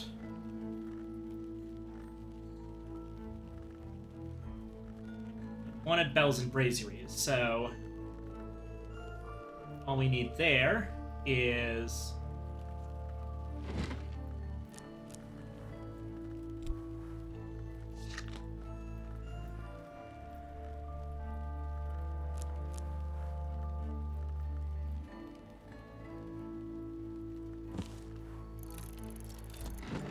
Brugian Diaries.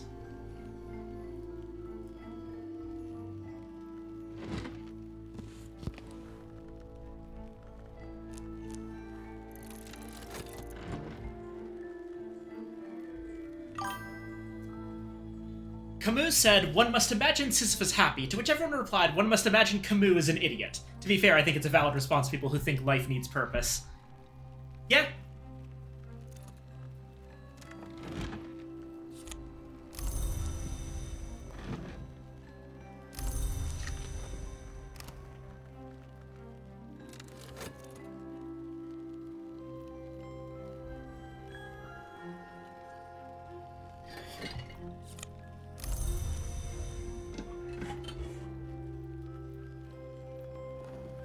All right.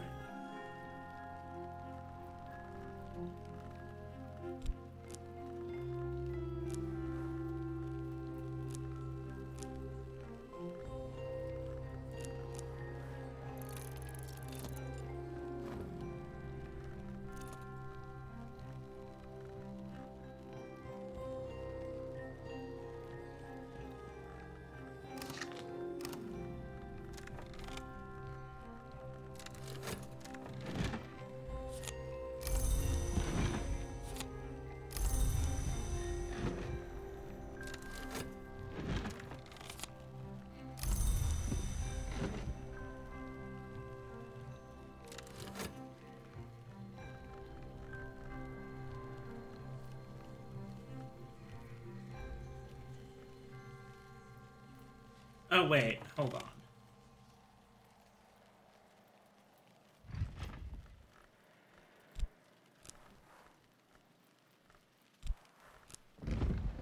Might be time to actually start assigning a couple of these.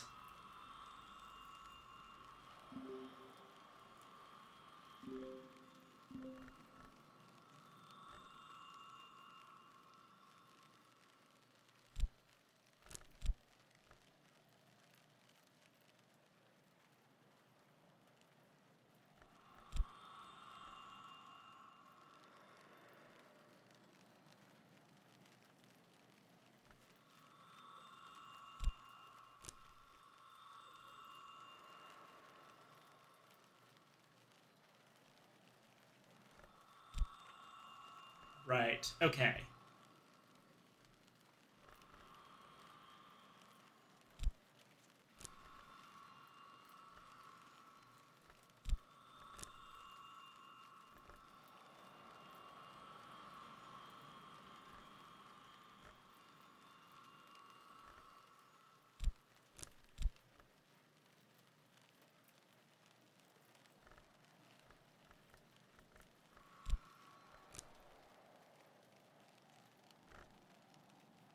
Hmm.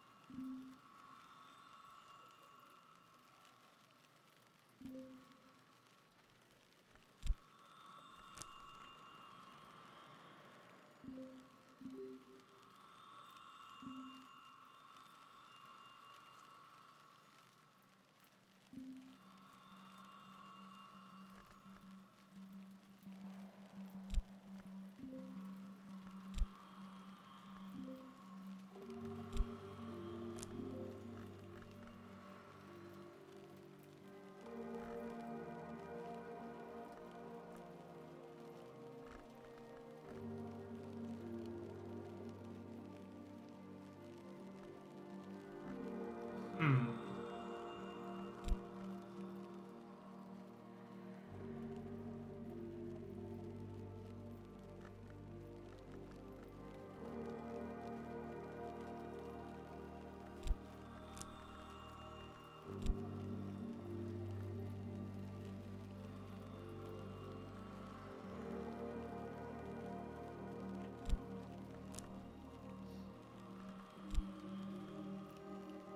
Calyptra, what may be known? Calyptra is the law that requires secret knowledge to be concealed, except in the libraries of the Watchman's Tree. The number of the hours of the Calyptra is 3, and we do not speak of the oldest hour. This observance is a matter of Bossk. Alternatively, Calyptra is the law that requires secret knowledge to be forgotten, except in the libraries of the Watchman's Tree. The number of the hours of the Calyptra is 3, and we do not trust the third hour, though we heed her. This paradox is a matter of illumination. I'm going to put Applebright Euphonies in the Bossk. Gets me another Arab.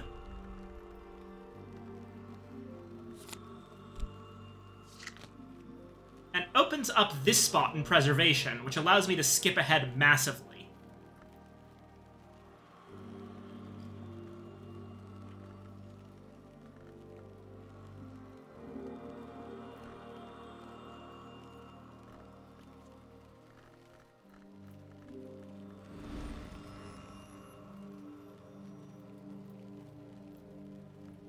Alright, we were looking also for a place where I could find some extra Faust.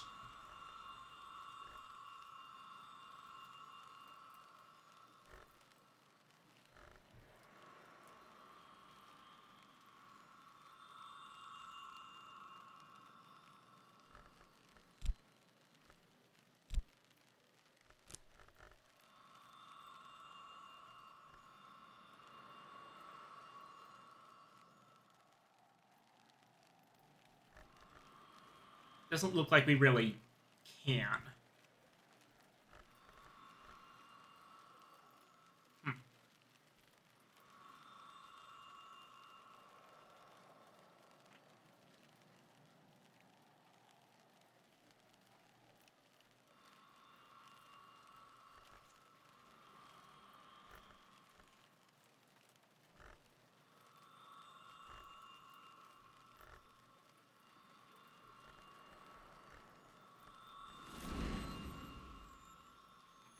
Wow.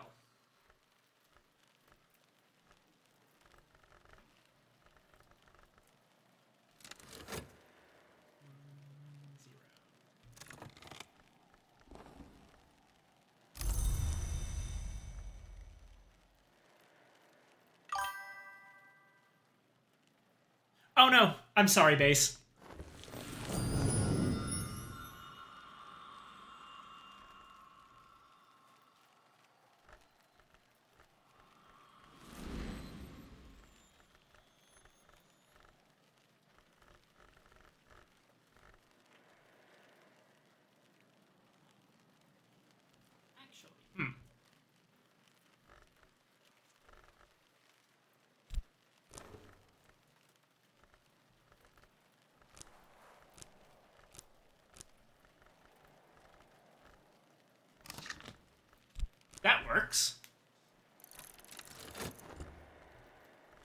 Sacra Solis Invicti.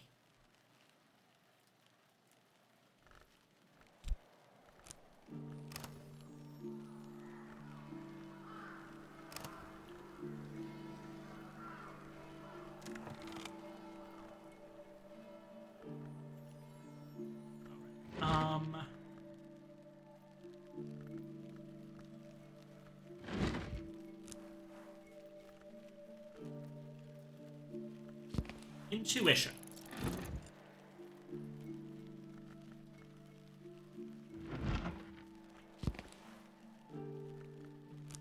Earth sign.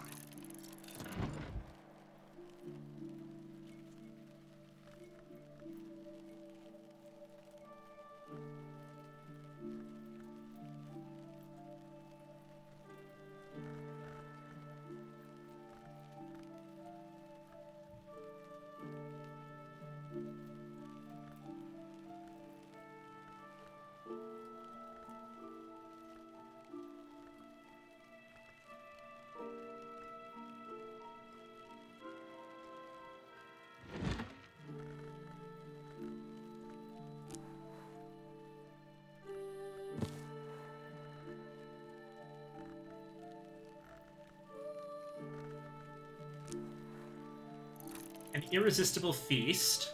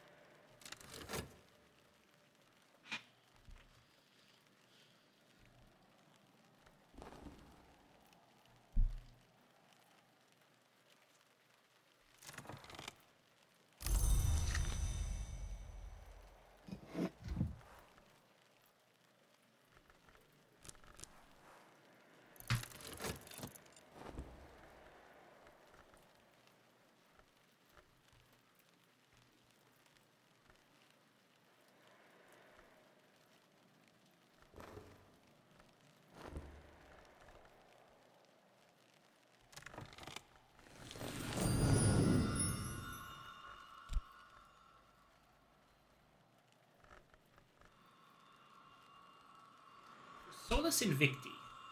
Could go in Horamakastri. The new king's light shines brightly. The sanctioned version of the Book of Suns tells us that he may herald the unification of the gods who are light into a new sun and splendor. We should seek answers in Horamakastri.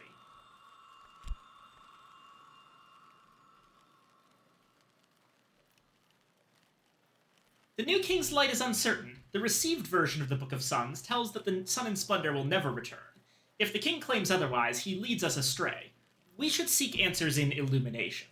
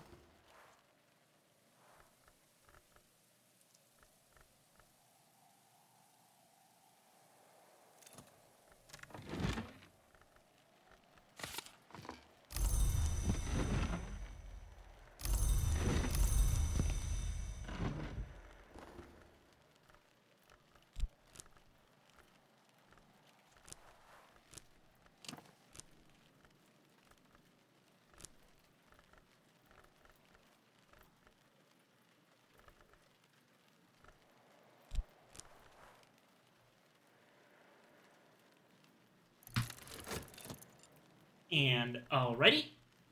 Rites of the Roots is getting upgraded to level 5.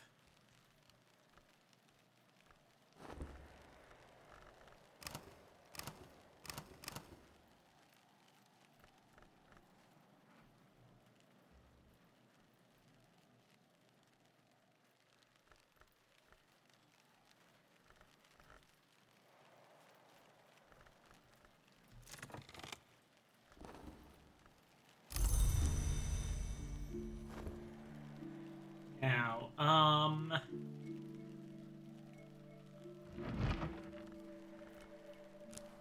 Shellcross Whist with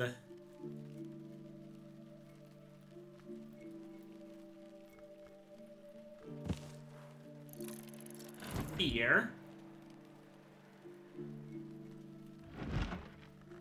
Western Briard Arab with Contradiction.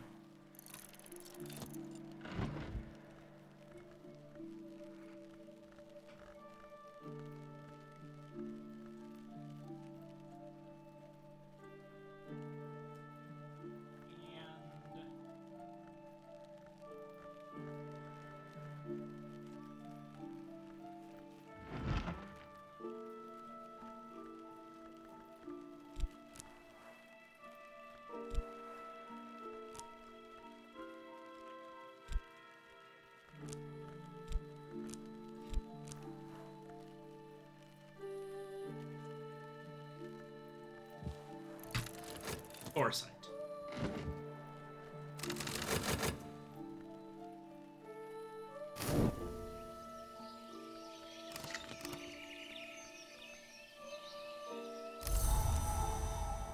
A gale.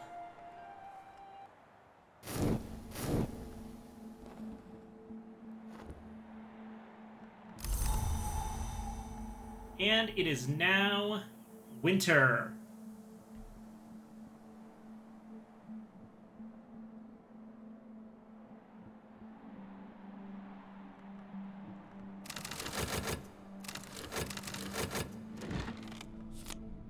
Foresight. Fear. Contradiction.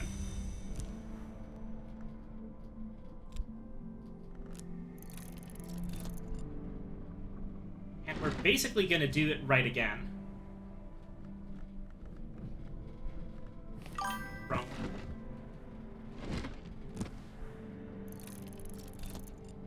Advent calendar check? Oh, yes! Moly! And a Deer Day lens. Oh, and mackerel.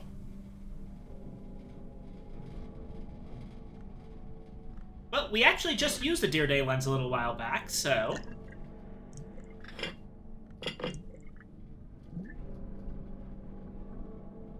There we go. We had some pretty excellent success with the poached mackerel last time, so I'm going to go ahead and make that dish again. And Moly goes up with my flowers.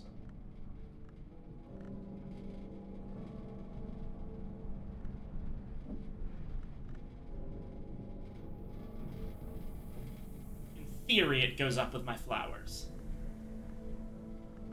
There's a space for it right here. Excellent.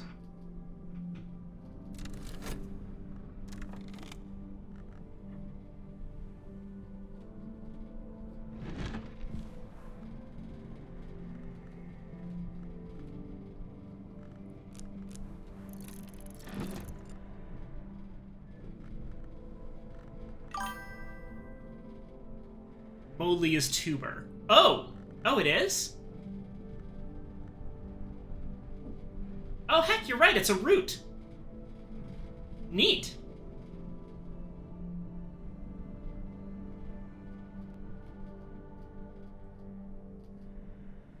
I mean, it still goes up with the flowers. That doesn't change anything, but... yeah.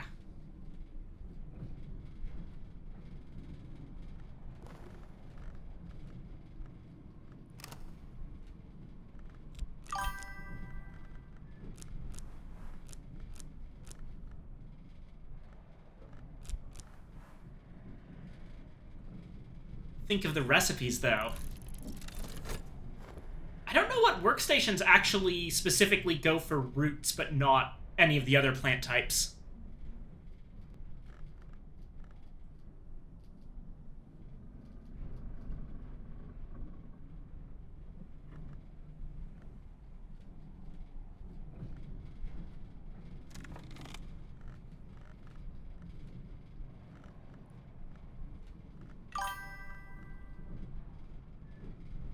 Thinking like potatoes recipes. Oh, good point, good point.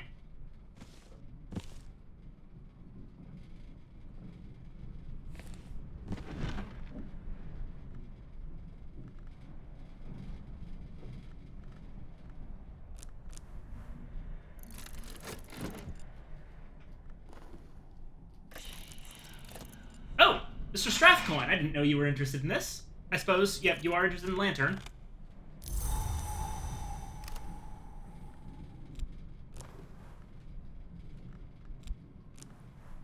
The High Executive for the Royal Endeavor has approached me for assistance with some of their more esoteric requirements.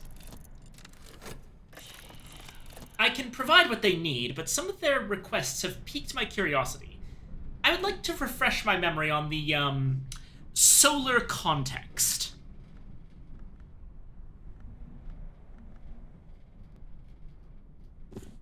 Well, I've been showing everyone a light through the keyhole. Battleships, aerostats, locomotives. What do all these things have in common, librarian? I'll tell you. Names. Thank you. Good day. You are a confusing individual, Strathcoin, but I like you.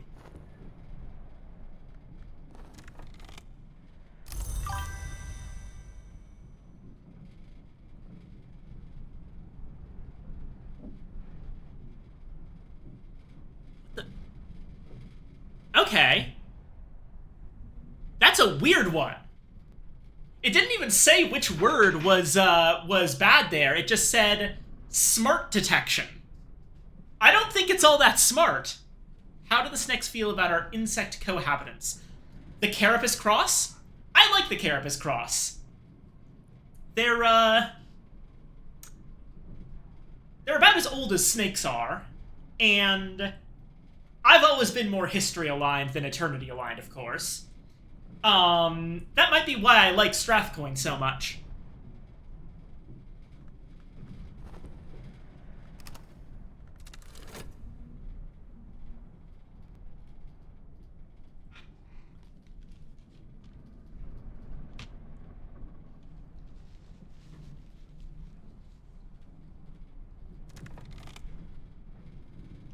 Oh, I should use the Gale to,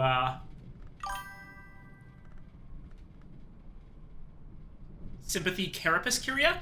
That is something I was looking into.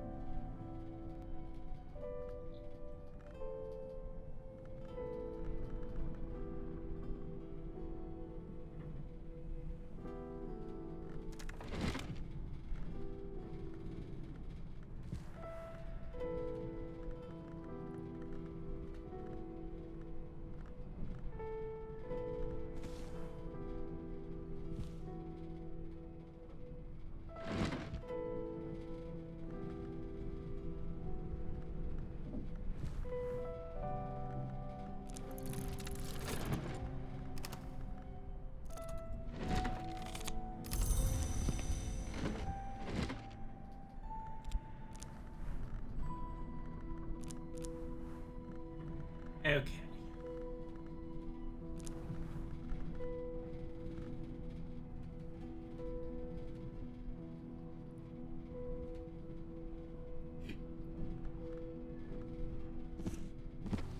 De Motu Corporum Veritorum, or Vetitorum.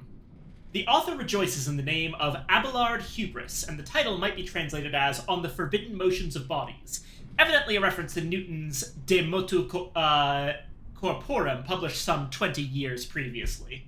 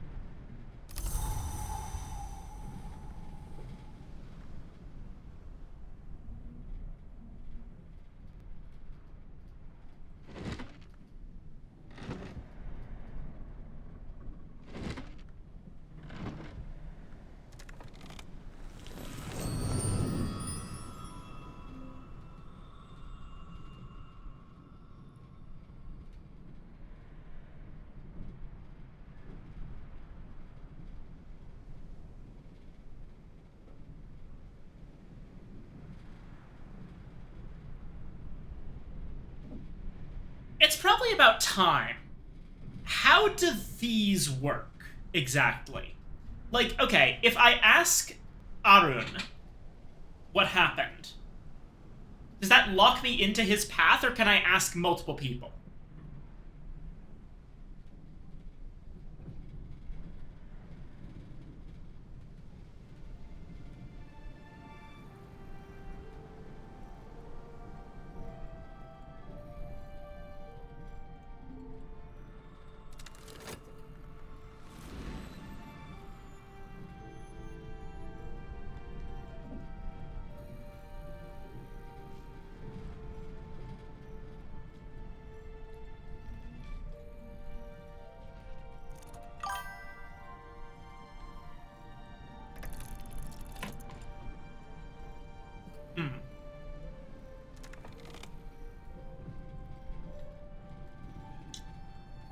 Most ask what happens, don't determine outcomes.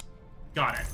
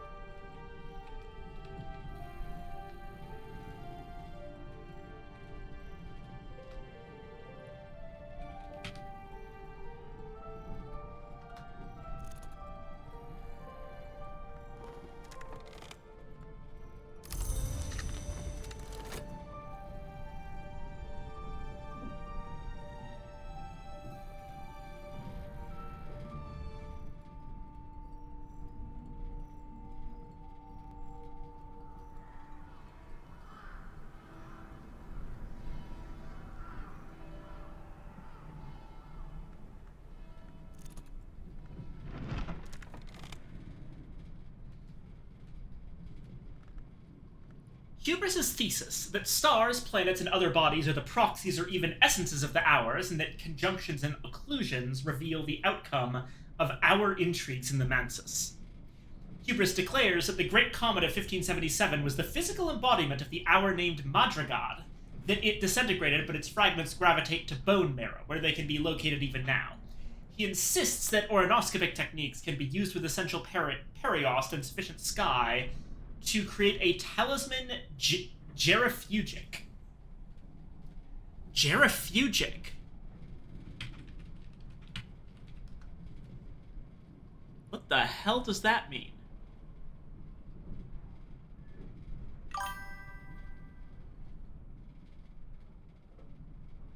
Constance Lee does a lot of oronoscopy.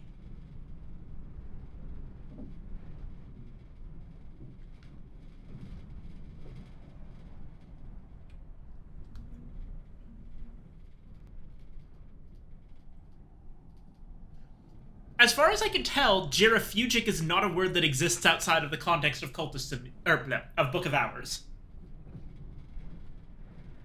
Huh.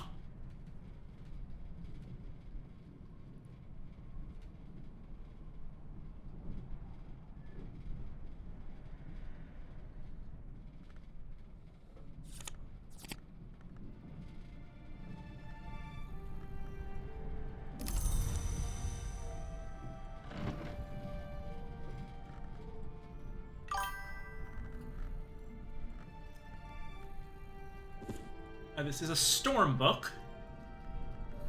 So it goes right here.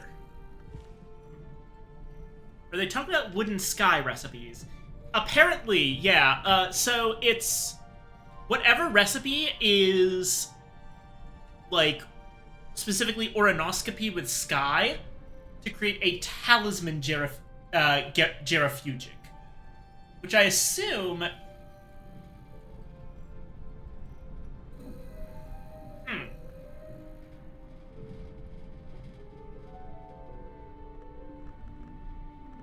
That's a confusing one.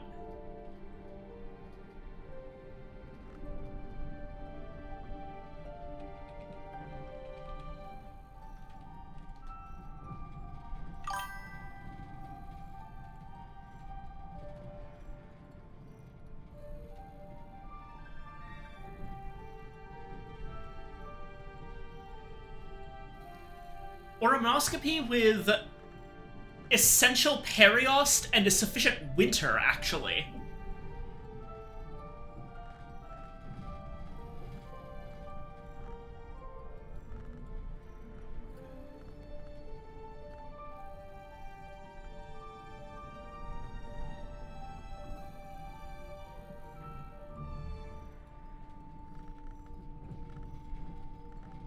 Oronoscopy with winter? It doesn't have any winter. What the heck is that recipe?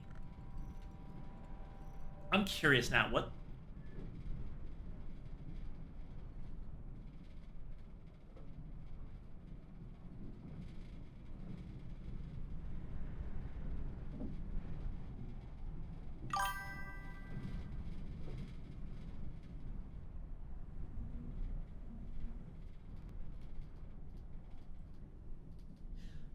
What does it do?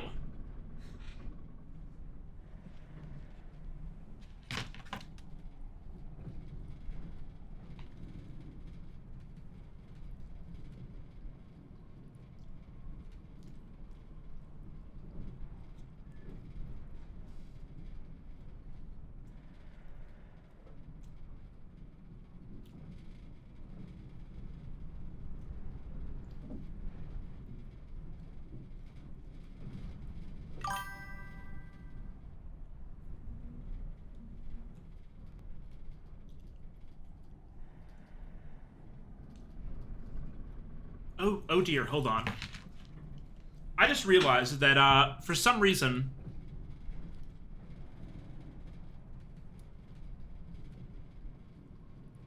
Wait, is... Oh, it's because my stream was paused. Never mind, we're fine. I thought for some reason my stream was not picking up the chat, but... No, I just had the stream paused in the corner. Whoops.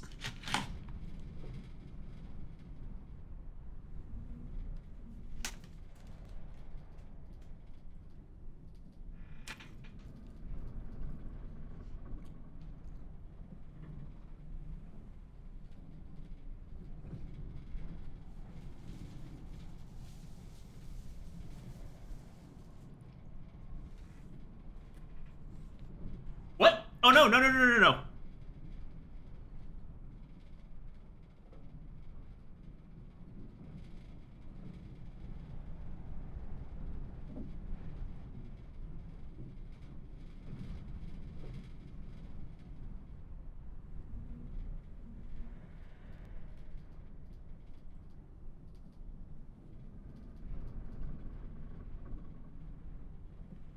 Okay.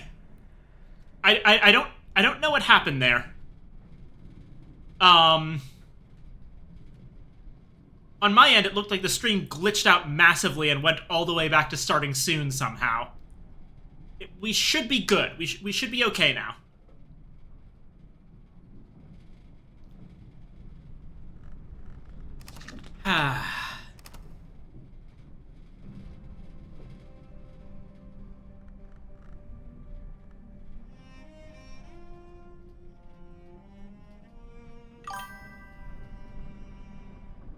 Okay, cool. So what does the crafting recipe do? What is this horrendous mushroom meringue nonsense?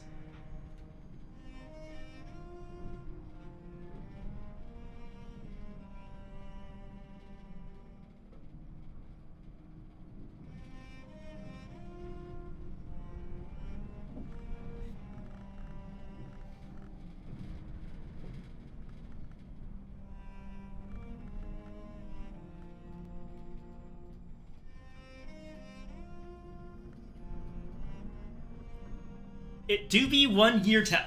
Really? For putting winter into Oronoscopy, which has no winter, when skills are the best way to get major amounts of aspects? You're telling me that it gives you a year tally?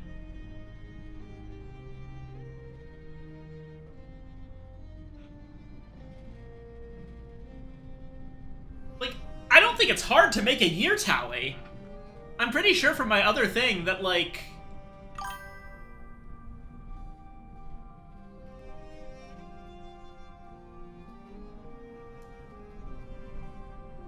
Yeah, it's just keeper level winter with, you know, winter stuff. Future Vexen Calcinations, Ragged Crossroads, Raven Remembrance, Snow Stories. Keeper level winter with any of them in Essential Perios makes year tally. Why would you... Why would you make it with Oronoscopy?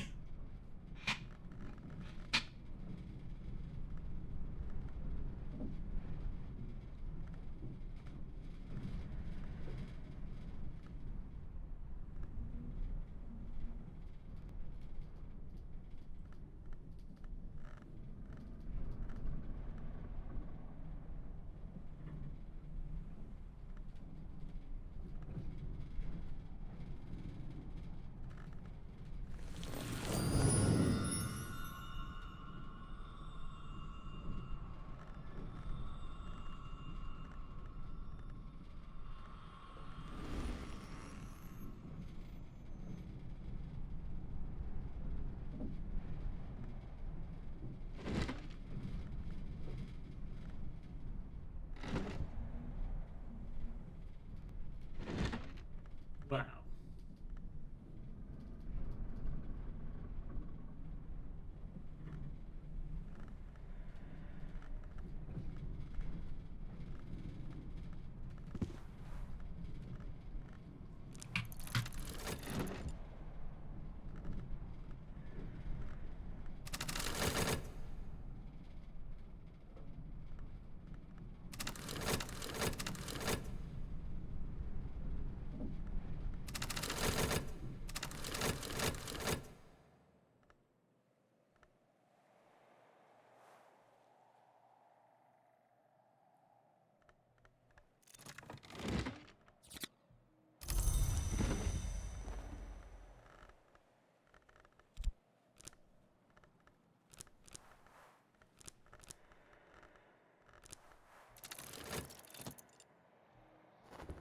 We're gonna upgrade Ramsund.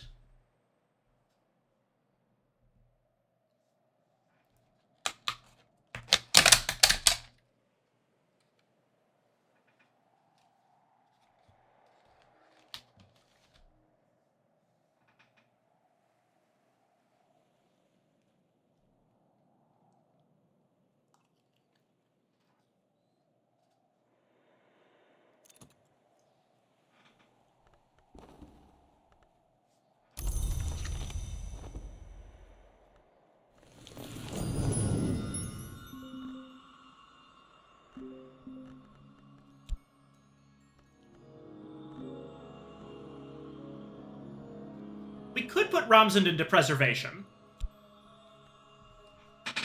There's a very old story told by thieves about a competition among the Aviform Hours.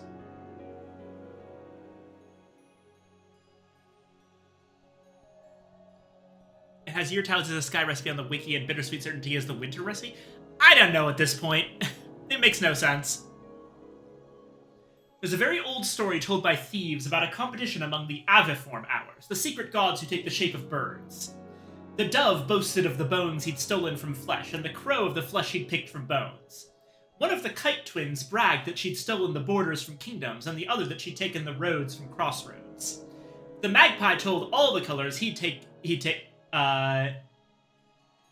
told all the colors he'd taken that are no longer found in the world, and the laughing thrush topped that with the tales of the sights she'd stolen. But when the glitter-winged seventh of their number told them what he'd stolen, they were all shocked into silence. They fell upon him and stripped him of his wings and drove him from the sky. So he and what he stole are gone from the world, and now we cannot even name them, but still we feel their lack. Ooh, interesting. There's a very old story told by falconers about the Aviform Hours, the secret gods who take the shape of birds. Once there were only 5, the dove, the crow, the laughing thrush, the twin kites. The 6th had fallen to the talons of an owl. Okay, that would be,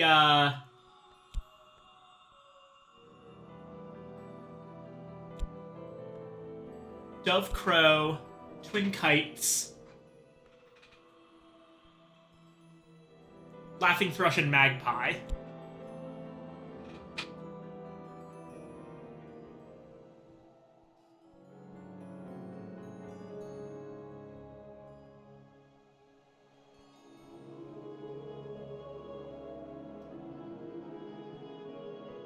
Okay. The 6th had fallen to the talons of an owl. Yeah, is Anna taking Aviform Hours notes? I'm trying to figure this out. Okay. So, first off, let's agree on which ones they are. It sounds like the one that fell to the talons of the owl might be the magpie mentioned here. So, okay. There are, as far as we can tell, 7 of the, or originally 7 of them. Okay.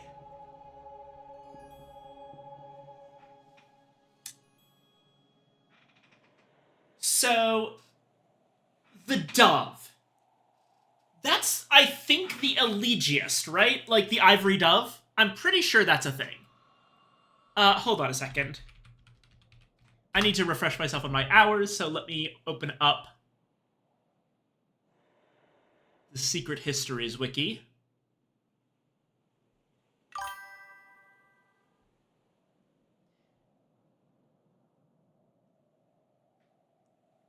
Yes, okay. The Elegiast is also known as the Ivory Dove. Now, alrighty.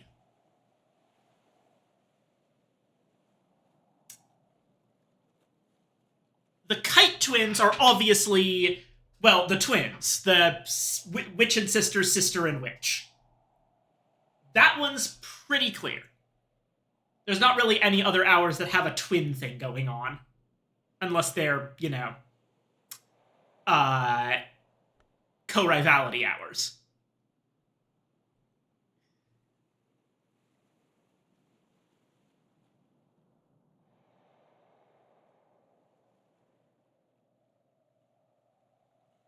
So, the crow, that's the beachcomber, I think. And I know that the laughing thrush is the vagabond, the centipede, the wanderer.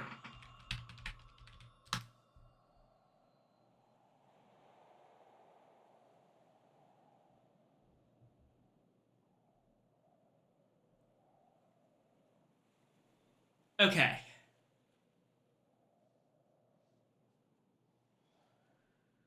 Who the heck is the magpie?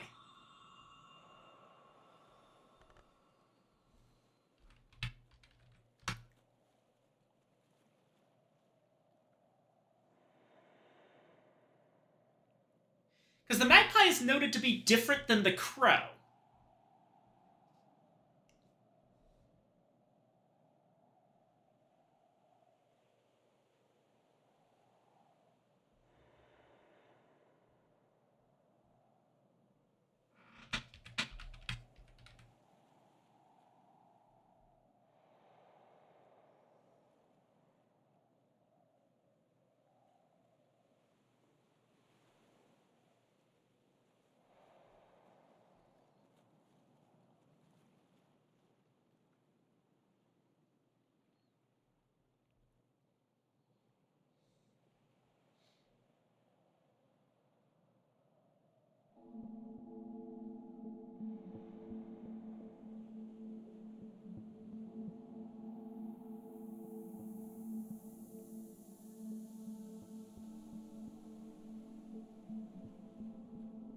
Oh, are you kidding me?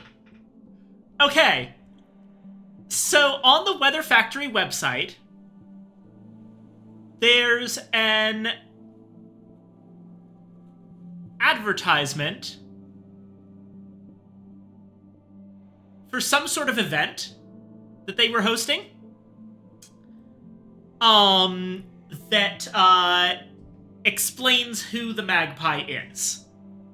And that's the only time that it looks like we're actually told what the heck is going on here.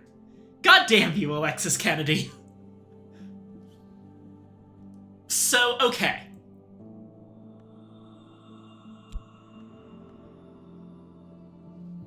From understanding that aspect, I believe that the Falconer's Tale comes before the Thief's Tale.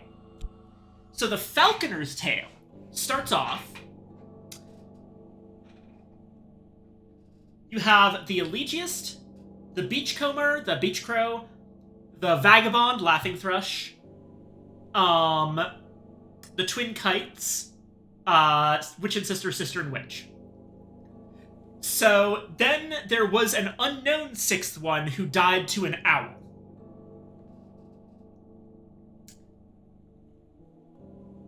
So they sought another to join their company, but the crow rejected half of all those they found for the dowdiness of their plumage, and the dove rejected the others for being too gaudy. At last they found a nightbird whose feathers were both the perfect white and the perfect black of the crow and the dove. Now, the thing is, if you look at a picture of a magpie, you'll know that it's both white and black. So this black and white character that is the perfect balance, that's the magpie. But once they'd accepted him, they learned he was no bird at all, only a night-flitting moth. Fortunately for the moth, their pride kept them from admitting their mistake, but since that day, the aviform hours will only meet at night, when the six of their kind won't be unmasked. So then we go on to the second story, which, colors taken no longer found in the world. So the question is, who exactly is the magpie? Because that's not that's not one of the hours, that's a name of the moth.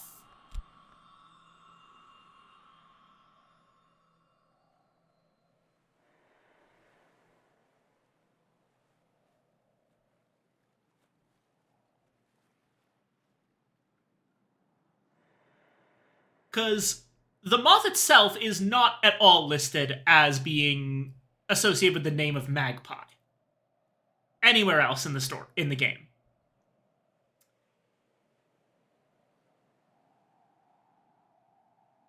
However,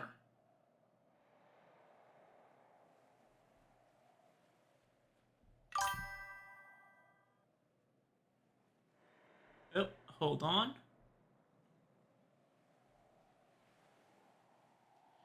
Yep, Frizeref. The one the Invisible Opera is apparently dedicated to, according to Aaron Peel. And that whole nonsense. And the reason, the place where this is confirmed, for the record, is in the write-up for the Locksmith's Dream event. Each year, the avian hours, that's the beach crow, the witch sister, the elegius, the vagabond, and the little-known name of the moth, Pharazerif, meet to discuss the topics of the gods. So yeah, that's confirmed. It's Pharazerif is the last one. It's the magpie. One of the stories involves challenging Calyptra with a flower that is neither black nor white in the affair of the dappled rose. Aha! Yeah, no, that makes sense. So Pharazerif is the magpie, and apparently is able to chat with the fucking hours as an equal in the roost, because the other hours are too proud to admit that they fucked up massively. But then, there is a seventh. Now, this happens after the magpie situation. The seventh of their number told them what he'd stolen. They were all shocked into silence. They fell upon him and stripped him of his wings and drove him from the sky. So he and what he stole are gone from the world, and now we cannot even name them, but we feel their lack. Is Calyptra working as a worm-preserving idea?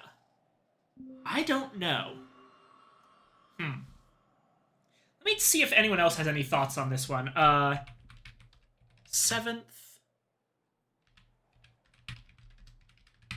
Aviform Hour.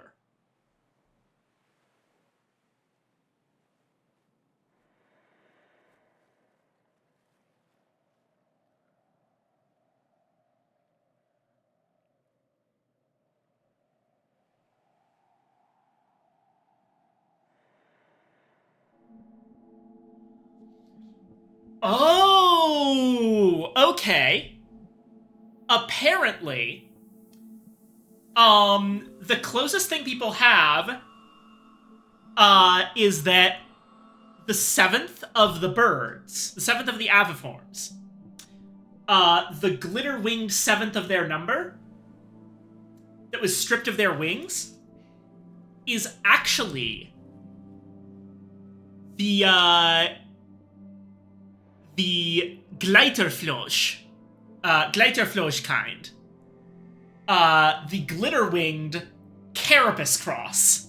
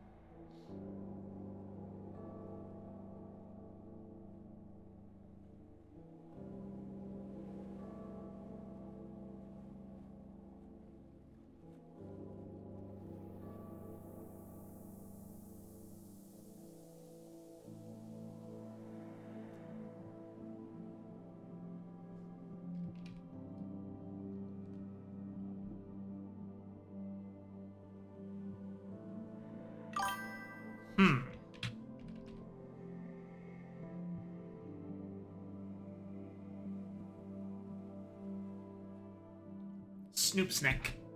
I'm trying to figure out who that, the fallen one to the hands of an owl might be. I was thinking maybe that if any of the hours were associated with owls, I might be able to connect them to one of the gods from stone, but unfortunately, the closest thing we have to connections with owls appears to be, Xenodice,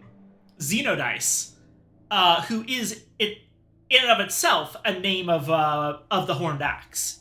So a god from stone.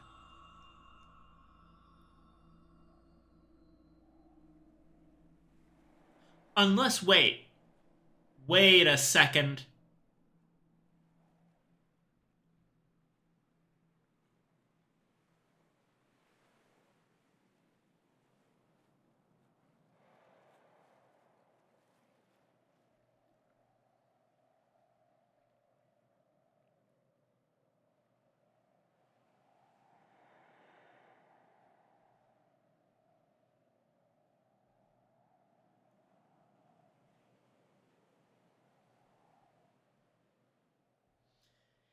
This is a bit of a stretch, but it's possible if the horned axe is the owl, that the lost 6th Aviform hour, the original one, might have been the Thunderskin, since the Thunderskin was killed by the horned axe.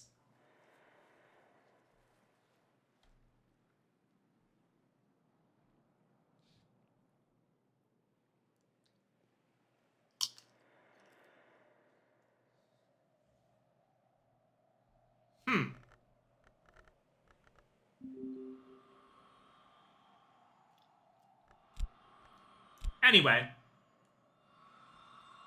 I'm gonna go with the Falconer's Tail. Get myself an extra Trist.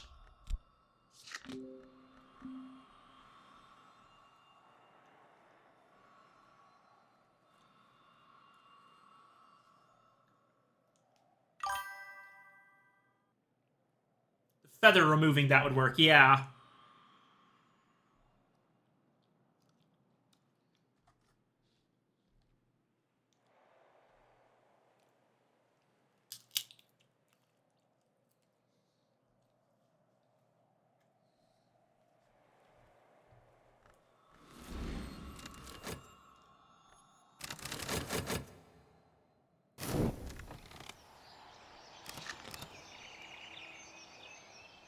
They put a lot of work in the skill tree descriptions. They did.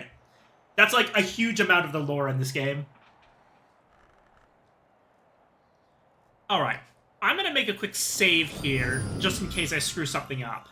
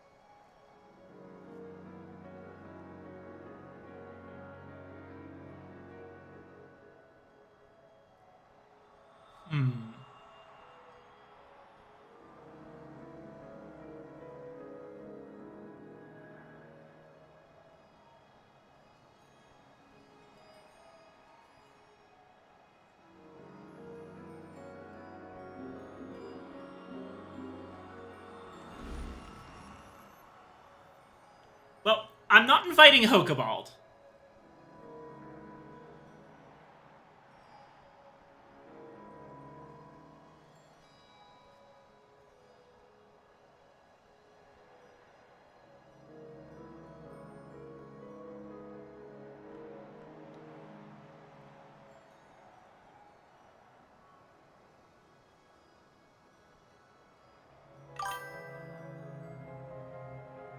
So...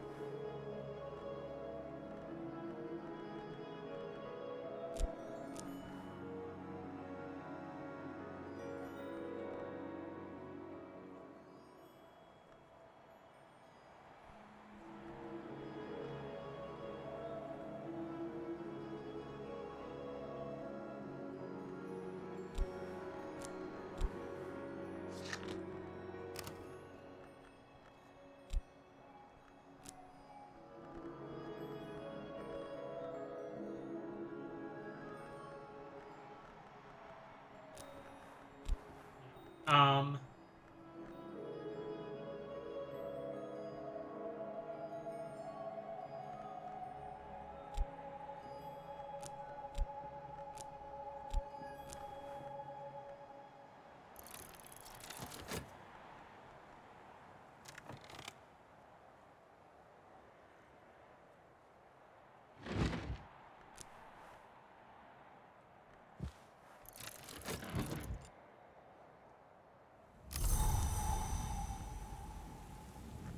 another storm. Alright, invitation to Olympe.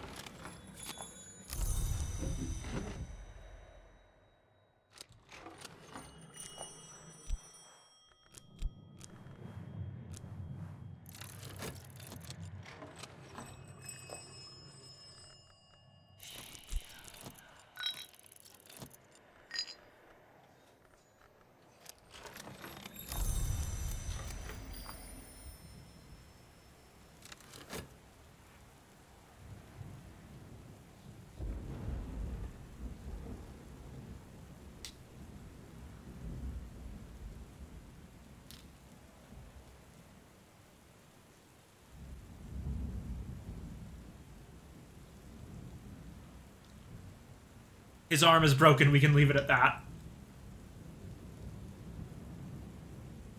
I do actually want to note that, I checked what his dialogue would be. Did Hokabald manage to take full advantage of the oncoming operatic disaster? And he just says, "Are you trying to annoy me, librarian? No." The Moth is scheming against Calyptra, against the Madrigal in particular. That scheme demanded the successful performance of the opera. That scheme has raised piebald flowers in the dreams of the audience.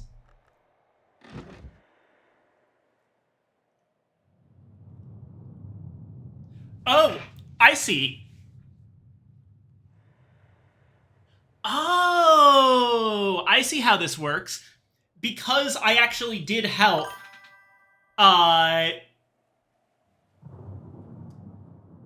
Dappled, yeah. If I had managed to, if I had not helped,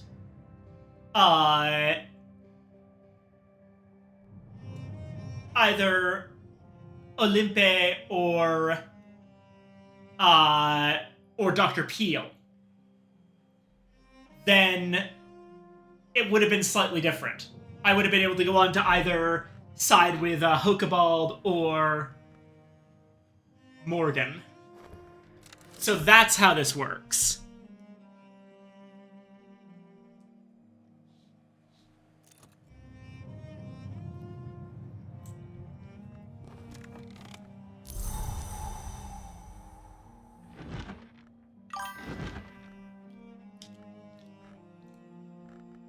Did not realize it was that complicated. Yeah, so according to the page, for the Invisible Opera, the way I've got it right now is that I assisted either Arun or Olympe, which means that,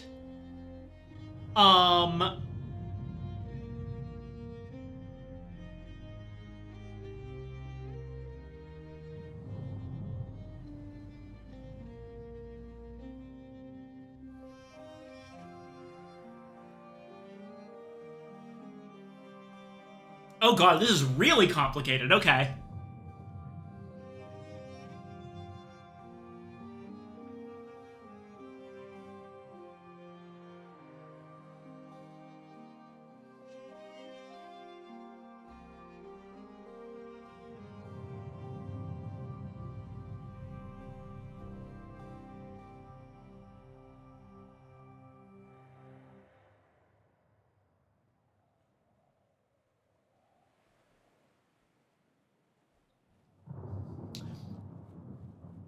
Oh, wow.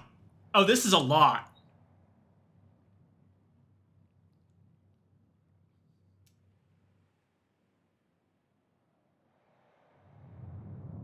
So, okay. You first have to make the choice to either assist Arun or Olympe, or not.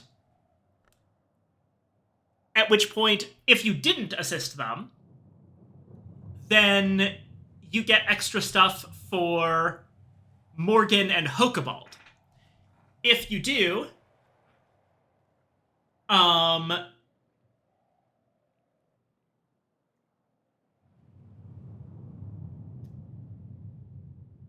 the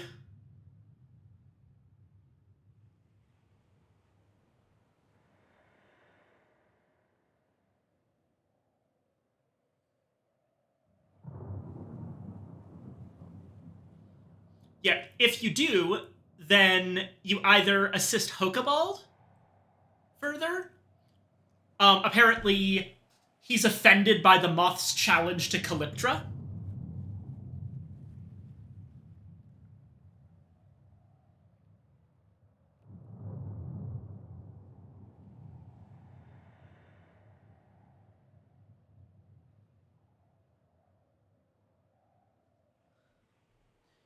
And he wants to shut it all down. Meanwhile, Morgan is eager to seize the opportunity to stir up trouble among the Hours. The Moth keeps challenging the Order of Hours. Apparently also... So, I'll read these out since we missed this branch. So, Mademoiselle Margot Machutine, neither Arun or Olympe assisted. Did Morgan enjoy her hoped-for opening night catastrophe in Venice? Very diverting, thank you, my dear librarian, very diverting, and there is a more diverting development still. The Moth has found allies to move against Calyptra. His first move is the dreams of the opera audience, where black and white flowers now bloom. The performance of the Invisible Opera in Venice ended prematurely with a fire backstage and a murder in the ticket office. This is the sort of thing that usually happens. But this time, also, a handful of audience members are haunted now by dreams of black and white flowers, whose perfume follows them into the waking world. Morgan is eager to seize this opportunity to stir up trouble among the Hours. Why? I always have my reasons, librarian, but since it is you, I will say that I have been wounded by Calyptra, and also wounded by the Cabal which opposes them. Will you help me with something on Cyclone Eclipse, or if you have that battle book of Jukes? It will be an inspiration to a wayward names. And then if you do give her what she wants, it's something along the lines of, "Thank you, librarian. There has never truly been war among the Hours. How could there be? And so there will be no war now. But if I am lucky, one may be inspired to shed the blood of another. It has happened before." Or, if you give the Cyclone Eclipse manuscript instead of a second glory, old injuries still rankle them as they do us. But, and then for Hokebald, if he manages to take full advantage of the disaster, yes, a memorable occasion. The walls dripped, the chorus screamed, but there has been an irritating development. And then he goes on to talk about the Moth scheming against Calyptra, just like he did in the other version. Hokebald is offended by the Moth's challenge to Calyptra. Certainly the Mantis needs shaking up, but the Moth is too grubby and indignified a power to be allowed more latitude. I will shut down this business in Venice before these wretched flowers spread any further in the wake. Bring me something on Edicts Inviolable. Or better yet, if you have it, on the Madrigal's White Ceremony. And then, if you do Sunset Passages... Good. The morning frost will wither these silly flowers. I am bound for Venice, librarian. You will not speak of it to anyone else. Or... Good. There were agreements made long ago, before even the fall of Rome. I would not see those agreements violated. Not until I am ready. And then, bound for Venice, don't talk to anyone else. But all of this is in a history in which the opera, in which we didn't assist Arun or Olympe, and we assisted both. Calyptra has controlled darkness, protecting us from the glory that could be, I'm getting. That makes sense.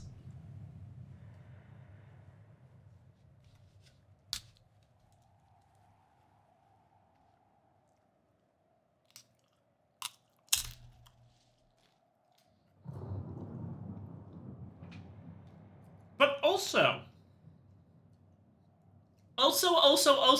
get this. In the Olympe and Peel path, it changes based on whether or not you've already done stuff in the affair of the forgivable debt.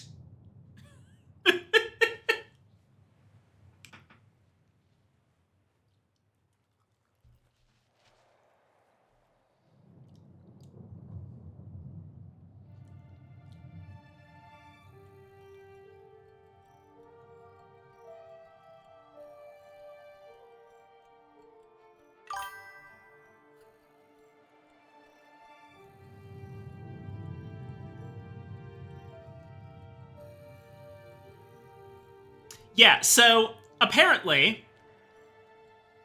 the entire bit with Dr. Peel,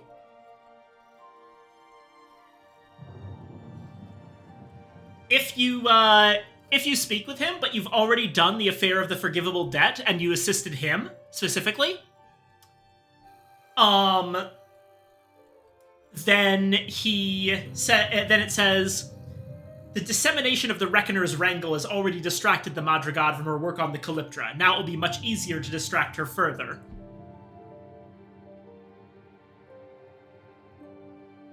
And same basic deal with Bechet. Basically, if you've done the forgivable debt, then you don't have to give Arun or Olympe anything. You just skip ahead to the end of it.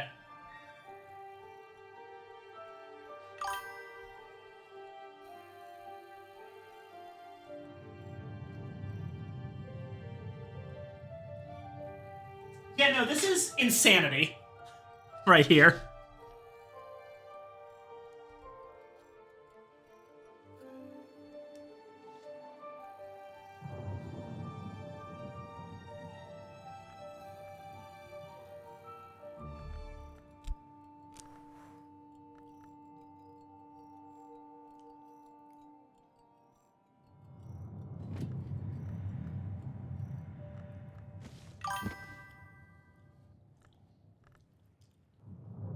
I'll democratize your wrangle.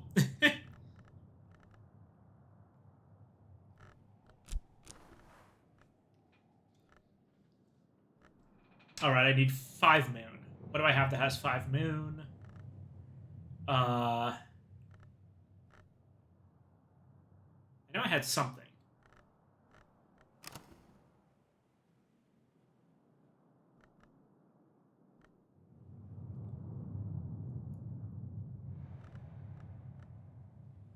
Ah, Trides Mahiera.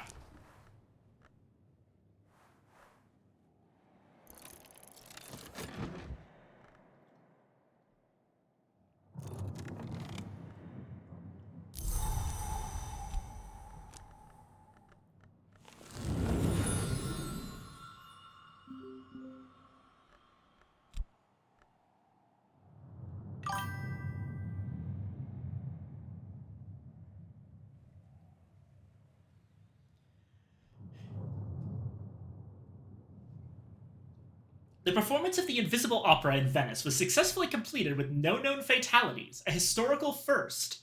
Even the notices were not uniformly terrible, despite the lighting difficulties that plunged the third act into darkness. But a handful of audience members are haunted now by dreams of black and white flowers, whose perfume follows them into the waking world.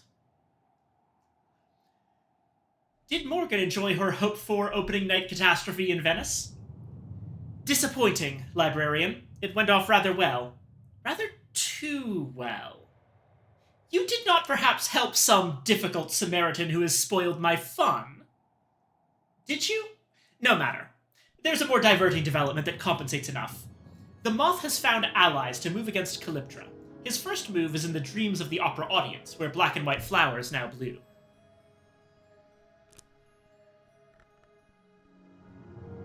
Neat.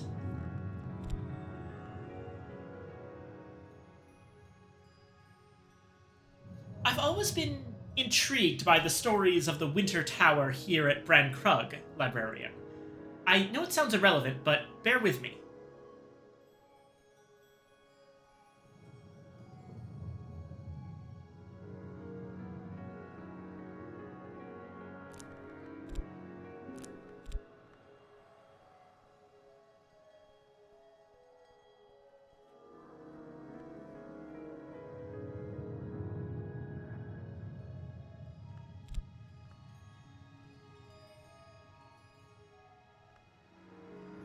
Oh, hold on. I may have missed something. Or done something slightly wrong.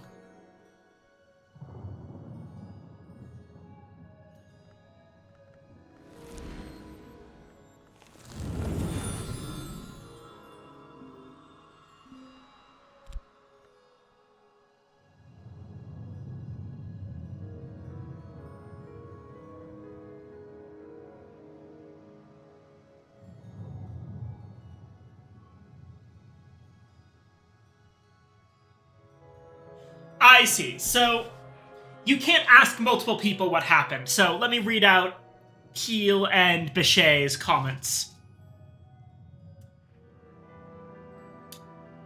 Olympe's friend was the impresario of the Invisible Opera. She had hoped to help him succeed in the daunting task of staging a performance. Did she? Yes, librarian, and thank you. Perhaps it was your advice that made all the difference. Everything fails until it succeeds. A very history sentiment, isn't it? And now there's something else from history. The Moth is moving against Calyptra, and I believe he has allies. His first move is a matter of flowers, black and white flowers in the dreams of the audience.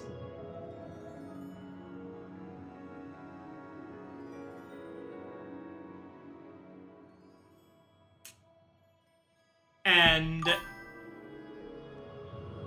oh. Moth is very history-oriented. Yeah.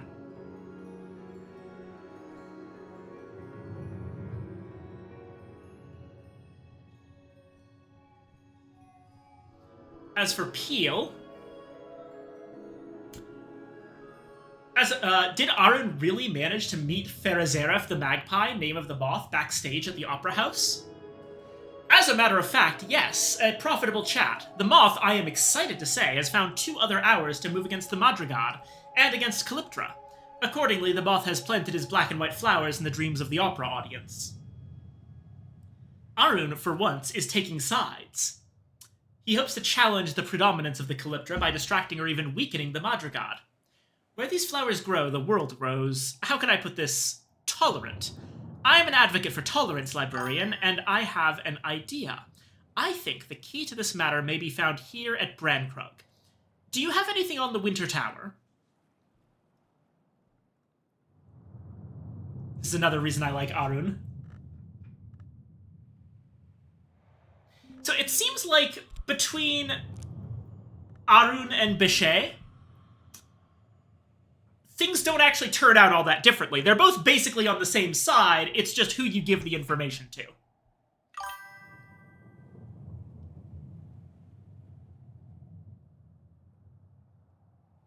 The next flower to blossom on the yew will be dappled. Oh, fuck yes. Oh, that'll be funny.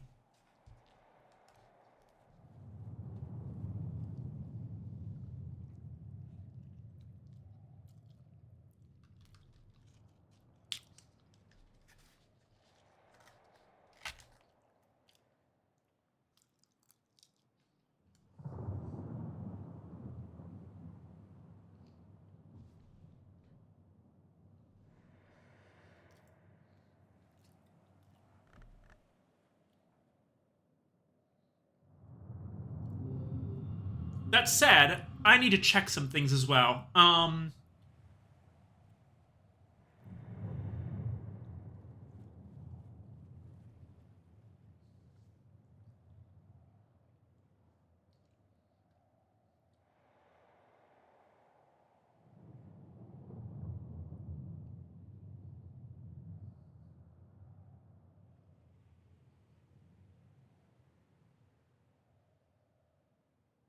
Ah, but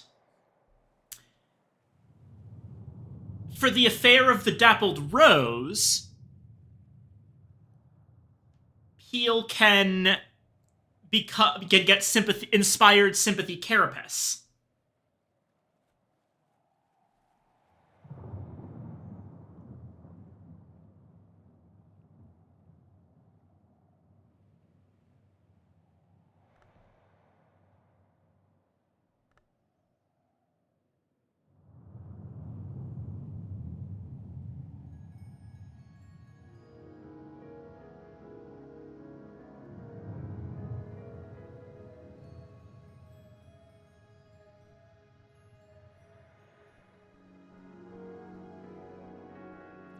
Okay.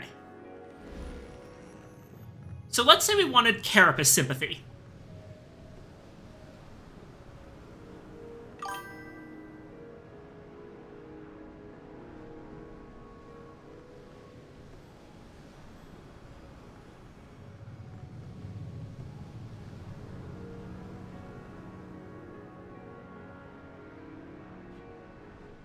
So, Machutine is only option when it comes to a possible Secretary Persistent.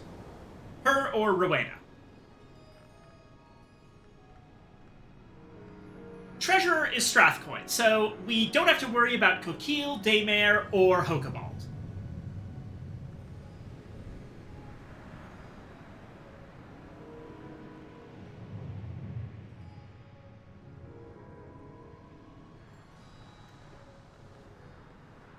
Peel would be Secretary Enigmatic, which does... They don't bug you unless you have Fear Carapace. Huh. Okay.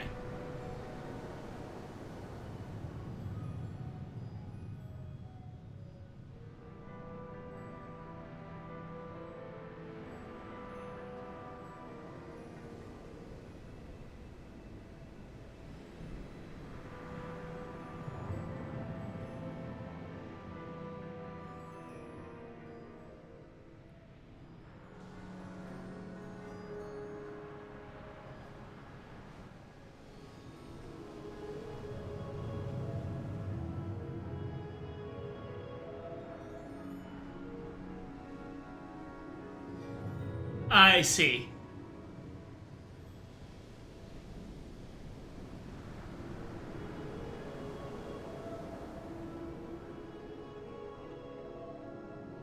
Oh, God.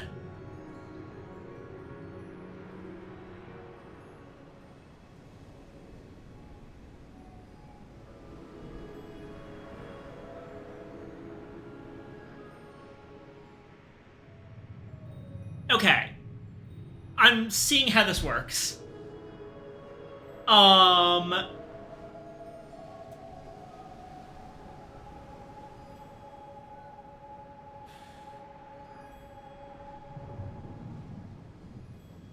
So, basically, there's 5 possible sympathies, matched with 5 possible fears. If I'm understanding this correctly.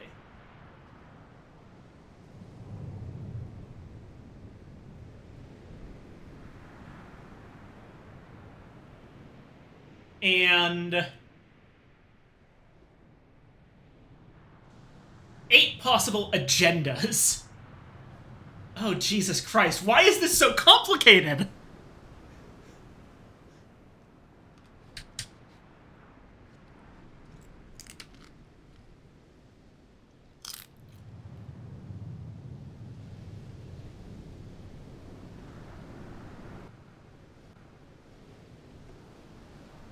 Okay. What do we want? What is it precisely that we want? Well, we're going to ally with the Carapace, and our enemy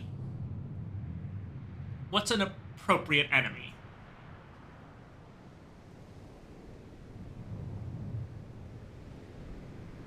The Chandler.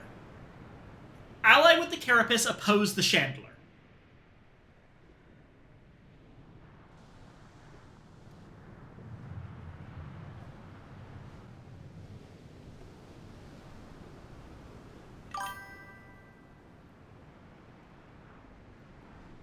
Agenda better gods. That's a definite possibility. Let me take a look at the agendas. Autarky, better gods, co-rivality, peace, revelation, secrecy, stone consumed, and stone remember. Oh, hold on.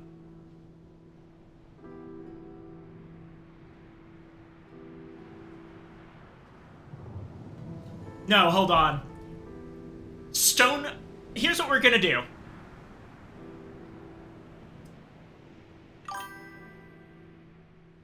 Yep. Ally Carapace, foe Chandler, agenda stone remembered. That's the one. Okay. We have a plan.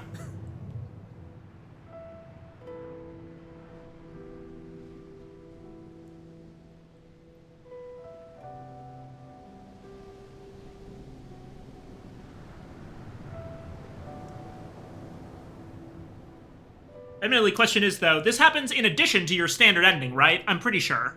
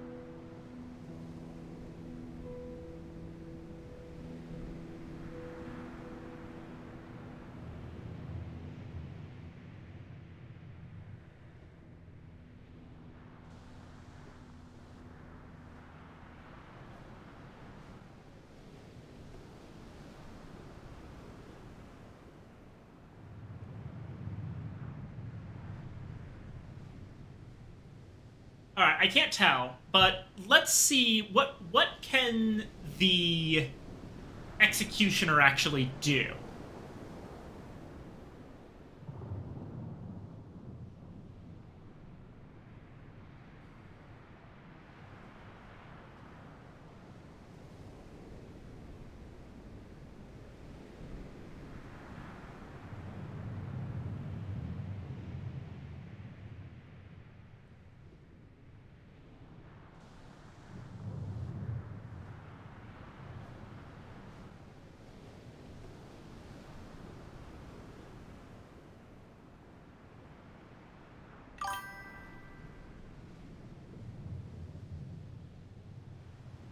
These are not conditions saved beforehand. Gotcha. We will do both things then. Okay. This will probably take us multiple sessions to do, but I think it's workable. There's so many options that you can do here because the system is so complicated. Okay.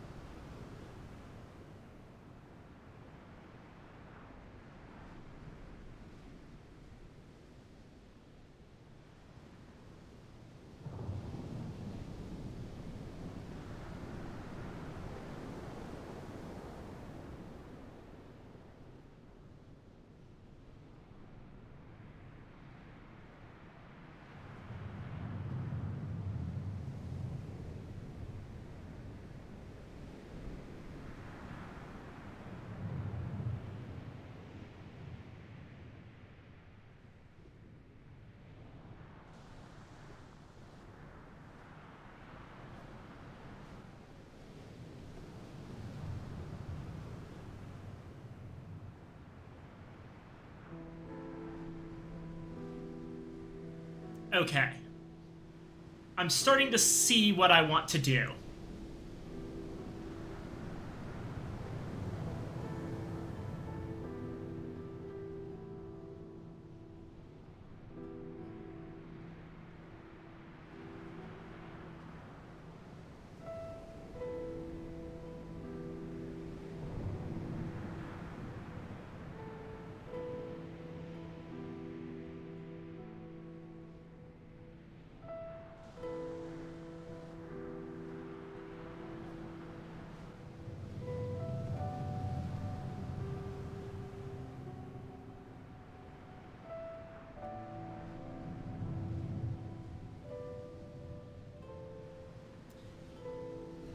I understand what I have to do.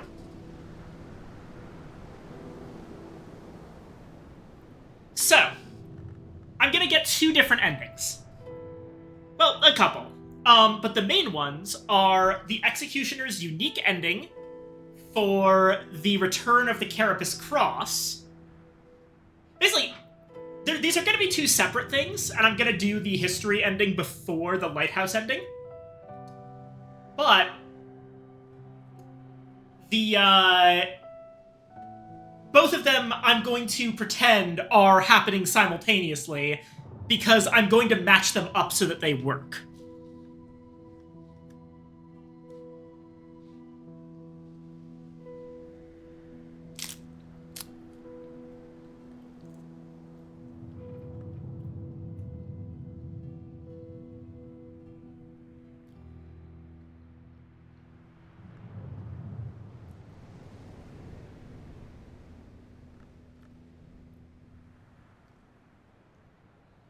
So, alright.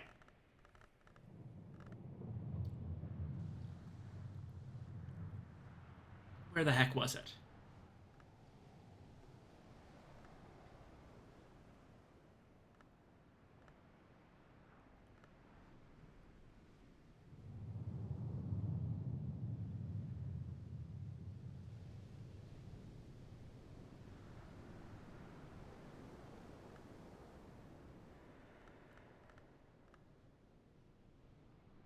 We need to learn Sabazine.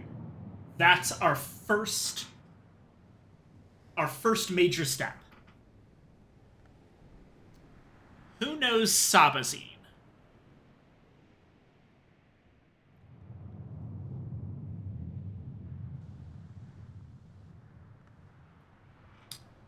Lieutenant Moore knows Sabazine. Okay.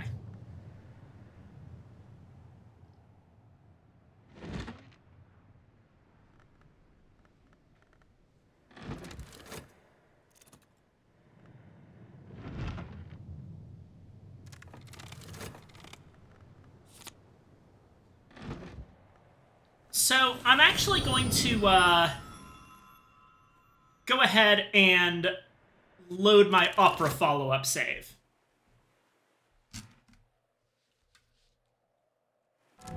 Mostly because now that I understand the system better, I need to be extremely careful about what follow-up stories I do.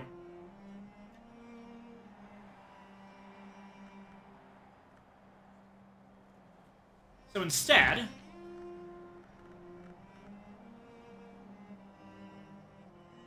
we will go ahead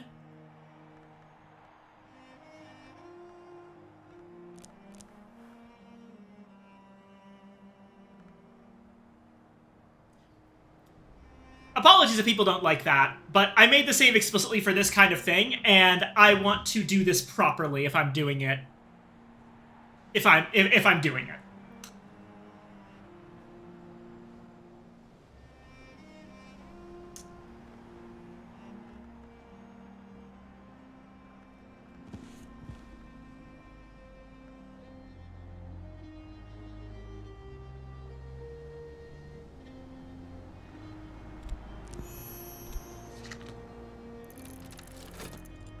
Alright. Arthur Moore.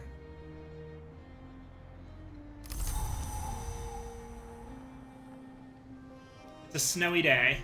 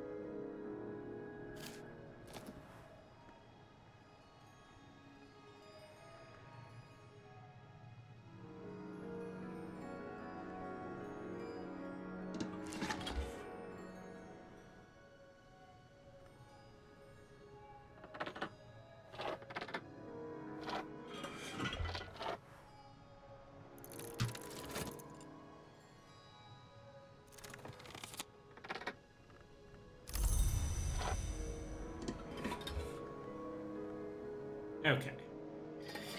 On a snowy day, with our whist, rhyme and remembrance,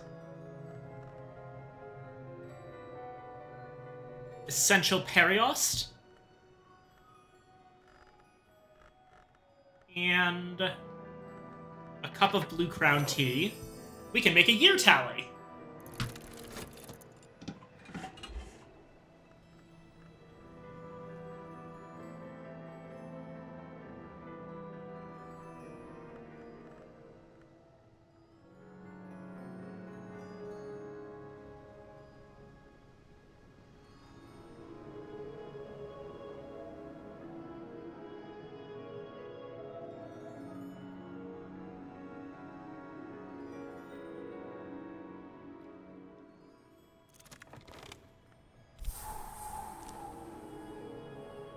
Hello, Lieutenant Moore.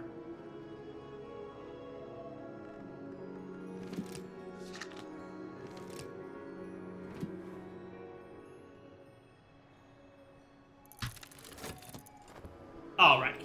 Tutoring Sabazine.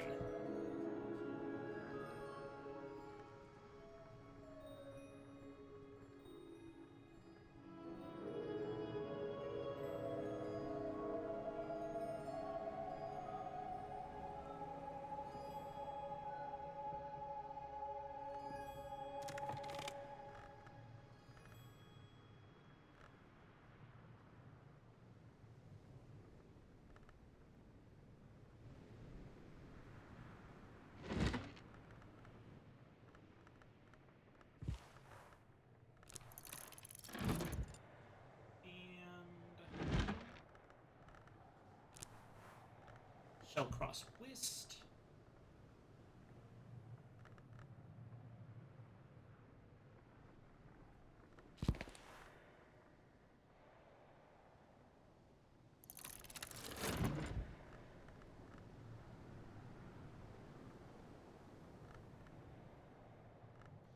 Alright, while this is all running,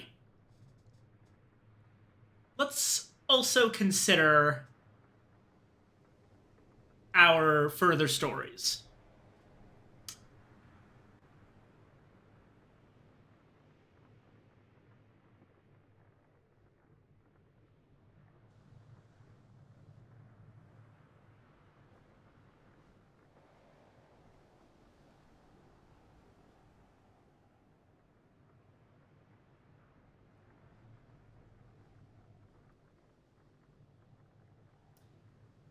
So Dappled Rose potentially gets Peel. Sympathetic to the Carapace. You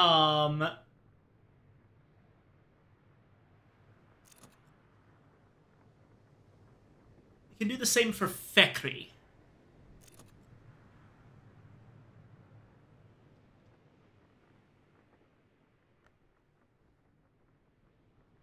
With Claw in the Clouds.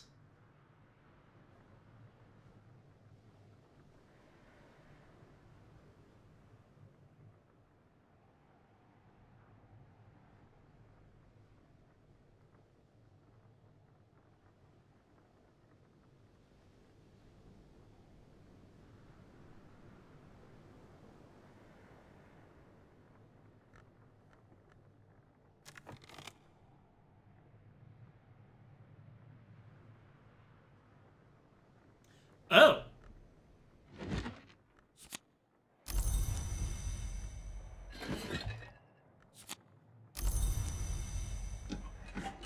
Okay, Affair of Apollo and Marsyas. I'm pretty sure that I gave Morgan a Sky book for that one.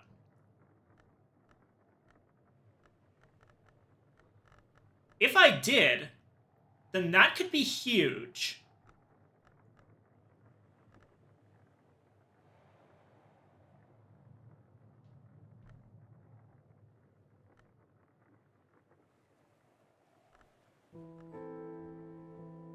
I would have to remember which book it was, though.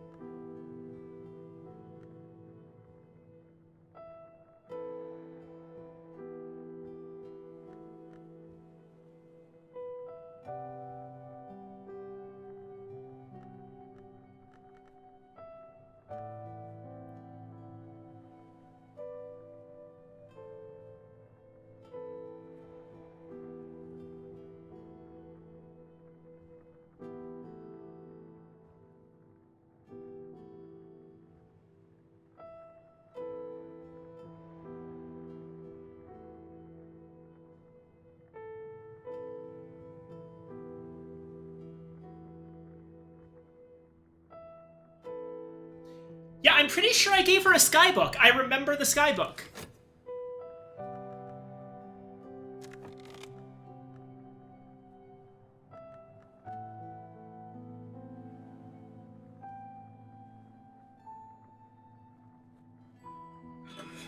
And I also very absent-mindedly picked up the year tally without reading it because I was thinking about other things. Whoops, I'm sorry.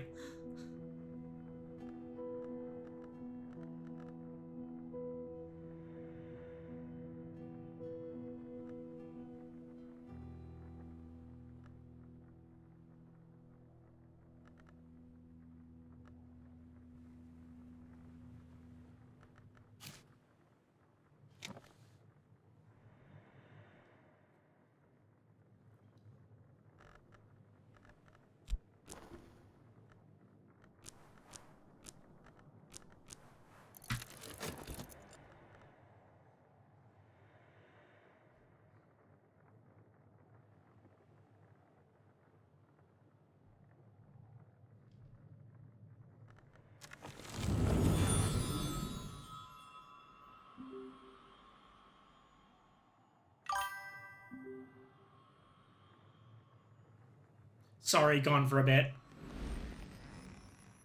Yeah, a huge amount of our plan now comes down to what book I gave Mademoiselle Matutine specifically for Apollo and Marcius. And I think I did the right one.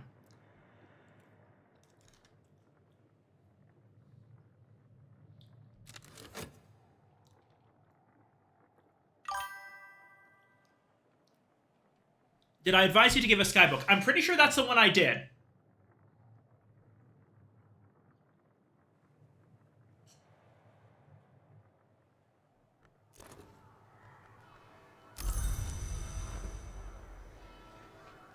Okay.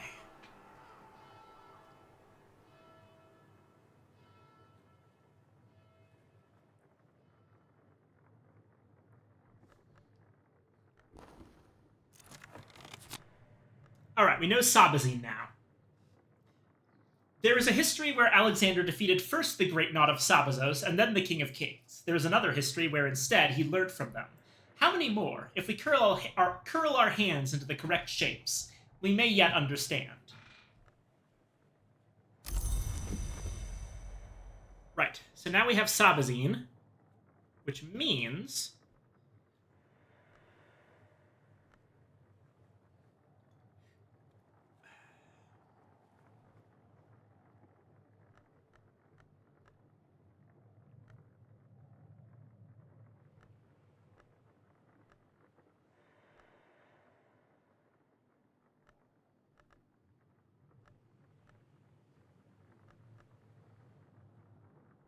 we're gonna use the Irresistible Feast again. It's not my fault this has turned out to be one of the more useful Newman.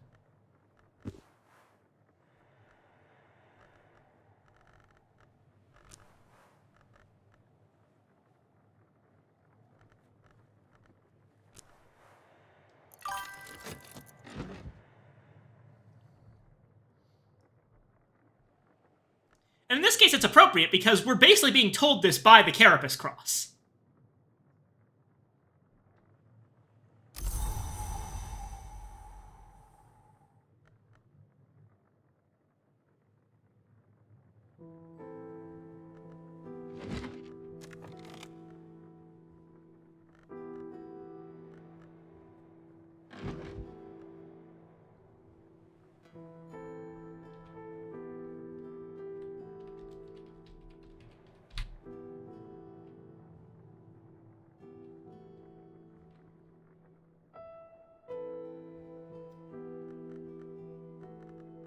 Right.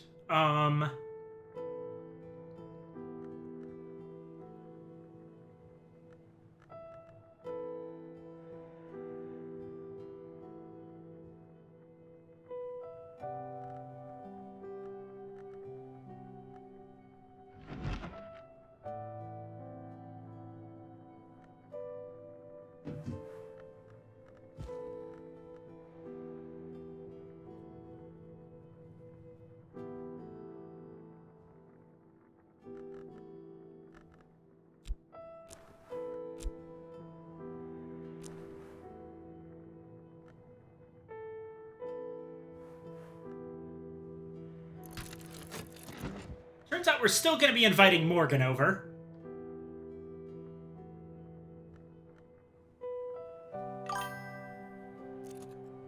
Would you eat God after you killed them? Probably!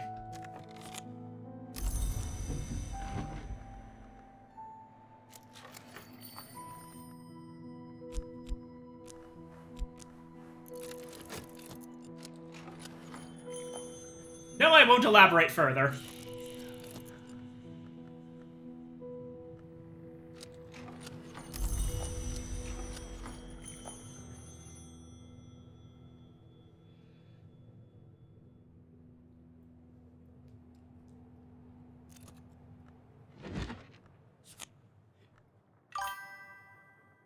I'd be too curious. I'd break it into wherever they store it and have a nibble. Hell yeah.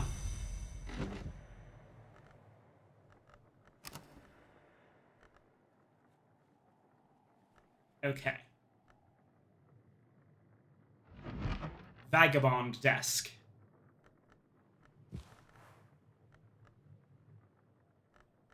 The Sky and the Scar. Gnomic exhortations that might be described as emergency procedures for the return of the traveling kinds of the Carapace Cross.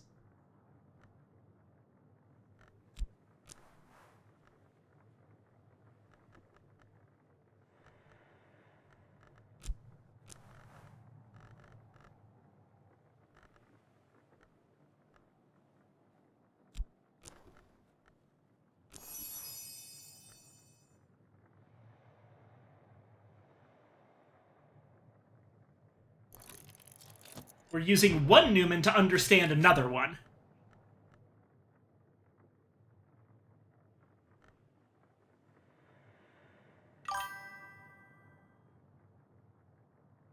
This is the Newman for you, to be honest. Yep, this is the one.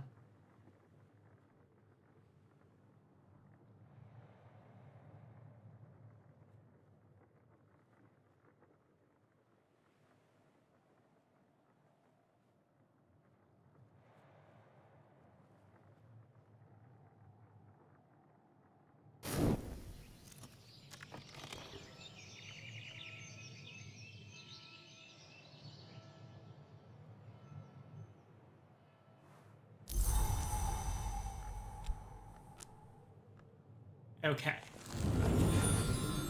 Now.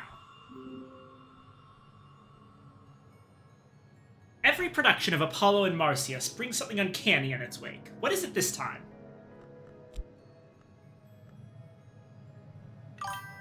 Help the Soprano ascend via a sky path.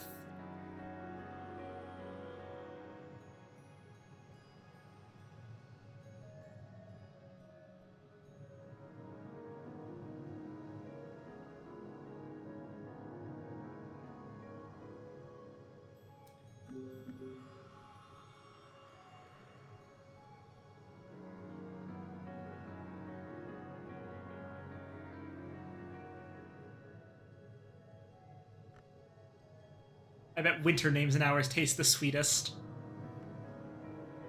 Every production of Apollo and Marsyas brings something uncanny in its wake. What is it this time? Of course I had an ulterior motive when we last spoke, Librarian. Sometimes I wonder if I have any other kind. I have a woman at the opera in mind. Oh goodness, Miss Streamer, such a long stream. Please be sure to hydrate and stretch. Will do, thank you, Bippy.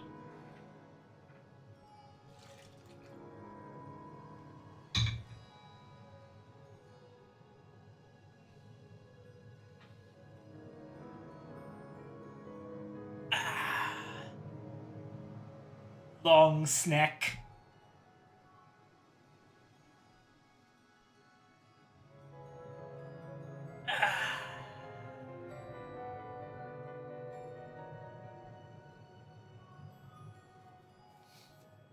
Right.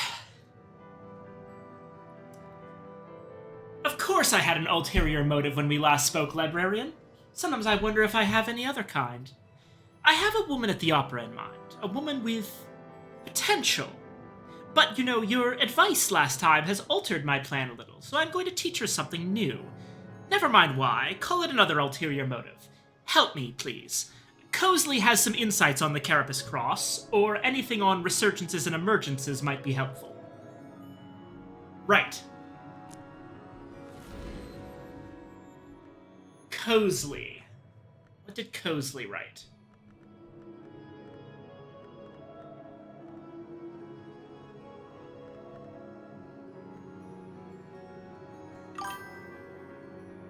Fallen Cross is by Cosley.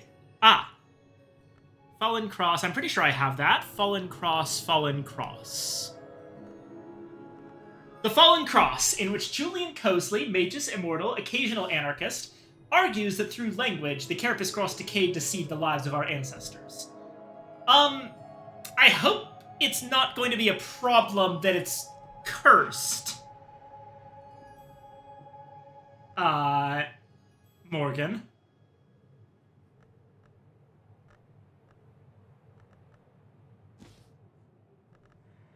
Had this one under regret.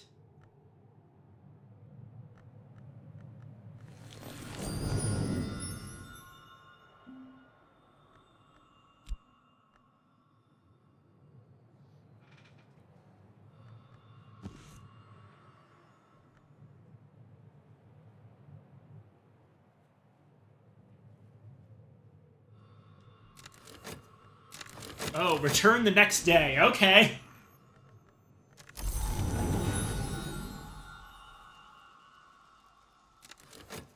Just got this rolling now, I guess.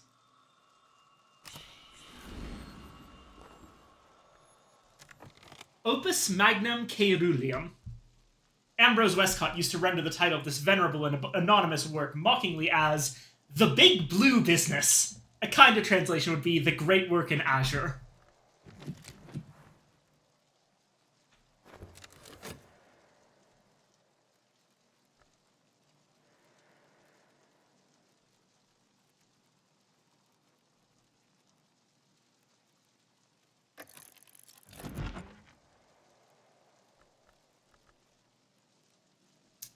Each page of this book, except the last, bears a single sign, clear and irrefutable as a gem.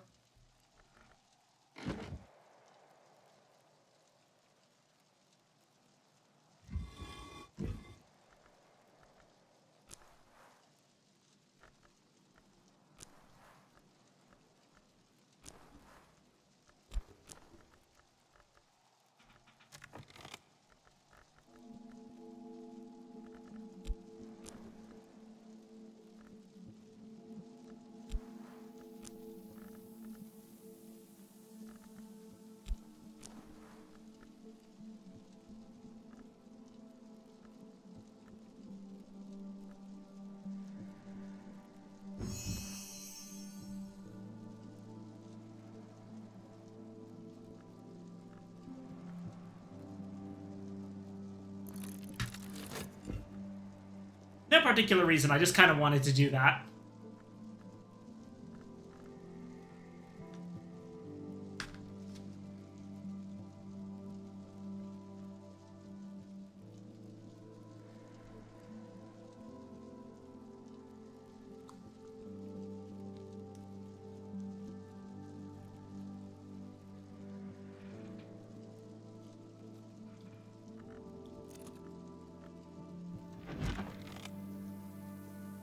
The final page is empty. The traveling kinds of the Carapace Cross might never return.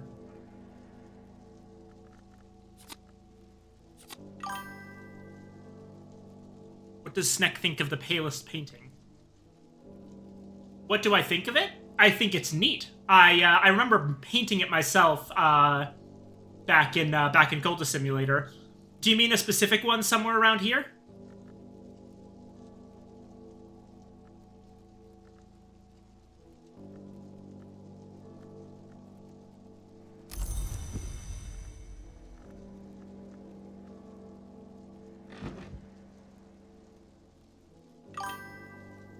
Just the concept.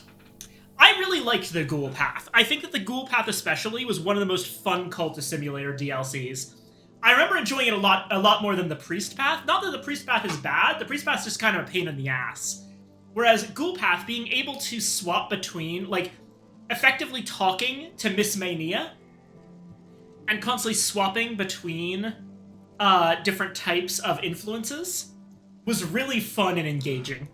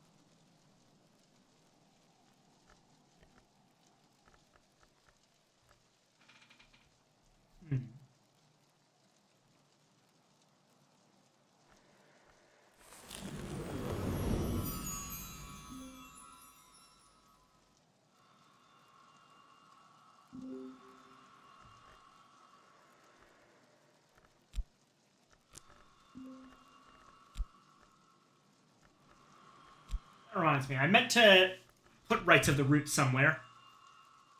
The oldest living hours are the gods who are blood. The gods from stone were older still, but they're buried in the earth, scattered in the sea, lost to the moon. This is why we're always careful when we make the sacrifice, because if we spilt enough blood on their graves, they return for their revenge.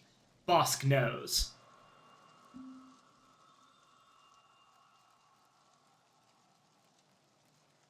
The oldest living hours are the gods who were blood. The gods from stone were older still, but they're buried in the earth, scattered in the sea, lost to the moon. This is why we're always careful where we make the sacrifice. Without it, the gods from stone would pass from memory. This is preservation.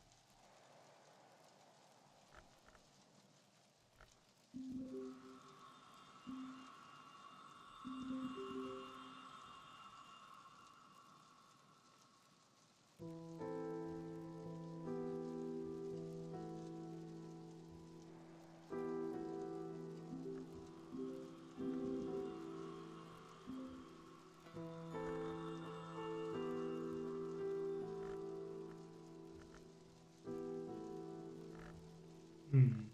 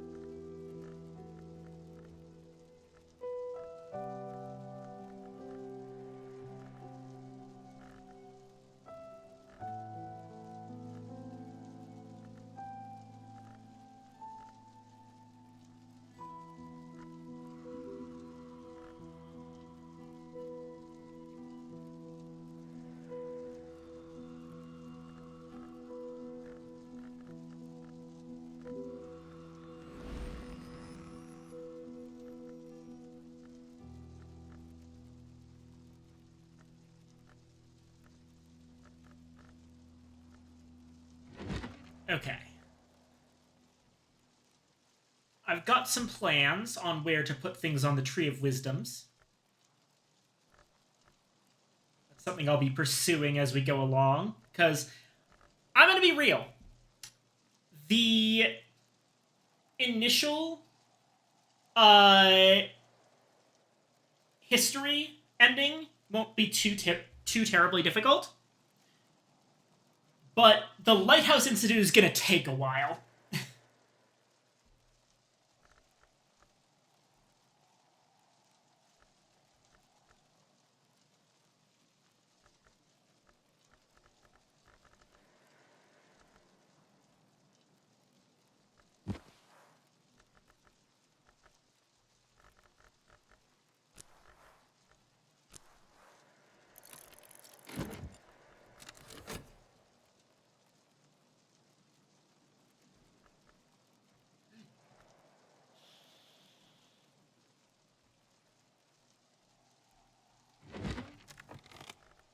Say, for example.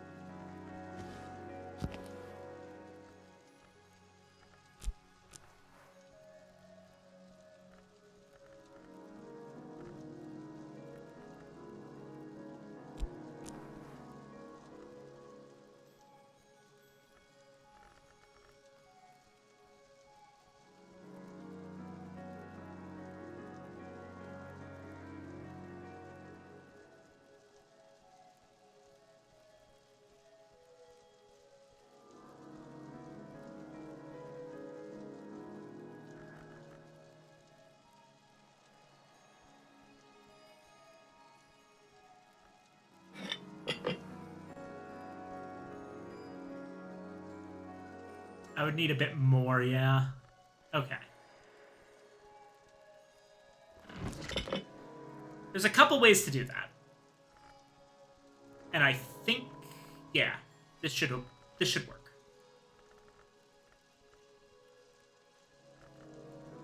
The plan, basically, we're going to upgrade surgeries and exsanguinations even further.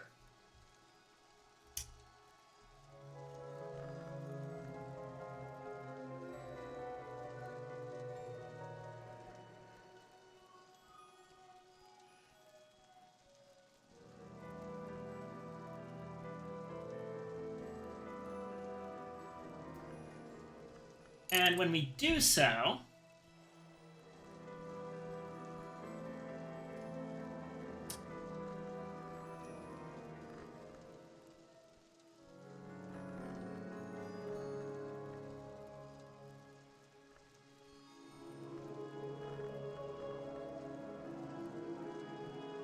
we're already looking at about 6 total that we have to get to. So, if we can upgrade surgeries and exsanguinations 2 or 3 more times, and we can combine our core and get some more.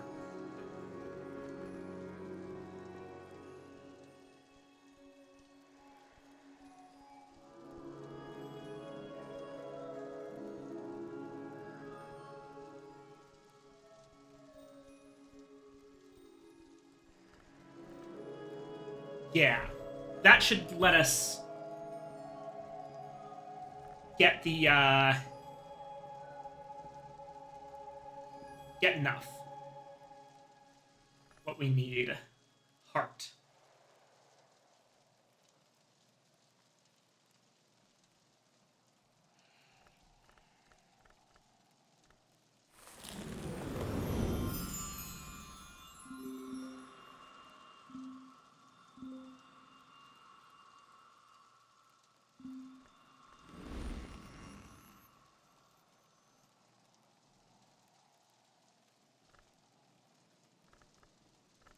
Right.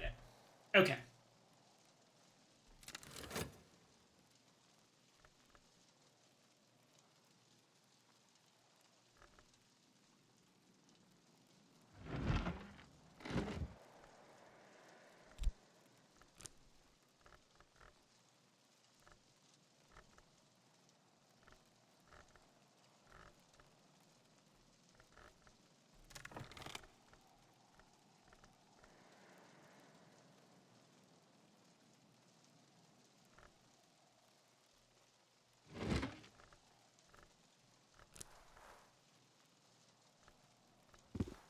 Beckery's Herbery for satisfaction.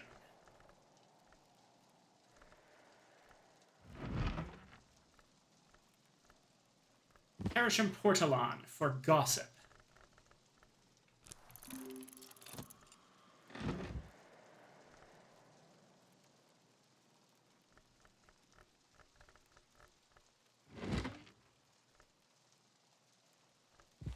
Hail Lady and a Prince of Wines for moon. Or salt, I mean.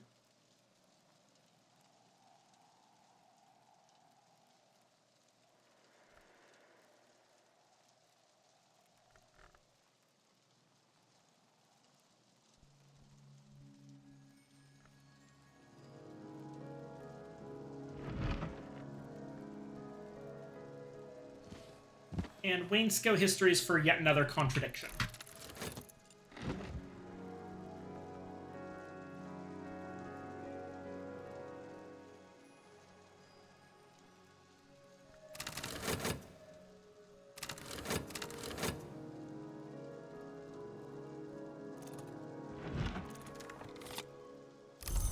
Okay.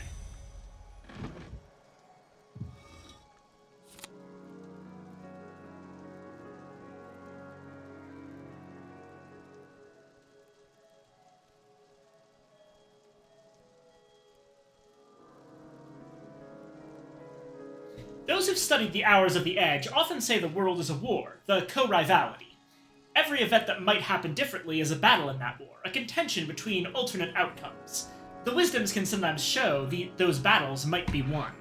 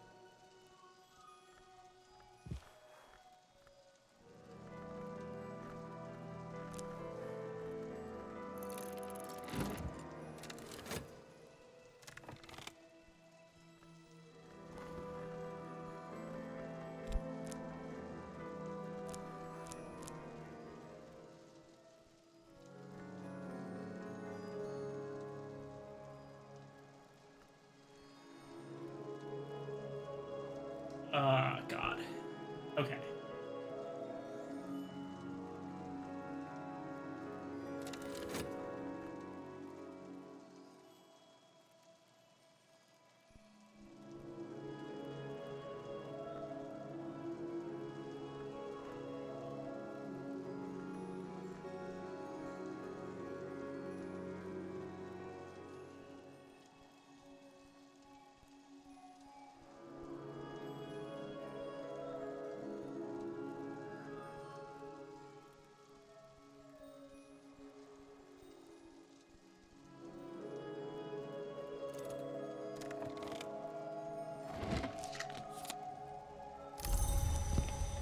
Satisfaction. Gossip. Salt.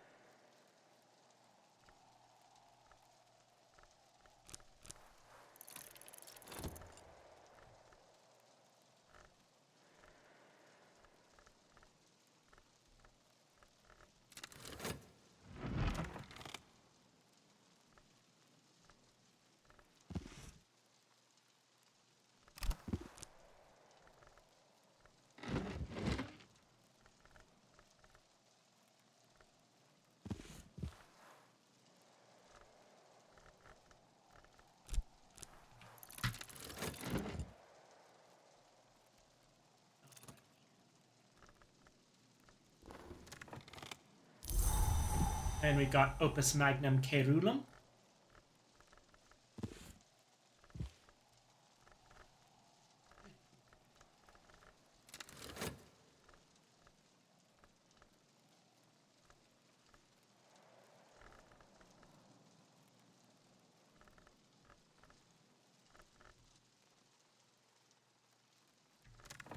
Oh, I also need to get satisfaction again.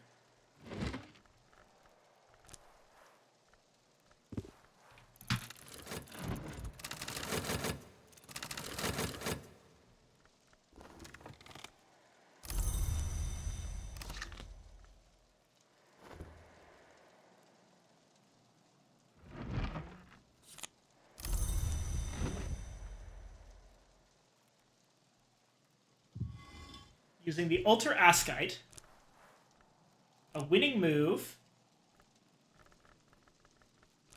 my metal again, and the Disciplines of the Scar, the Disciplines of the Hammer, I can make an Invincible Audacity.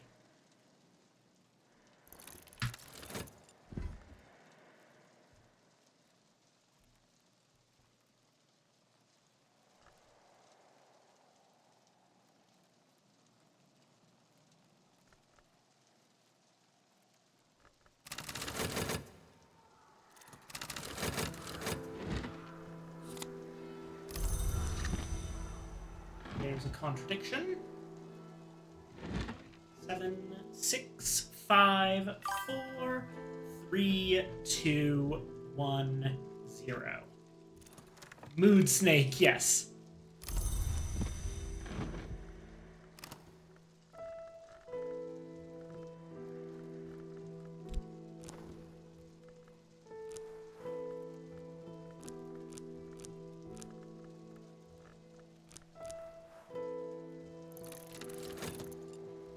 Upgrading Tridesma Hiera again.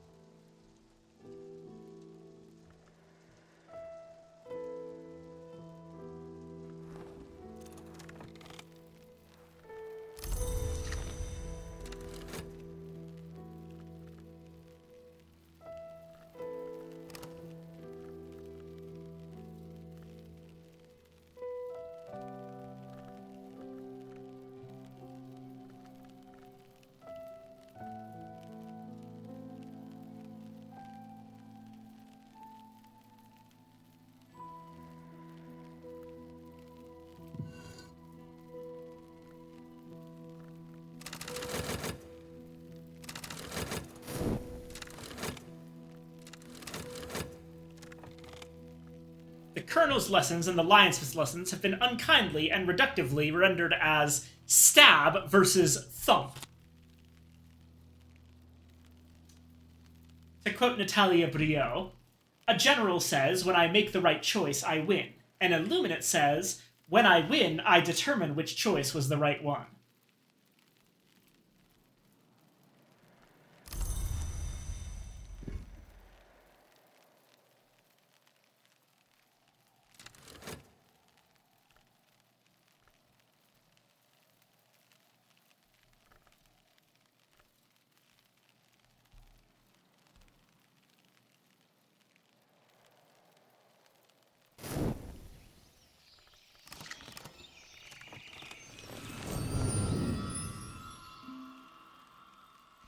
Perfect, librarian, perfect.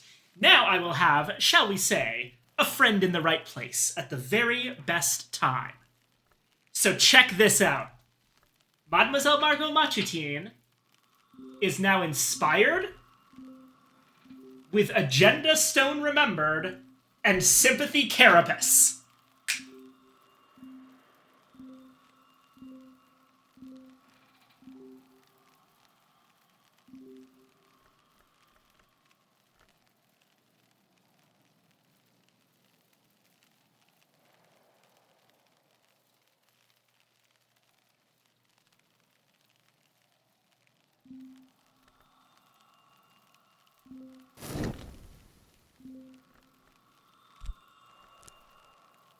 Oh, she sticks around. Neat.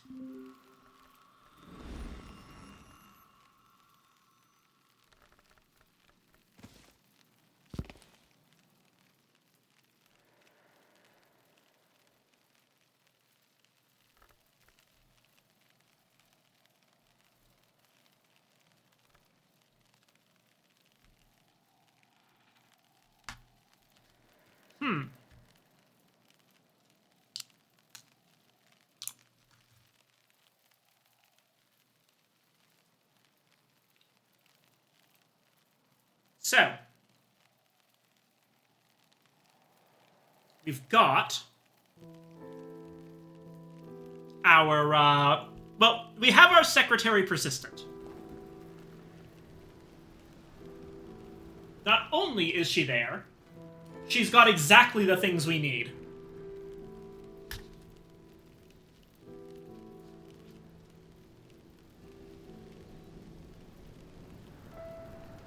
Thank you, Apollo and Marcius.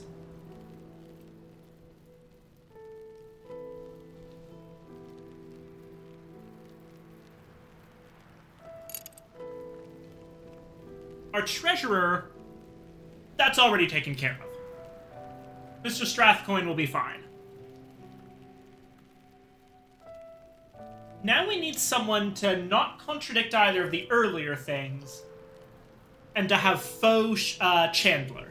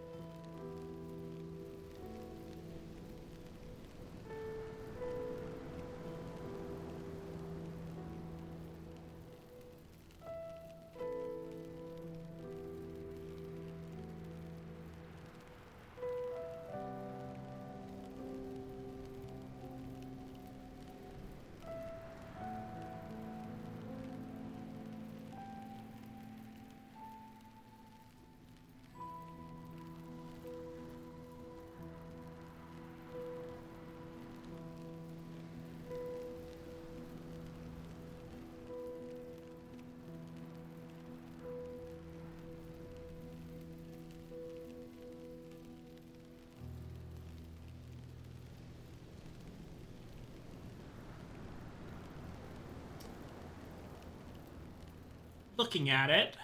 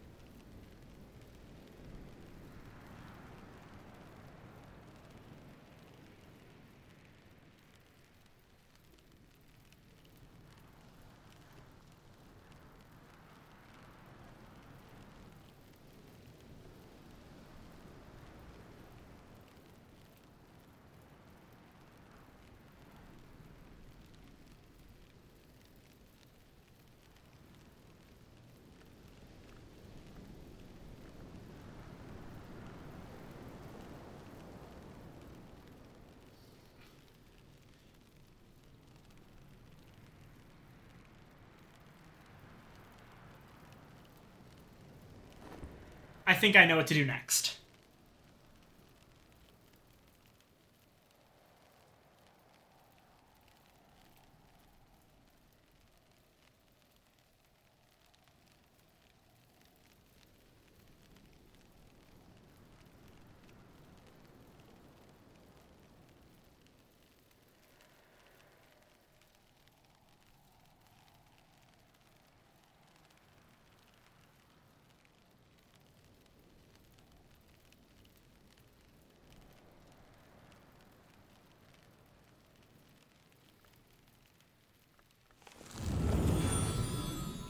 Next step is once we finish the Royal Endeavor.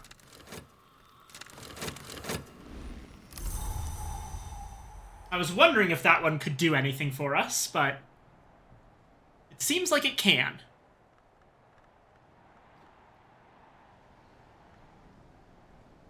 Got a gale today.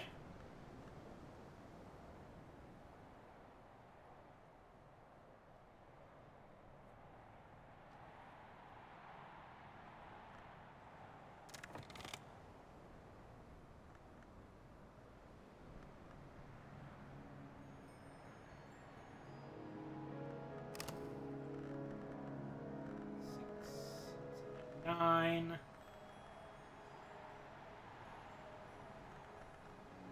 10.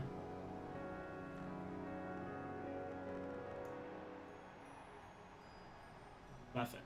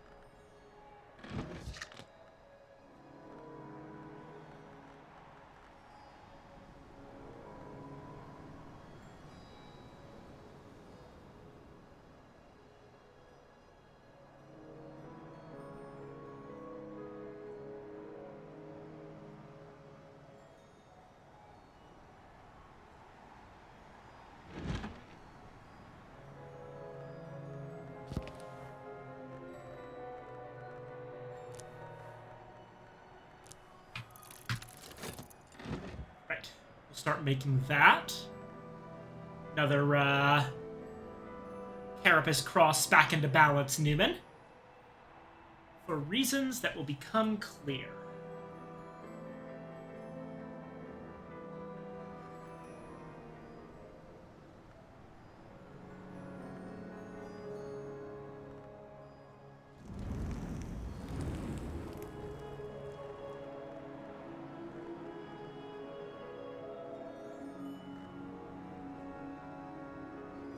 Four.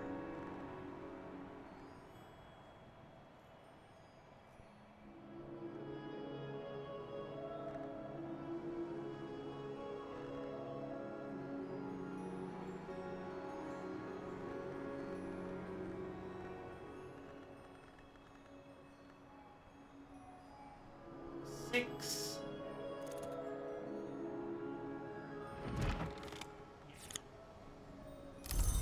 Back into balance. And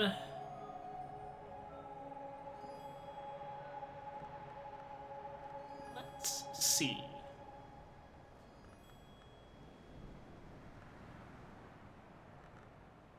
I think I can just back into balance.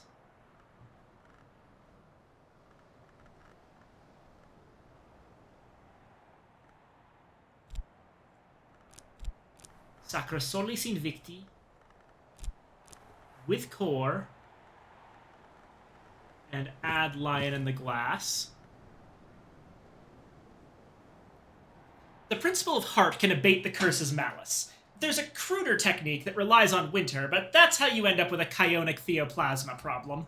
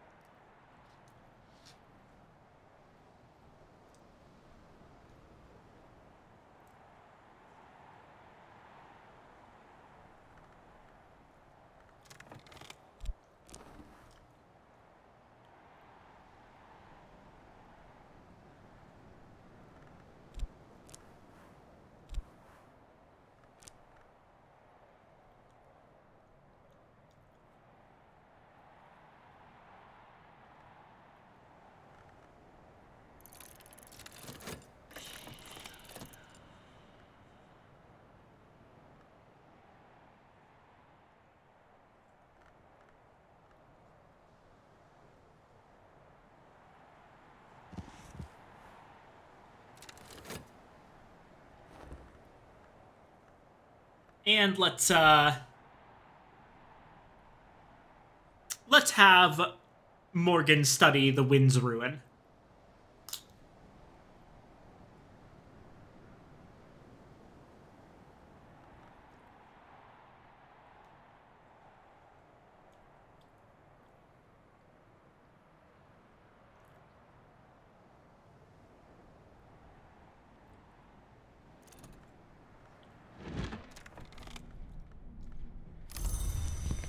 The Lion and the Glass.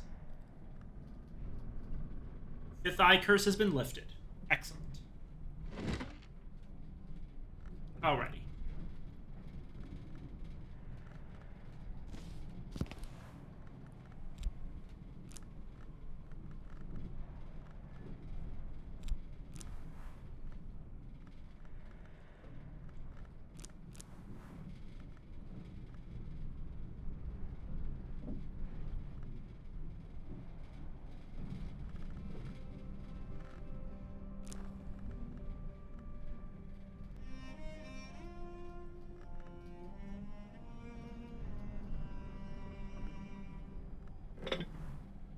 Boom.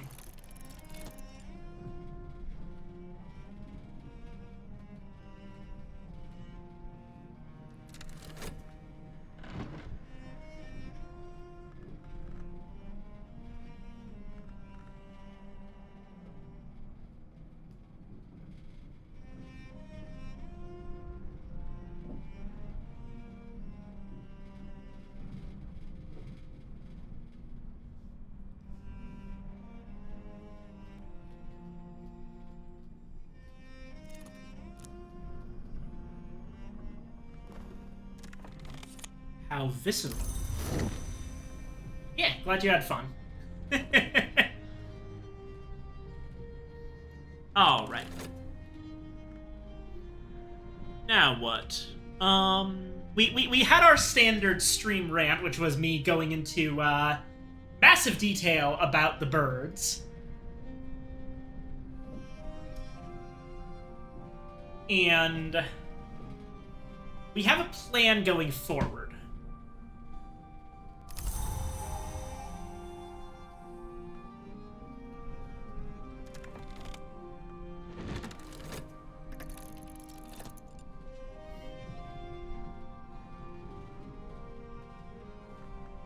An early work by Omar the Blaze, a novice or apprentice at the Labyrinth of Lions.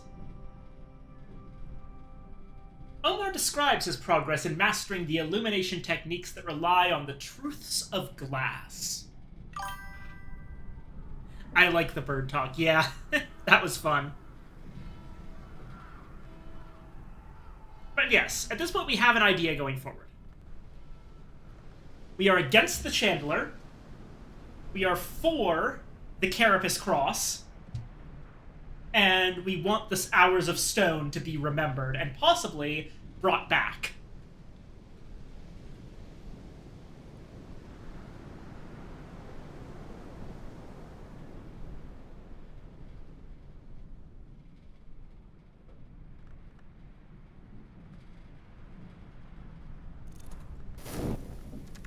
As you said earlier, Base, we're trying to bring back the world of the Low Red Sun. Omar divulges a glassmaker's secret, that the ichor vitreous can be filtered and enriched with enough lantern aspect to become the ink ashertine, which resists untruths. Revelation, Laserian lightsmithing. Okay.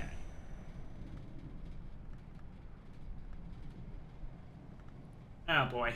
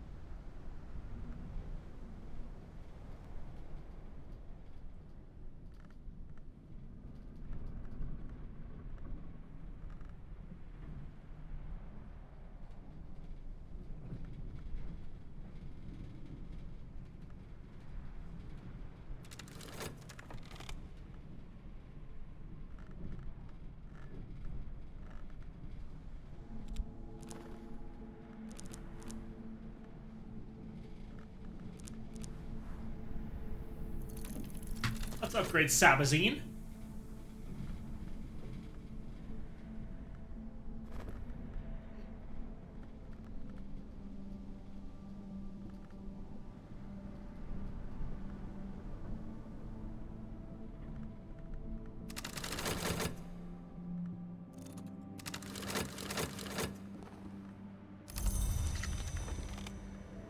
And I don't know, we'll use the last little bit of time to, identify some books.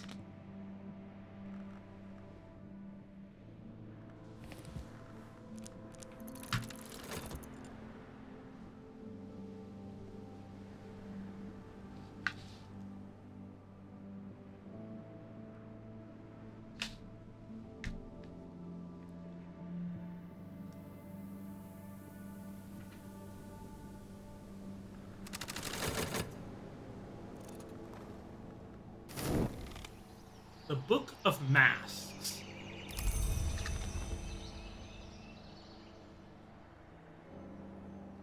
Ooh, apparently about the Vagabond.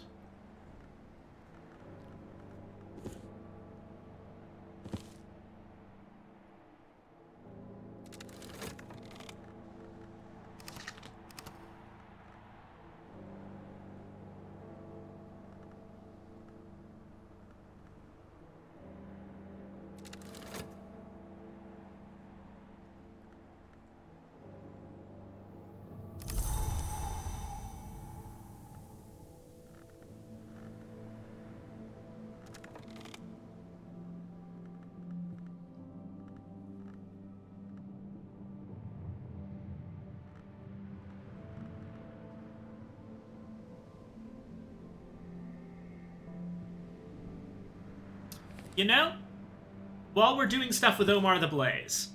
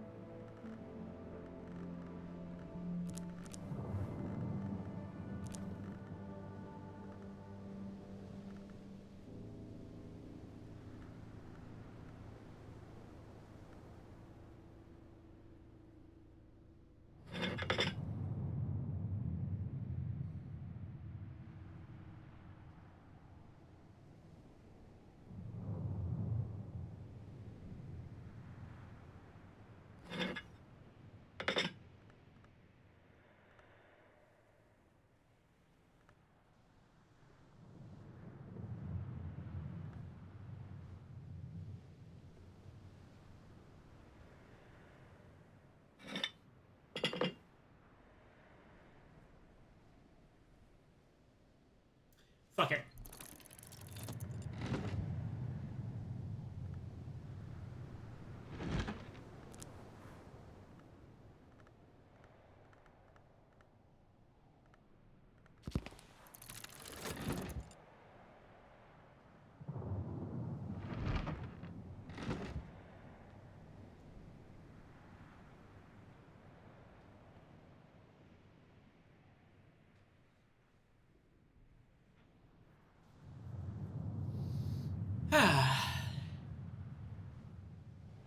Looking like we've just hit 7 hours.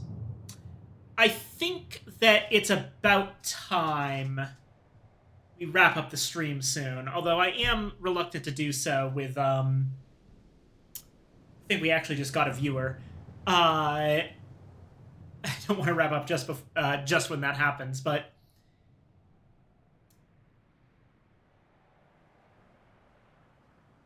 I definitely think it's really good that we have a plan. Because I've been kind of flailing around, sort of just vaguely coming up with a character for the Executioner. Keep that one viewer happy. Yeah. No ulterior motive. Memories and also stuff. I'm actually going to use stuff in this case.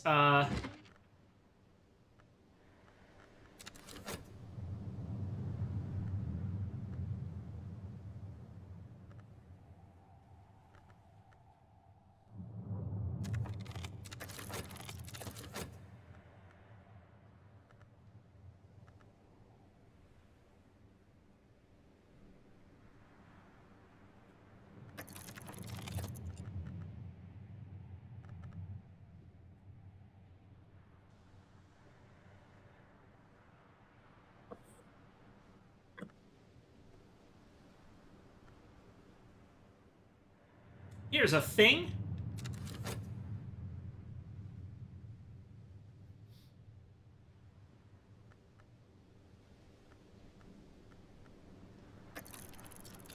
Harmony. That one viewer was me once. Yeah. We'll go to 7:30, I think.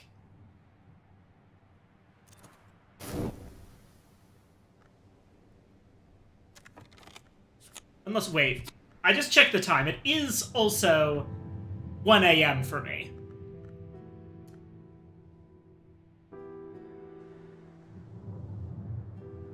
maybe not 7:30 then. Maybe just finish up today.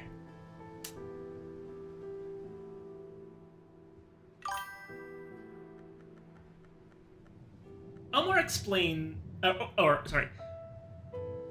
Omar describes his work in the construction of mirrors for the enclosure of a sacred flame and his slow realization of a flaw in the glass. Omar explains how his lightsmithing techniques can be used, in the presence of sufficient lantern, to enrich xanthotic essence into the great ink of the first history, but he pleads caution in its use, lest the chandler be realized. It's another Revelation book with Glazerian lightsmithing.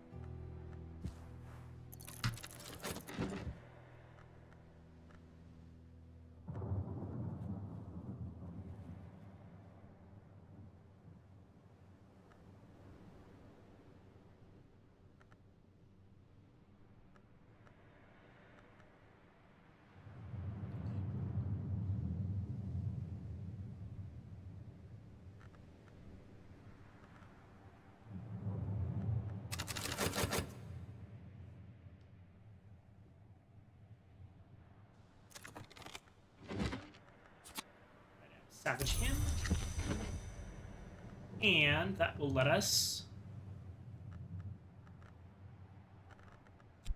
upgrade Glazerian lightsmithing.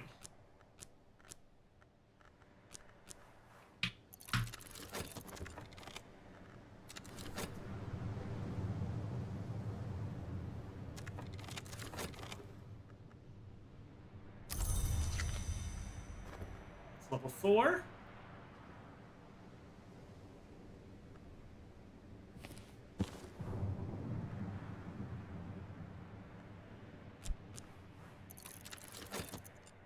Dawn period.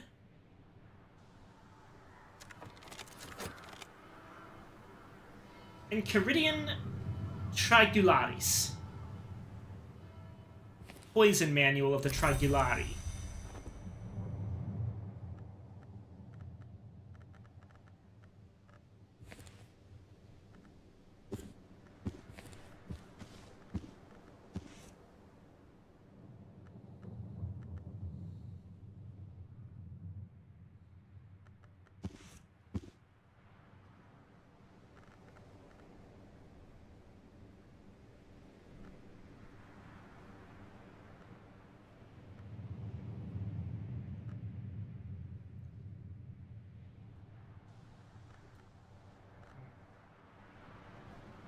And what other books do we have? I think we're actually down to our last few books.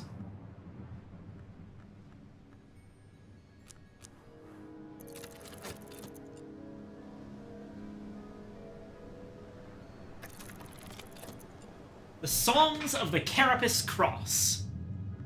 Ah, it's got witchworms. Blimey, that's a book on devil worshipping.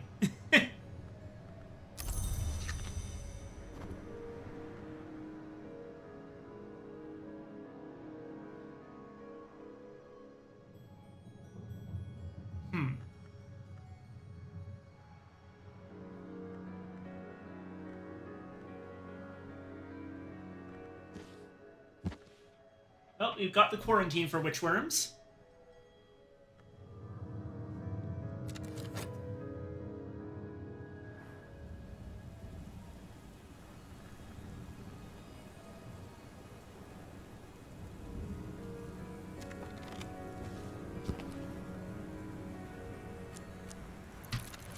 Actually, let's find out. What's our last book?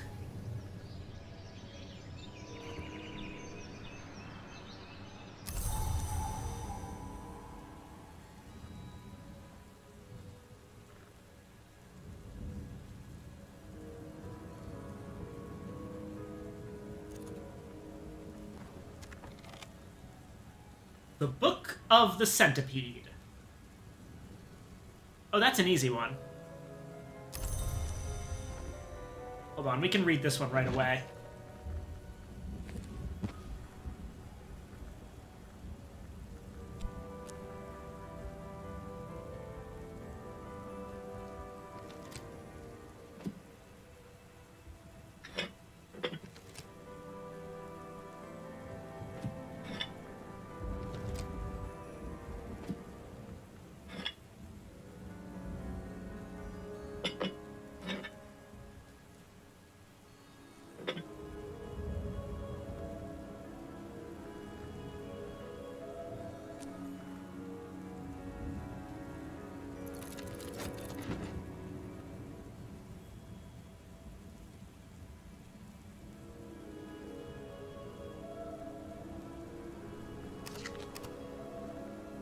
It's another stormy day. Which means, in theory, we could read another complicated sky book. Not sure how many of those there are left.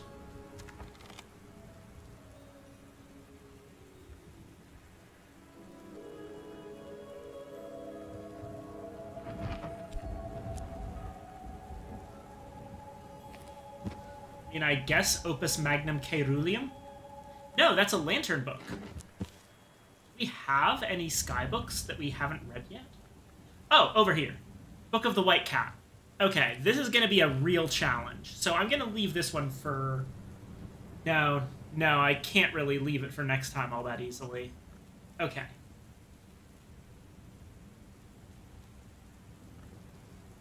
You know what? Better idea. Much better idea.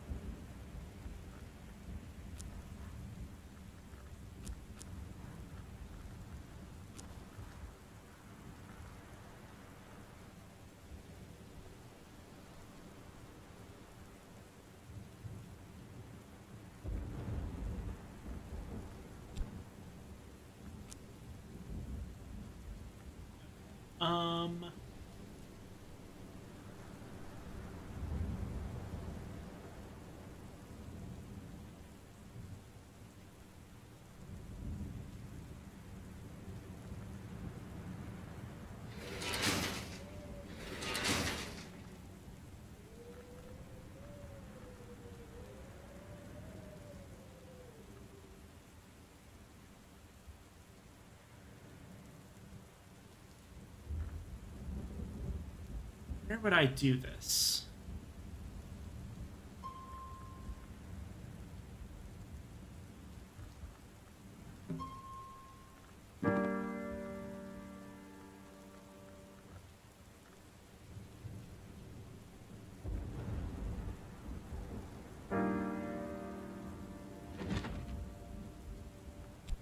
Storm, Faust, Strings and Songs.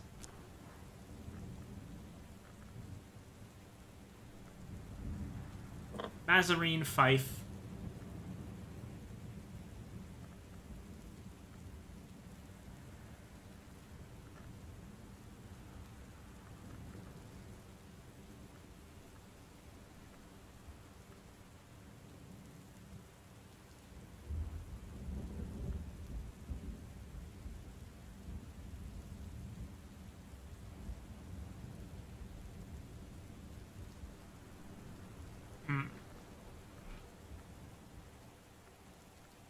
Need like one more point of sky.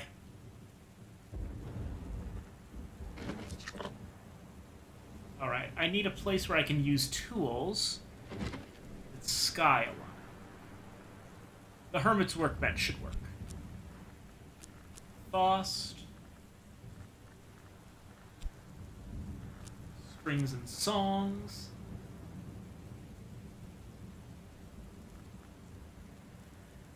Mazarine Fife.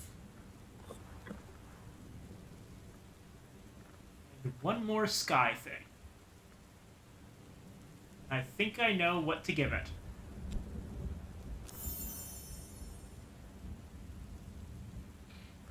The Awakened Feather for a Wind in Waiting.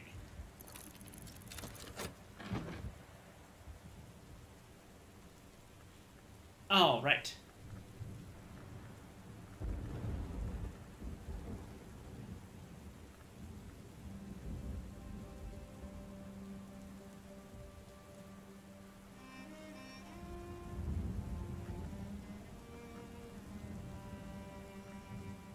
I did say that I would wrap up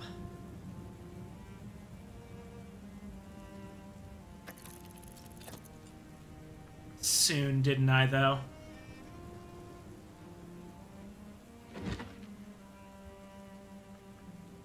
Yeah.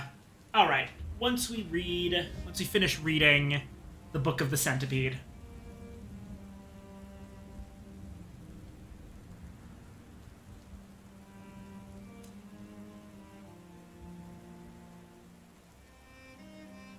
I'll also take this moment to, just in case there's anyone new in here,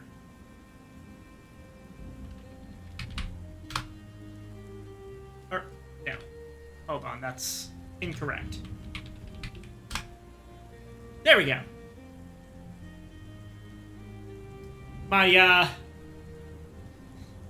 I was with my parents recently, and they gave me the advice that I needed to self-promote a little bit harder. So, that's my Discord. Anyone come in? We play board games every week, and Book of Hours. The river runs through the sands out of myth and into legend. The painted river runs the other way. One is barred to the centipede now, but she finds ways back in sometimes. Oh wait, wrong way around. In the mid-1860s, one Madame Yi presented an entertainment based, she claimed, on this book.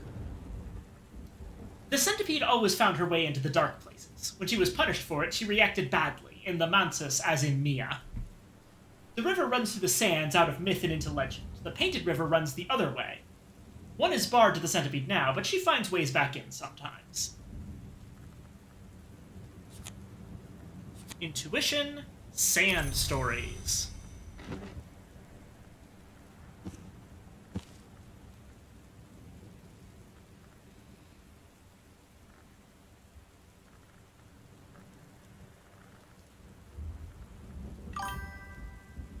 She just wants to explore. Let her explore! Right. Well, it's partway through the day, but that's not a problem at this point. Which save are we on?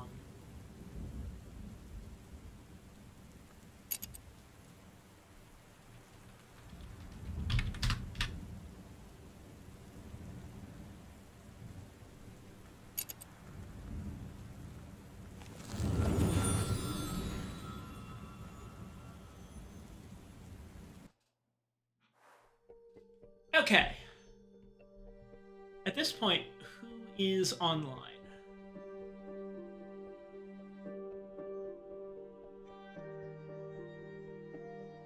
No one I know, unfortunately. Shoot.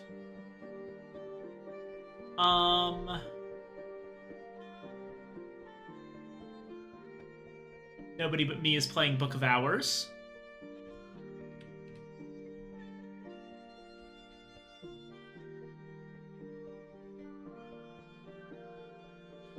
But there is someone playing Cultist Simulator.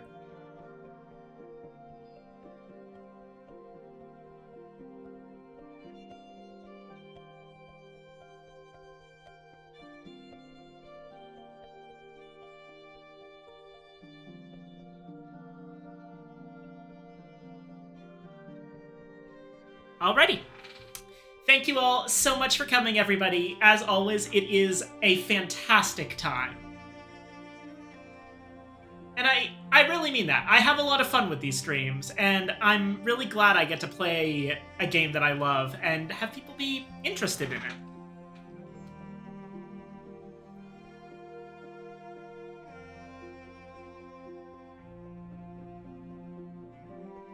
Oh, hold on a second.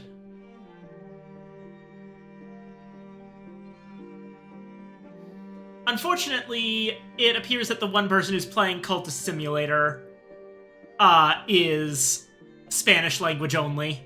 Oof. I'll just end out the stream.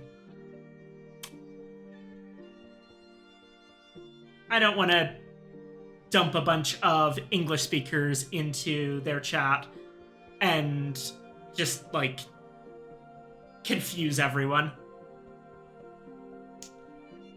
But yes.